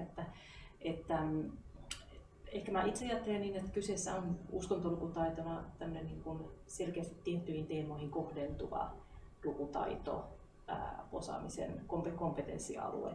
Kulttuuri on ehkä sitten laajempi, riippuen tietenkin vähän siitä, että miten me taas kulttuuri ymmärretään. Tuossa meidän hankkeessa, niin kuten sanoin, niin se oli hyvin laajana niin kuin antropologisena lähestymistapana. Mutta varmastikin näin, että kuten tässä jo aikaisemmin tänä päivänä ollaan kuultu ja niin paneelistit on tuoneet esiin, niin uskonnot toki kietoutuu meidän niin kuin jokapäiväiseen elämään ja kulttuureihin. Tunnustettiinpa me itse uskontoa tai ei, mutta niin kuin vaikuttaa siihen, että miten me meidän arkeamme elämme, minkälaisessa rytmissä, minkälaisia tapoja meillä on meidän niin kuin arkipäiväisessä elämässä, miten ne rytmittyy tiettyjen niin kuin vaikka juhlakausien mukaan ja niin edelleen. Että ne tavallaan on niin kuin meidän kulttuurissa, vaikka me ei niin kuin oltaisi uskonnollisia. Ja tästähän on tutkimuskirjallisuudessa niin kuin käsitelty uskontoa sillä tavalla, että onko se niin kuin kulttuurista uskontoa, jolloin se tavallaan on semmoisia traditioita ja tapoja ilman, että siihen liittyy semmoista niin kuin tunnustuksellista ulottuvuutta. Vaikka toisinpäin, että on tunnustuksellinen elementti, joka tietenkin näkyy erilaisina kulttuurisina käytänteinä ja tapoina ja toimina, mutta olipa niin tai näin, niin kyllä niin kuin on niin kytköksissä, että ei niitä varmaan pidä lähteä väkisinkään erottamaan. Mutta ehkä käsitteistä vielä, että ne on haastavia ja näin, että ne kyllä kytkeytyy toisiinsa. Joo, se mitä mulla tulee tästä vielä mieleen tavallaan, että miksi ehkä niin kuin voi opettajatkin kokea, että se on niin kuin hankala tavallaan tämä uskontolukutaito näkökulma ja kulttuurilukutaitokin ehkä niin kuin asiana. Että jotenkin, että uskonto ja kulttuuri, tai ne on jotenkin semmoisia instituutioita jotenkin niin kuin, ja tuossa pikkasen Biesta aamulla kritisoi tavallaan sitä maailmankuvan näkökulmaa tavallaan, niin kuin, jotenkin, että kun se on niin kuin yksilöllinen ja persoonallinen ja se niin kuin lähtee siitä, miten yksilö sitä maailmaa niin kuin jäsentää, niin miten te niin kuin tätä tasapainoilua näette? Et jotenkin mä ajattelin, että onko se yksi lähestymistapa tavallaan niin kuin ymmärtää ja lähteä rakentamaan sitä ymmärrystä dialogissa kuitenkin sit sieltä, niin kuin, sieltä henkilökohtaisen maailmankuvan, on se sitten uskonto tai kulttuurinen tai niin kuin, mitä ajattelette tästä?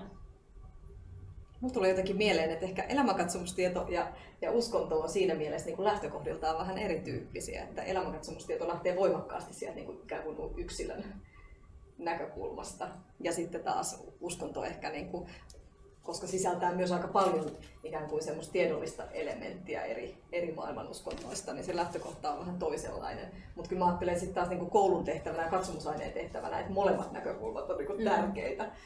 Et sekä se ikään kuin yksilön näkökulma, mutta sitten jos me hylätään tavallaan niin kuin se uskontolukutaidon ulottuvuus, jossa tullaan tutuiksi niin kuin suurten traditioiden ja niihin liittyvän kulttuuriperinnön kanssa hyvin moninaisella tavalla, niin kyllä me silloinkin jotain ikään kuin siitä uskonnollisesta ja katsomuksellisesta yleissivistyksestä menetetään. Että, niin mikä se uskontolukutaidon rooli jossain elämänkatsomustiedossa sitten on OPSin näkökulmasta?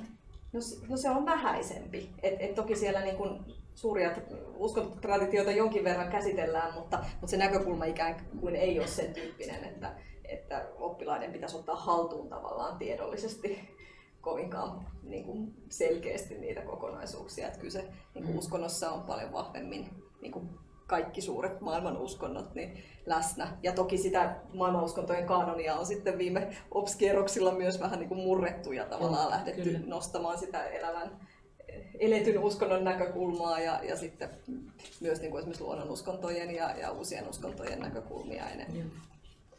Ja sitten ehkä niin kuin se, mitä voi vaikka lukio-opiskelijalle nyt sitten uskonnon opiskelu tarjota, niin on se, että ehkä liittyy siihen dialogisuuteen, että se sinun maailmankuva on vain yksi maailmankuva. Sinulla on sellainen, että sehän siellä niin kuin tulee, että okei, tämä on kiva yksi monista.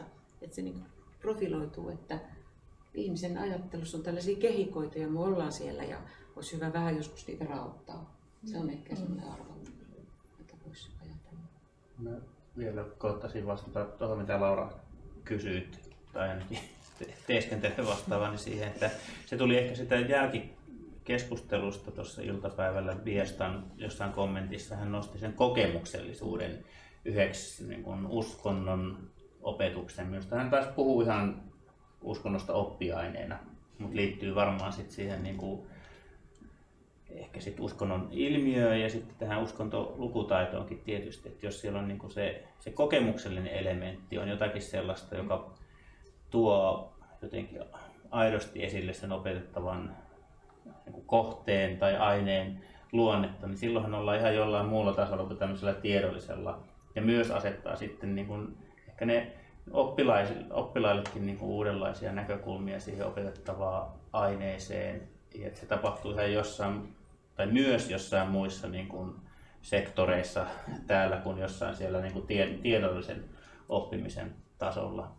Ja se on varmaan sitten taas tämmöisen niin kuin kulttuurikasvatuksen ja dialogisuuden kautta sitten niin kuin aika mukava näkökulma, miten niin kuin välitetään kokemuksia tai tarjotaan niin kuin katsojan tai osallistujan paikka, jos on vaikka tämmöisten eri perinteiden tai kulttuurien uskonnollissävytteistenkin niin kuin sisältöjen tuomista siihen laajempaan kouluyhteisöön.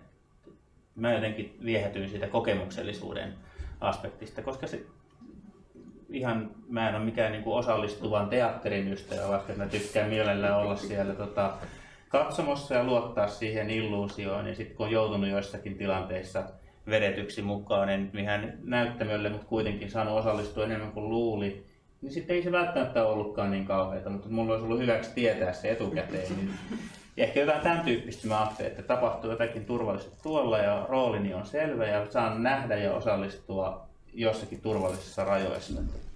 Ja tämä kokemuksellisuus voisi avata sitten jotakin tämmöistä dialogin ulottuvuutta. Se on mun mielestä kiinnostava näkökulma, mutta samalla niin kun siihen liittyy haasteita, koska opetus on kuitenkin, uskonnonopetus on uskonnollisesti sitouttamatonta ja sitten tavallaan se rajankäynti pedagogisesti ikään kuin sen välillä. Niin, mikä on niinku uskonnon harjoittamista, mikä on pedagoginen. Että heti kun tullaan sinne kokemuksellisiin menetelmiin. Ei puhunut nyt suoraan jumalanpalveluksen käymisestä, vaan... Ei, mutta että monella tavallaan on se mitä tahansa kokemuksellisuutta, niin silloin niinku, se täytyy pedagogisesti ja didaktisesti tosi tarkkaan miettiä. Ja mitä lienee jotakin muuta. Mä voisin tarttua tähän.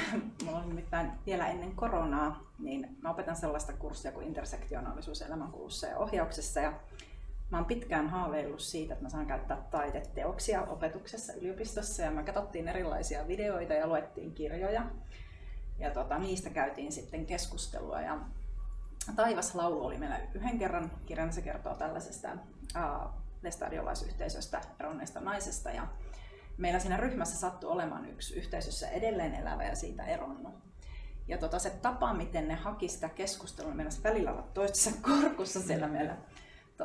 Futuralla oli meillä tämä opetustilanne tämän kirjan puinti, mutta siis siinä oli just sit se, että me saatiin se, mä välillä puutuin siihen keskusteluun ja pidettiin henkeä ja käytiin pihalle ja palattiin takaisin.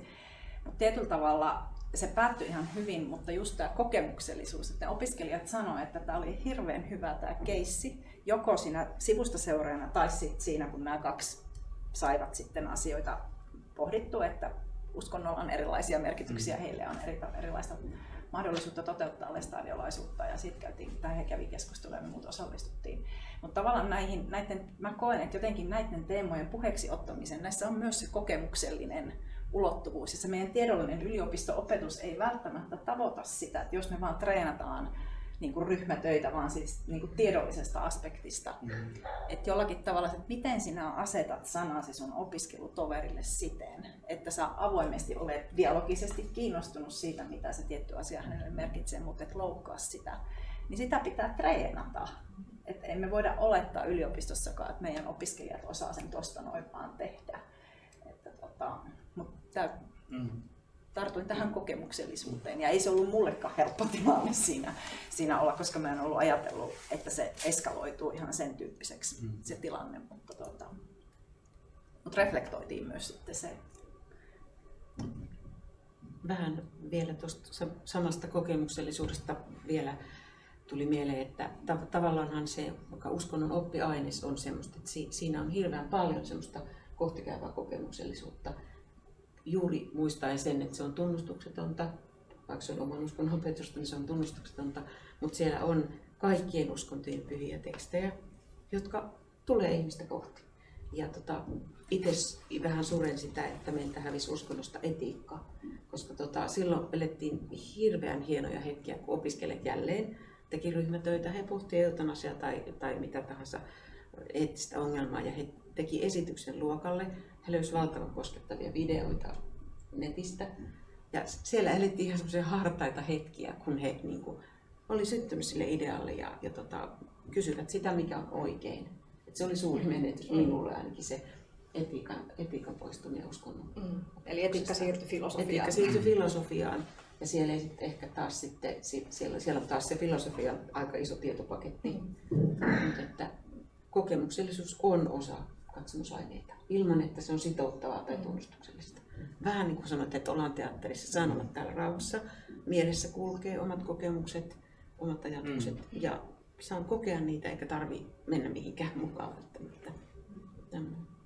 Se mitä mä ajattelen, että mitä toi ehkä voi myös tuottaa on siihen se, että tavallaan, että okei, meillä on tavallaan näitä uskonnollisia tavallaan perinteitä, mutta se minä sen uskonnon edustajana, niin jokainen jäsentää sitä joka tapauksessa jossakin määrin omalla tavallaan. Se on aina heidän oma tapa. Ja mä ajattelin, että sun esimerkki ehkä sitä just tavallaan kuvaa, että tietyllä tavalla tulee jostakin perinteestä, mutta se oma maailmankuva jäsentyy jollakin lailla niin monessa eri risteyskohdassa, kun siinä on ne yhteisöt, joissa on muutenkin sitten sosiaalistunut esimerkiksi ja kokemukset, joita on matkan varrella kerännyt, niin tavallaan tämä on ehkä se jotenkin semmoinen näkökulma, jota varmaan pitää miettiä, että mikä on se uskonnolukutaito ja mikä se kulttuurilukutaito ja miten se tavallaan voisi lähteä elämään siellä koulun yhteydessä, koska se on yksi konteksti kanssa, missä niin kun nämä lapset ja nuoret niin kun rakentaa sitä omaa identiteettiänsä ja sitä, että ketä he ovat tässä maailmassa ja mihin he ovat menossa ja mitä he haluavat tässä maailmassa niin kun saada aikaa tai minkälaista vaikutusta tehdä tai mitä merkityksiä löytää. Yksi esimerkki myönteisestä muutoksesta tämän moninaistuvassa maailmassa, ihan pieni asia ehkä, mutta kun muslimien määrä Suomessa on kasvanut ja islam on tullut sillä tavalla koulujen arkeen, niin se on vaikuttanut monin paikoin siihen, että minkälaista ruokaa kouluruokalassa on mahdollista valikoida. Ja sitten tiedän tästä niin ortodoksisen uskonnonopetuksen alueelta, että vuosikymmeniä ajan ortodokset uskonnonopettajat on koettanut saada kasvisruokaa, joka on ihan niin kuin ruoalla on tärkeä merkitys siinä ortodoksissa perinteessä ja kristillisyydessä, mutta islamin myötä se muuttui tosi monessa koulussa tosi nopeasti ja sitten ortodoksit on päässyt niin kuin viimeinkin niin kuin tässä völjyssä, joka ehkä kertoo sitten taas tämän kulttuuri- ja uskontolukutaidon niin kuin erosta, että siinä omassa tutussa ympäristössä, jossa jäsentyy tietty uskonnollisen perinteen suhde ruokaan, niin ei osata ajatella, että täällä nyt oikeasti olisi nyt merkitystä sitten, vaikka siinä rinnalla on ollut vuosisataisesti niin kuin se toisella tavalla asennoituva vähemmistöuskonto. Ja sitten kun tulee uusi vieras, jolla on, niin kuin, jota halutaan ottaa vastaan, mistä syystä se aina johtuukin, niin nopeasti osataan niin kuin tulkita, että tämä on nyt tärkeää ja tällä tavalla me osataan tämä. Niin, kyllä. Ja sitten se muuttaakin tilannetta myös suhteessa muihin ryhmiin.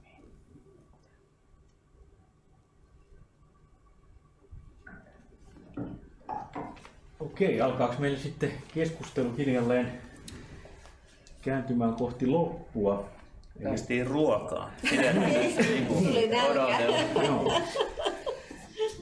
Eli tässä vaiheessa sitten kiitämme tietysti panelisteja erittäin mielenkiintoisista puheenvuoroista ja näkemyksistä ja sitten annamme puheenvuoron Arto Kallioniemelle, joka antaisi sitten oman kommenttipuheenvuoronsa vielä tähän lopuksi.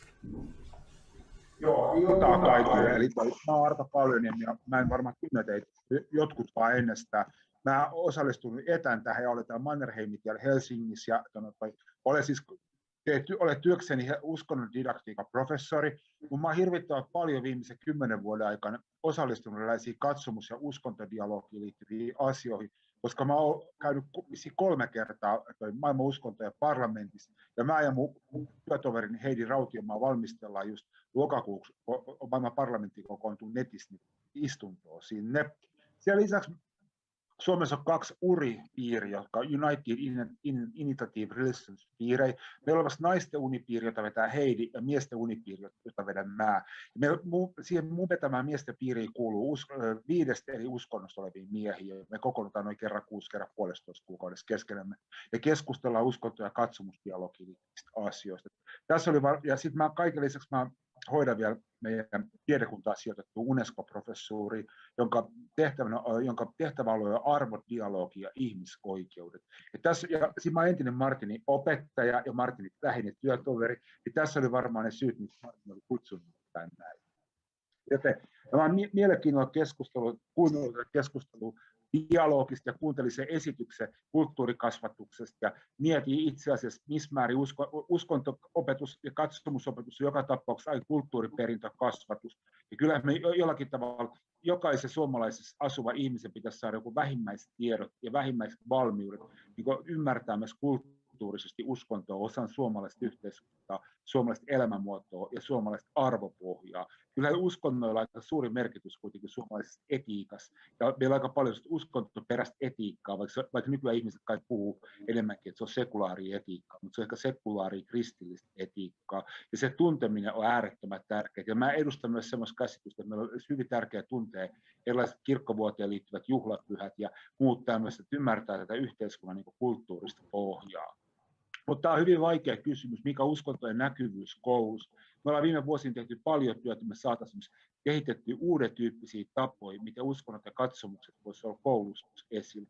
Ja yksi just toi joka vuosi vietetään harmoniaviikkoa, joka on YK lanseeraava katsomusten ja uskontojen harmoniaviikko. Ja se on myös sellainen uusi avaus, mitä pitäisi alkaa oikeasti järjestämään kouluissa ja yrittää miettiä tätä, miten eri uskonnot ja katsomukset koulussa niin näkyvinä ja tämmöisessä niin positiivisessa vuorovaikutuksessa keskenään. Tämä on iso haaste. Pekka toi monta kertaa esille tuo vähemmistöasema ja tuo uskontojen opetuksen. Tavallaan koulu on kuitenkin sillä tavalla sekulaaripaikka, että siellähän ei kysyt koskaan ihmisten identiteettiä, eikä tavallaan niin koulukatsomuskasvatuksen ja tavallaan se katsomusdialogi tehtävä koulussa ei ole niin välttämättä sitä, että me pistetään joku oppilas esimerkiksi jostakin tämmöisestä niin omasta katsomuksestaan, vaan se keskustelutaso pitäisi olla sellainen, että kukaan ei tule identifioiduksi, vaan saadaan valmiuksia niin ymmärtää muita ja ymmärtää itseään, mutta ei tarvitse ilmaista omaa niin kantaansa ja omaa identiteettiään, koska se on ollut haavoittuvissa siellä iässä olevilla ihmisillä aika hankalaakin, että mikä se loppujen lopuksi on. Ja mä näkisin hirveän tärkeän, että toi koulussa, sitten Pekka otti kantaa tähän, että hän ei ymmärrä, miksi katsomusdialogi tapahtuisi ainoastaan niin katsomusaineiden opetuksen sisällä. Ja se onkin varmaan ihan hyvä näkökulma. Mutta sitten tulee tämmöinen kysymys, että mä jotenkin ajattelen, että ne uskonnon aineenopettajat ja katsomusaineiden aineenopettajat, mitä mäkin olen 30 vuotta kouluttanut, niin mä katson, että niillä on erityisasiantuntemusta, jo käsitellä tämmöistä problematiikkaa. Ja välttämättä muiden oppiaineiden opettajat ei ole niin kauhean sisällä katsomusdialogissa ja katsomus- ja uskontodialogissa. Ja tavallaan se uskonnollinen yleissivistys ja katsomuksen yleissivistys voi olla yleensä aineenopettajilla varsin heikko ja varsin vähäinen. Jollakin tavalla mä katson, että semmoisia aineenopettajia, joita mä itse kouluttanut, joilla on kuitenkin aika laajat valmiudet eri uskontoja ja katsomusta tarkastelua ja ymmärtämiseen, niin heillä on kyllä parhaat mahdollisuudet myös pohtia tätä, miten tämmöistä katsomusdialogia voitaisiin koulun tasolla edistää ja miten sitä voitaisiin promovoida, promota. Eli sillä tavalla mä en ihan helposti antaisi tämmöistä tehtävää kelläkään muuta sellaisille ihmisille, joilla on jonkunnäköinen uskontotieteellis, teologis, katsomuksellinen yleissivistys ja tietyt yliopistolliset siihen liittyvät opinnot. Siinä on kuitenkin kysymys aika vaikeasta problematiikasta ja aika myös sensitiivisestä ja hienovaraisesta problematiikasta. Mutta tämä on ollut hyvin mielenkiintoinen tämä keskustelu. Mä en ihan kaikkia ihmisten mielipiteitä kuullut.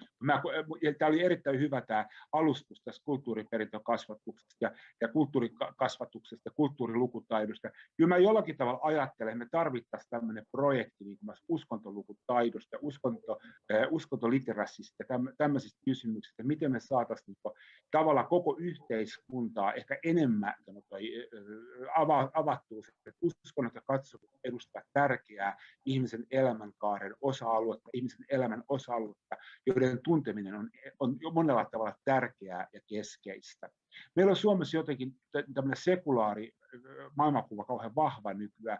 Jollakin tavalla meillä on tietyllä tavalla ongelmia siinä, että ihmisillä on kuitenkin uskonnollisia maailmankuvia, katsomuksellisia maailmankuvia, ja meillä ei aina välttämättä edes valmiuksia ymmärtämiseen. Tämä koskee erityisesti ammatillista koulutusta. Me ei ole lukuisista yrityksistä me huolimatta saatu lähihoitajakoulutukseen semmoista palikkaa. Siellä on jotenkin kulttuurista moninaisuutta ja monikulttuurisuutta, mutta se on kuitenkin eri asia kuin uskonnollisen yleissivistyksen ja uskontolukutaidon tavallaan hankkiminen ja ymmärtäminen. Ja me yhteiskunta on myös varsin tämmöinen uskontoallerginen ja hyvin sensitiivinen uskonnollisuutta ja katsomukseen liittyvissä kysymyksissä.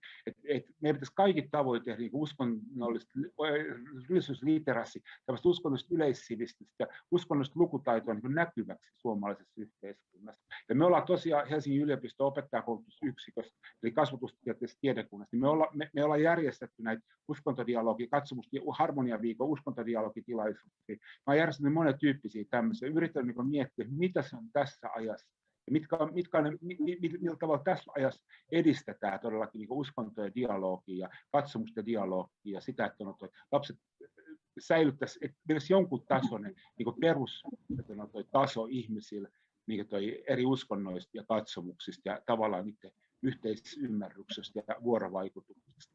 Mulla on tällä viikolla ollut sellainen mielenkiintoinen juttu, että mä ja Saila ja Eero ja ketä siihen sitten osallistui vielä Essi, meillä on suunniteltu tämmöistä testiä, jos mitataan, niin kuin, mitä luokanopettajaksi opiskelijoille pitäisi oikeasti tietää. Sillä testillä he arvioivat niin omia tietoja ja taitoja ja uskomuksia.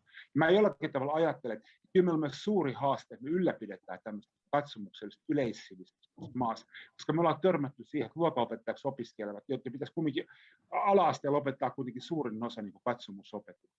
Niin luokanopettajat, heidän oma aineenhallinta, se ei välttämättä tässä aihepiirissä kauhean tärkeä, kauhean korkea, ja sitä meidän pitäisi jotenkin kauheasti edistää, että ihmiset hankkisivat myös tietoa ja taitoa uskonnosta, koska ei uskonto ja katsomusta opettaminen mitään helppoa. Se vaatii kuitenkin aikamoista tietotaitoa ja ymmärrystä ja tämmöistä laaja-alaista oivaltamista uskontoa ja katsomuksen merkityksestä, roolista yhteydessä. Se on iso haaste, miten me saadaan pidettyä tämä. Tämä oli hirveän hieno tämä teidän argumentointi. Mä olen niin etäältä tarkastellut tätä ja minusta tässä oli hienoja osa-alueita. Mä olen ollut Helsingissä ainakin yhdessä tapahtumassa ja seurannut toista tapahtumaa Tampereella. Tässä oli hienoja osa-alueita. Tämä on hieno niin kädenavaus suomalaiseen yhteiskuntaan. Ja on todella hienoa, että Suomen kulttuurirahasto on tukenut tätä, jolla on saatu niin pohtia tätä, mitä on rillisuusliterassi ja mitä se niin oikein käytännössä tarkoittaa. Me tarvitaan paljon työtä se eteen, että uskonnot ja katsomukset pysyisivät näkyvinä ja elinvoimaisina suomalaisessa yhteiskunnassa. Ja meillä on se sekularisaatio on niin vahva ja tietynlainen semmoinen, niin kuin, mä sanoisin jollakin tavalla, uskontolukutaito ja uskonnollinen katsomuksellinen yleissivistys on hirvittävä niin ohut suomalaisessa yhteiskunnassa. Ja mitä kaikki tavoin niin yrittää tämmöistä uskontoon liittyvää monilukutaitoa niin lisätä. Ja niin kuin Kati sanoi, niin kyllähän meillä opetussuunnitelmia tasolla sitä, mutta se on jotenkin niin kuin vähän surullistakin, että mitä sieltä opetussuunnitelmista tulee käytännön opetukseen, mitä opiskelijat sitten loppujen lopuksi tietää. Ja sitten joskus musta tuntuu, että meillä on uskonnon ihmisiin vähän taipumus jollakin tavalla aliarvioida sitä ihmisten katsomuksellista uskonnollista yleissivistystä. Mä en tiedä, onko se sitten yhtään se parempi niin kuin historiasta, yhteiskuntaopista tai tämmöisistä. Tällä illalla voi kertoa vitsi, että opiskelijat väitti mulle viime viikolla ihan pokkaan, että Hiroshima on Kiinassa. Ja mä olin ihan, että nyt katsotaan kartasta, nyt tutkitaan asiaa Wikipediasta, että mistä toi Hiroshima sijaitsee. Oli tämmöinen yksi juttu, missä mä olin mukana. Et ei se pelkästään, että tämä on mitä siitä kuuluu semmoisia asioita kuin yleissivistys ja mitä kuuluu semmoisia asioita kuin uskonto ja katsomus ja lukutaito. Niin se on tietysti, mutta mä näkisin, että se on kuitenkin joku tapa orientoitua, tapa ymmärtää ja tapa olla jotenkin sensitiivinen uskontojen ja katsomusten rikkaalle ja monipuoliselle maailmalle. Ja tavallaan se on myös semmoinen niin mahdollisuus elää semmoisessa uskontoja ja katsomusten rikkaassa viidakossa, missä voi olla vähän semmoinen reflektiivinen ja tämmöinen niin kulttuurimatkalla. Ja niin kuin mä olen joskus sanonut, joskus hyvin pitkä aikaa sitten, meidän ala-asteen uskonnonopetuksen tavoite on semmoinen uskontoantropologin lapsi, joka tutkii erilaisia uskontoja ja katsomuksia. Sitten se kirjoittaa notebookissa havaintoja, tai nykyään se on varmaan joku iPad, ja sitten se haastattelee erilaisia uskontoihin ja katsomuksiin liittyviä ihmisiä. Se tekee koko ajan niin tavallaan uskontoantropologista tutkimusta, tarkkailee niin tämmöisiä asioita. Niin se on minusta niin hirveän tärkeä asia, että ihminen tulee sensitiiviseksi ja jollakin tavalla ymmärtää niin uskontoja ja katsomuksia rikkaan ja monipuolisen ulottuvuuden niin omassa elämässään, sitten tavallaan yhteisöllisessä elämässä ja kulttuurisella ja sosiaalisella tavalla. Mä kiitän teitä tästä, että mä en tiedä, toivottavasti te kuulitte jotenkin, mitä mä sanoin, kun kulku sieltä päin tänne ei ollut kauhean hyvä, mutta mä toivotan kaikille hyvää iltaa ja kiitän Martille mahdollisuudet osallistua tähän paneeliin tällä. Tämä oli hyvin musta mielenkiintoinen iltapäivä. Kiitos ja kaikille kaikkea hyvää ja hyvää syksyä. Mä varmaan tapaankin useimmat teistä syksyä aikana. Hyvää syksyä. Mä oon vähän pahoillani, että mä en päässyt Joensuuhun. Mä oon Joensuun, tai Itä-Suomen yliopisto uskonnonpedagogiikan dosentti, mutta mä oon käynyt siellä vain 3 kertaa elämässäni. Ja mä en ole käynyt kertaakaan vielä Martinin virkauralla, niin mä toivon, että ennen kuin mä jään eläkkeelle, niin tulee joku mahdollisuus oikeasti fyysisesti vierailla Joensuun. Koska mä muistan, että kaikkia 3 vierailla niin lämmöllä. Kiitos. Tervetuloa Joensuuhun. Kiitos, joo. Kiitos paljon ja hyvää syksyä myös sinne. Kiitos. Meillä on tässä jokunen minuutti aikaa vielä jäljellä, niin varmaan voitaisiin ottaa täällä paikalla olijoilta kysymyksiä tai sitten chatin kautta kysymyksiä, jos vielä on panelisteille jotakin.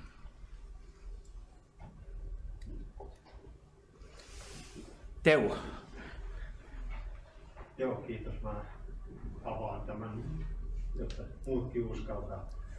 Minulla on 2 kommenttia tai kysymyksiä. Jatkaa tavallaan siitä, mihin Arto lopetti ja yrittää toisaalta koota vähän yhteen sitä, mitä mulle jäi tässä epäselväksi. Eli ensimmäinen, mä jäin miettimään sitä uskonnonlukutaidon käsitettä. Tässä tuli tavallaan esille se, että siinä olisi se tiedollinen puoli, johon Kati viittasi, ja kokemuksellinen puoli, johon jo päivällä viitattiin ja Pekka nosti esille. Mutta sitten se mun päässäni se ongelma edelleen on se, että niin kuka määrittelee sen lukutaidon kenelle? Kuka sanoo, että mun uskonnon lukutaito on hyvä tai huono tai jotain muuta? Se on aika subjektiivinen näkemys. Tietoa voi mitata niin kuin jollain tavalla objektiivisesti, että onko Hiroshima Japanissa vai Kiinassa vai jossain muualla. Mutta sitten kokemuksellisesti, millä mä mittaan sen, että onko jonkun muun kokemus aito vai ei? Ja ymmärränkö mä sitä? Ja sitten se toinen, tämä dialogikysymys, jota mä oon itsekin pohtinut tässä muutaman vuosikymmenen ajan. Mun päässäni se liittyy osittain tähän Pekan nostamaan vähemmistökysymykseen sillä tavalla, että mun oma kokemus on se, että vähemmistö joutuu aina selittämään, miksi se tekee näin. Tai siitä kysytään, tai sitten sen oletetaan, että se tietää kaiken siitä omasta vähemmistökulttuurista. Enemmistöltä harvemmin ruvetaan tenttaamaan tätä. No, tämä on vain aasinsilta. Se varsinainen pointti on se, että tässä puhuttiin mun mielestä dialogista niin kuin kahdella tavalla. Toisaalta dialogi on niin kuin perinteisesti Platonista alkaen, jos länsimaissa pysytään, keskustelua jostain ennalta valitusta teemasta. Ja siihen viitattiin tässä jossain muodossa ja todettiin, että se kouluissa ei niin kuin kokonaisuudessaan toimi, mutta se voi toimia jossain tällaisessa tapauksessa, kun on joku spesiaali juttu, jota pitää ruveta käsittelemään. Eli silloin on ikään kuin tilanne antaa sen teeman, josta pitäisi keskustella. Mutta onko se dialogi? Se, että me selvitetään, että mistä on kysymys. Ja sitten se toinen puoli on se, että jotta me voidaan keskustella sillä tavalla, että sillä on joku, sanotaan, tässä on implisiittisesti minusta ollut se ajatus, että dialogilla on tavoite lisätä keskinäistä ymmärrystä, keskinäistä hyvinvointia, empatiaa, whatever. Ja mä allekirjoitan sen kaiken, mutta niin kun se ongelma musta on se, että millä luodaan ensin sellainen henki johonkin yhteisöön, on se sitten luokka, koulu tai joku vielä isompi yksikkö, että siellä niin kun lähdetään mukaan siihen ajatukseen, että joo, me halutaan ymmärtää toisin. Vai onko se tätä EVVK:ta? Ei voi vähempää kiinnostaa. Että musta on mukavampi hengätä kavereiden kanssa ja välillä tapella jonkun muun kanssa tai tehdä mitä milloinkin. Joo, kiitoksia. Kiitos. Saanko mä vastata? Ole hyvä. Mä avasin tuon dialogia semmoiseksi, että meillä on hirveän, että meitä sekä sopii, miten me määritellään dialogi, koska meillä on hirveän paljon erilaisia tapoja määritellä dialogi. Ja käytännössä dialogissa painopiste on ollut useimmiten jossakin tietopohjaisessa eksperttidialogissa. Jos puhutaan uskontodialogissa, se on hirveän usein ollut piispat tai uskontodialogi. Mutta viime vuosina on ryhdytty painottamaan myös ruohonjuuritasotoimintaa ja toisaalta arjen kohtaamisen tärkeyttä. Se on painottunut ihan kansainvälisessä puripiirien toiminnassa. Ja dialogilla voidaan ainakin mukaisittaakseni tarkoittaa ehkä eettistä, filosofista tai keskeistä teologiaa oppia, mutta myös tämmöistä tavallaan toimintaa ja kansainvälistä verkostumista tai tavallisten ihmisten jokapäiväistä elämää. Se on minusta hirvittävän tärkeää, tavallisten ihmisten jokapäiväistä elämää. Ja meillä on olemassa erilaisia dialogimuotoja. Yksi on inhimillinen dialogi, jos kohdataan ihmisiä yhteisymmärryksen etsimiseksi tavallaan eksistentiaalisella tasolla. Ja toinen on spirituaalinen dialogi, jos etsitään itsensä toteuttamista esimerkiksi moniuskonnollisten rituaalien kautta. Ja sitten on olemassa sekulaari dialogi ja sitten on olemassa diskursiivinen dialogi. Tämä löytyy mun mielestäni sellaisesta artikkelista, kun mä ja Heidi ollaan joskus kirjoitettu. Ja tässä on niin aika paljon niin erilaisia näkökulmia, mitä me tarkoitetaan niin dialogille. Ja mä ymmärrän toi vähemmistön näkökulma niin omalla tavallaan, mutta sitten mun täytyy ottaa huomioon, mun täytyy sanoa niin semmoinen asia, että täällä keskustellaan, jos me puhutaan koulukontekstista, niin kouluhan ei ole uskonnollinen yhteisö, siis sillä aikaa uskonnolliset yhdyskunnat ja muut vastaavat, vaan koulu on yhteiskunnan pitämä paikka, missä erilaisia, tällä hetkellä on erityyppisiä katsomusopetuksen muotoja. Mutta toisaalta mulla on joskus niin sellainen olla, että meidän vähemmistöt ei ymmärrä, tai vähemmistöjä on vaikea hahmottaa sitä, ja meillä on täystyö niin tässä suomalaisessa yhteiskunnassa, joka on aika sekularisoitunut, pitää ylipäätänsä jonkunnäköinen uskonnon opetukseen ja katsomusopetukseen sisältyvä näkökulma niin osana koulukasvatusta. Se on hirveä haaste itse asiassa oikeasti, ja se on hirvittävä niin iso, koska mä koen, että sekularisaatio on kaikkein suurin niin uskontojen ja katsomusten vastustaja tällä hetkellä. Se ei tule niin siitä, ja jollakin tavalla siinä mä ajattelen, että meidän nykyään katsomusopetuksen päämäärät on muuttunut hirvittävän paljon jostakin 20-luvulta, jolla meidän nykyinen katsomusopetus niin rakenne on tavallaan niin luotu ja kehitetty. Meillä on aivan erityyppinen kulttuuri-ilmapiiri, aivan erityyppinen konteksti, ja tavallaan myös katsomusopetuksen tavallaan niin tehtävät ja tavoitteet on muuttunut ja uudistunut tosi paljon. Ja mä alkanut myös tuntemaan hirveän huolta semmoisesta asiasta. Meillä on valtava määrä lapsia, se on ihan kasvava määrä lapsia ja nuoria, jotka ei osallistu minkään katsomusopetuksen muotoon koulussa. Ja jollakin tavalla mä ajattelen, että heidänkin pitäisi saada nämä dialogin valmiudet. Ja tämä on niin mielenkiintoinen asia, että miten me hoidetaan tämä niin kysymys yhteiskuntana ja miten me rakennetaan niin semmoista yhteiskuntaa, missä kaikki saisi jonkun uskonnollisen ja katsomuksellisen yleissivistyksen taso, jonkun lukutaidon taso niin osana koulukasvatusta. Ja mä sanoisin vielä tuosta uskonnon lukutaidosta, niin sehän tulee lähellä modernia käsitys, niin varmaan multimodiaalisesta niin symbolien ja tämmöisten signum, tämmöisten niin lukutaidosta. Että se pitää määritellä hyvin laajasti ja hyvin tämmöiseksi niin moniulotteiseksi käsitteeksi. Mutta kyllä mä sitten, jos mennään siihen Marta-esitykseen vielä, missä puhuttiin siitä Worldview, niin maailmankatsomuksellisesta opetuksesta, niin kyllä siellä puhuttiin, että siinä on olemassa hirveän paljon tietoa. Ja kyllä me voidaan olettaa, tähän tulee myös hyvin lähellä semmoista käsitystä, millainen on niin katsomuksellisesti sivistynyt ihminen. Mitä joskus Edward Cox määritteli joskus 170-luvulla, millainen on katsomuksellisesti kasvatettu tai sivistynyt ihminen.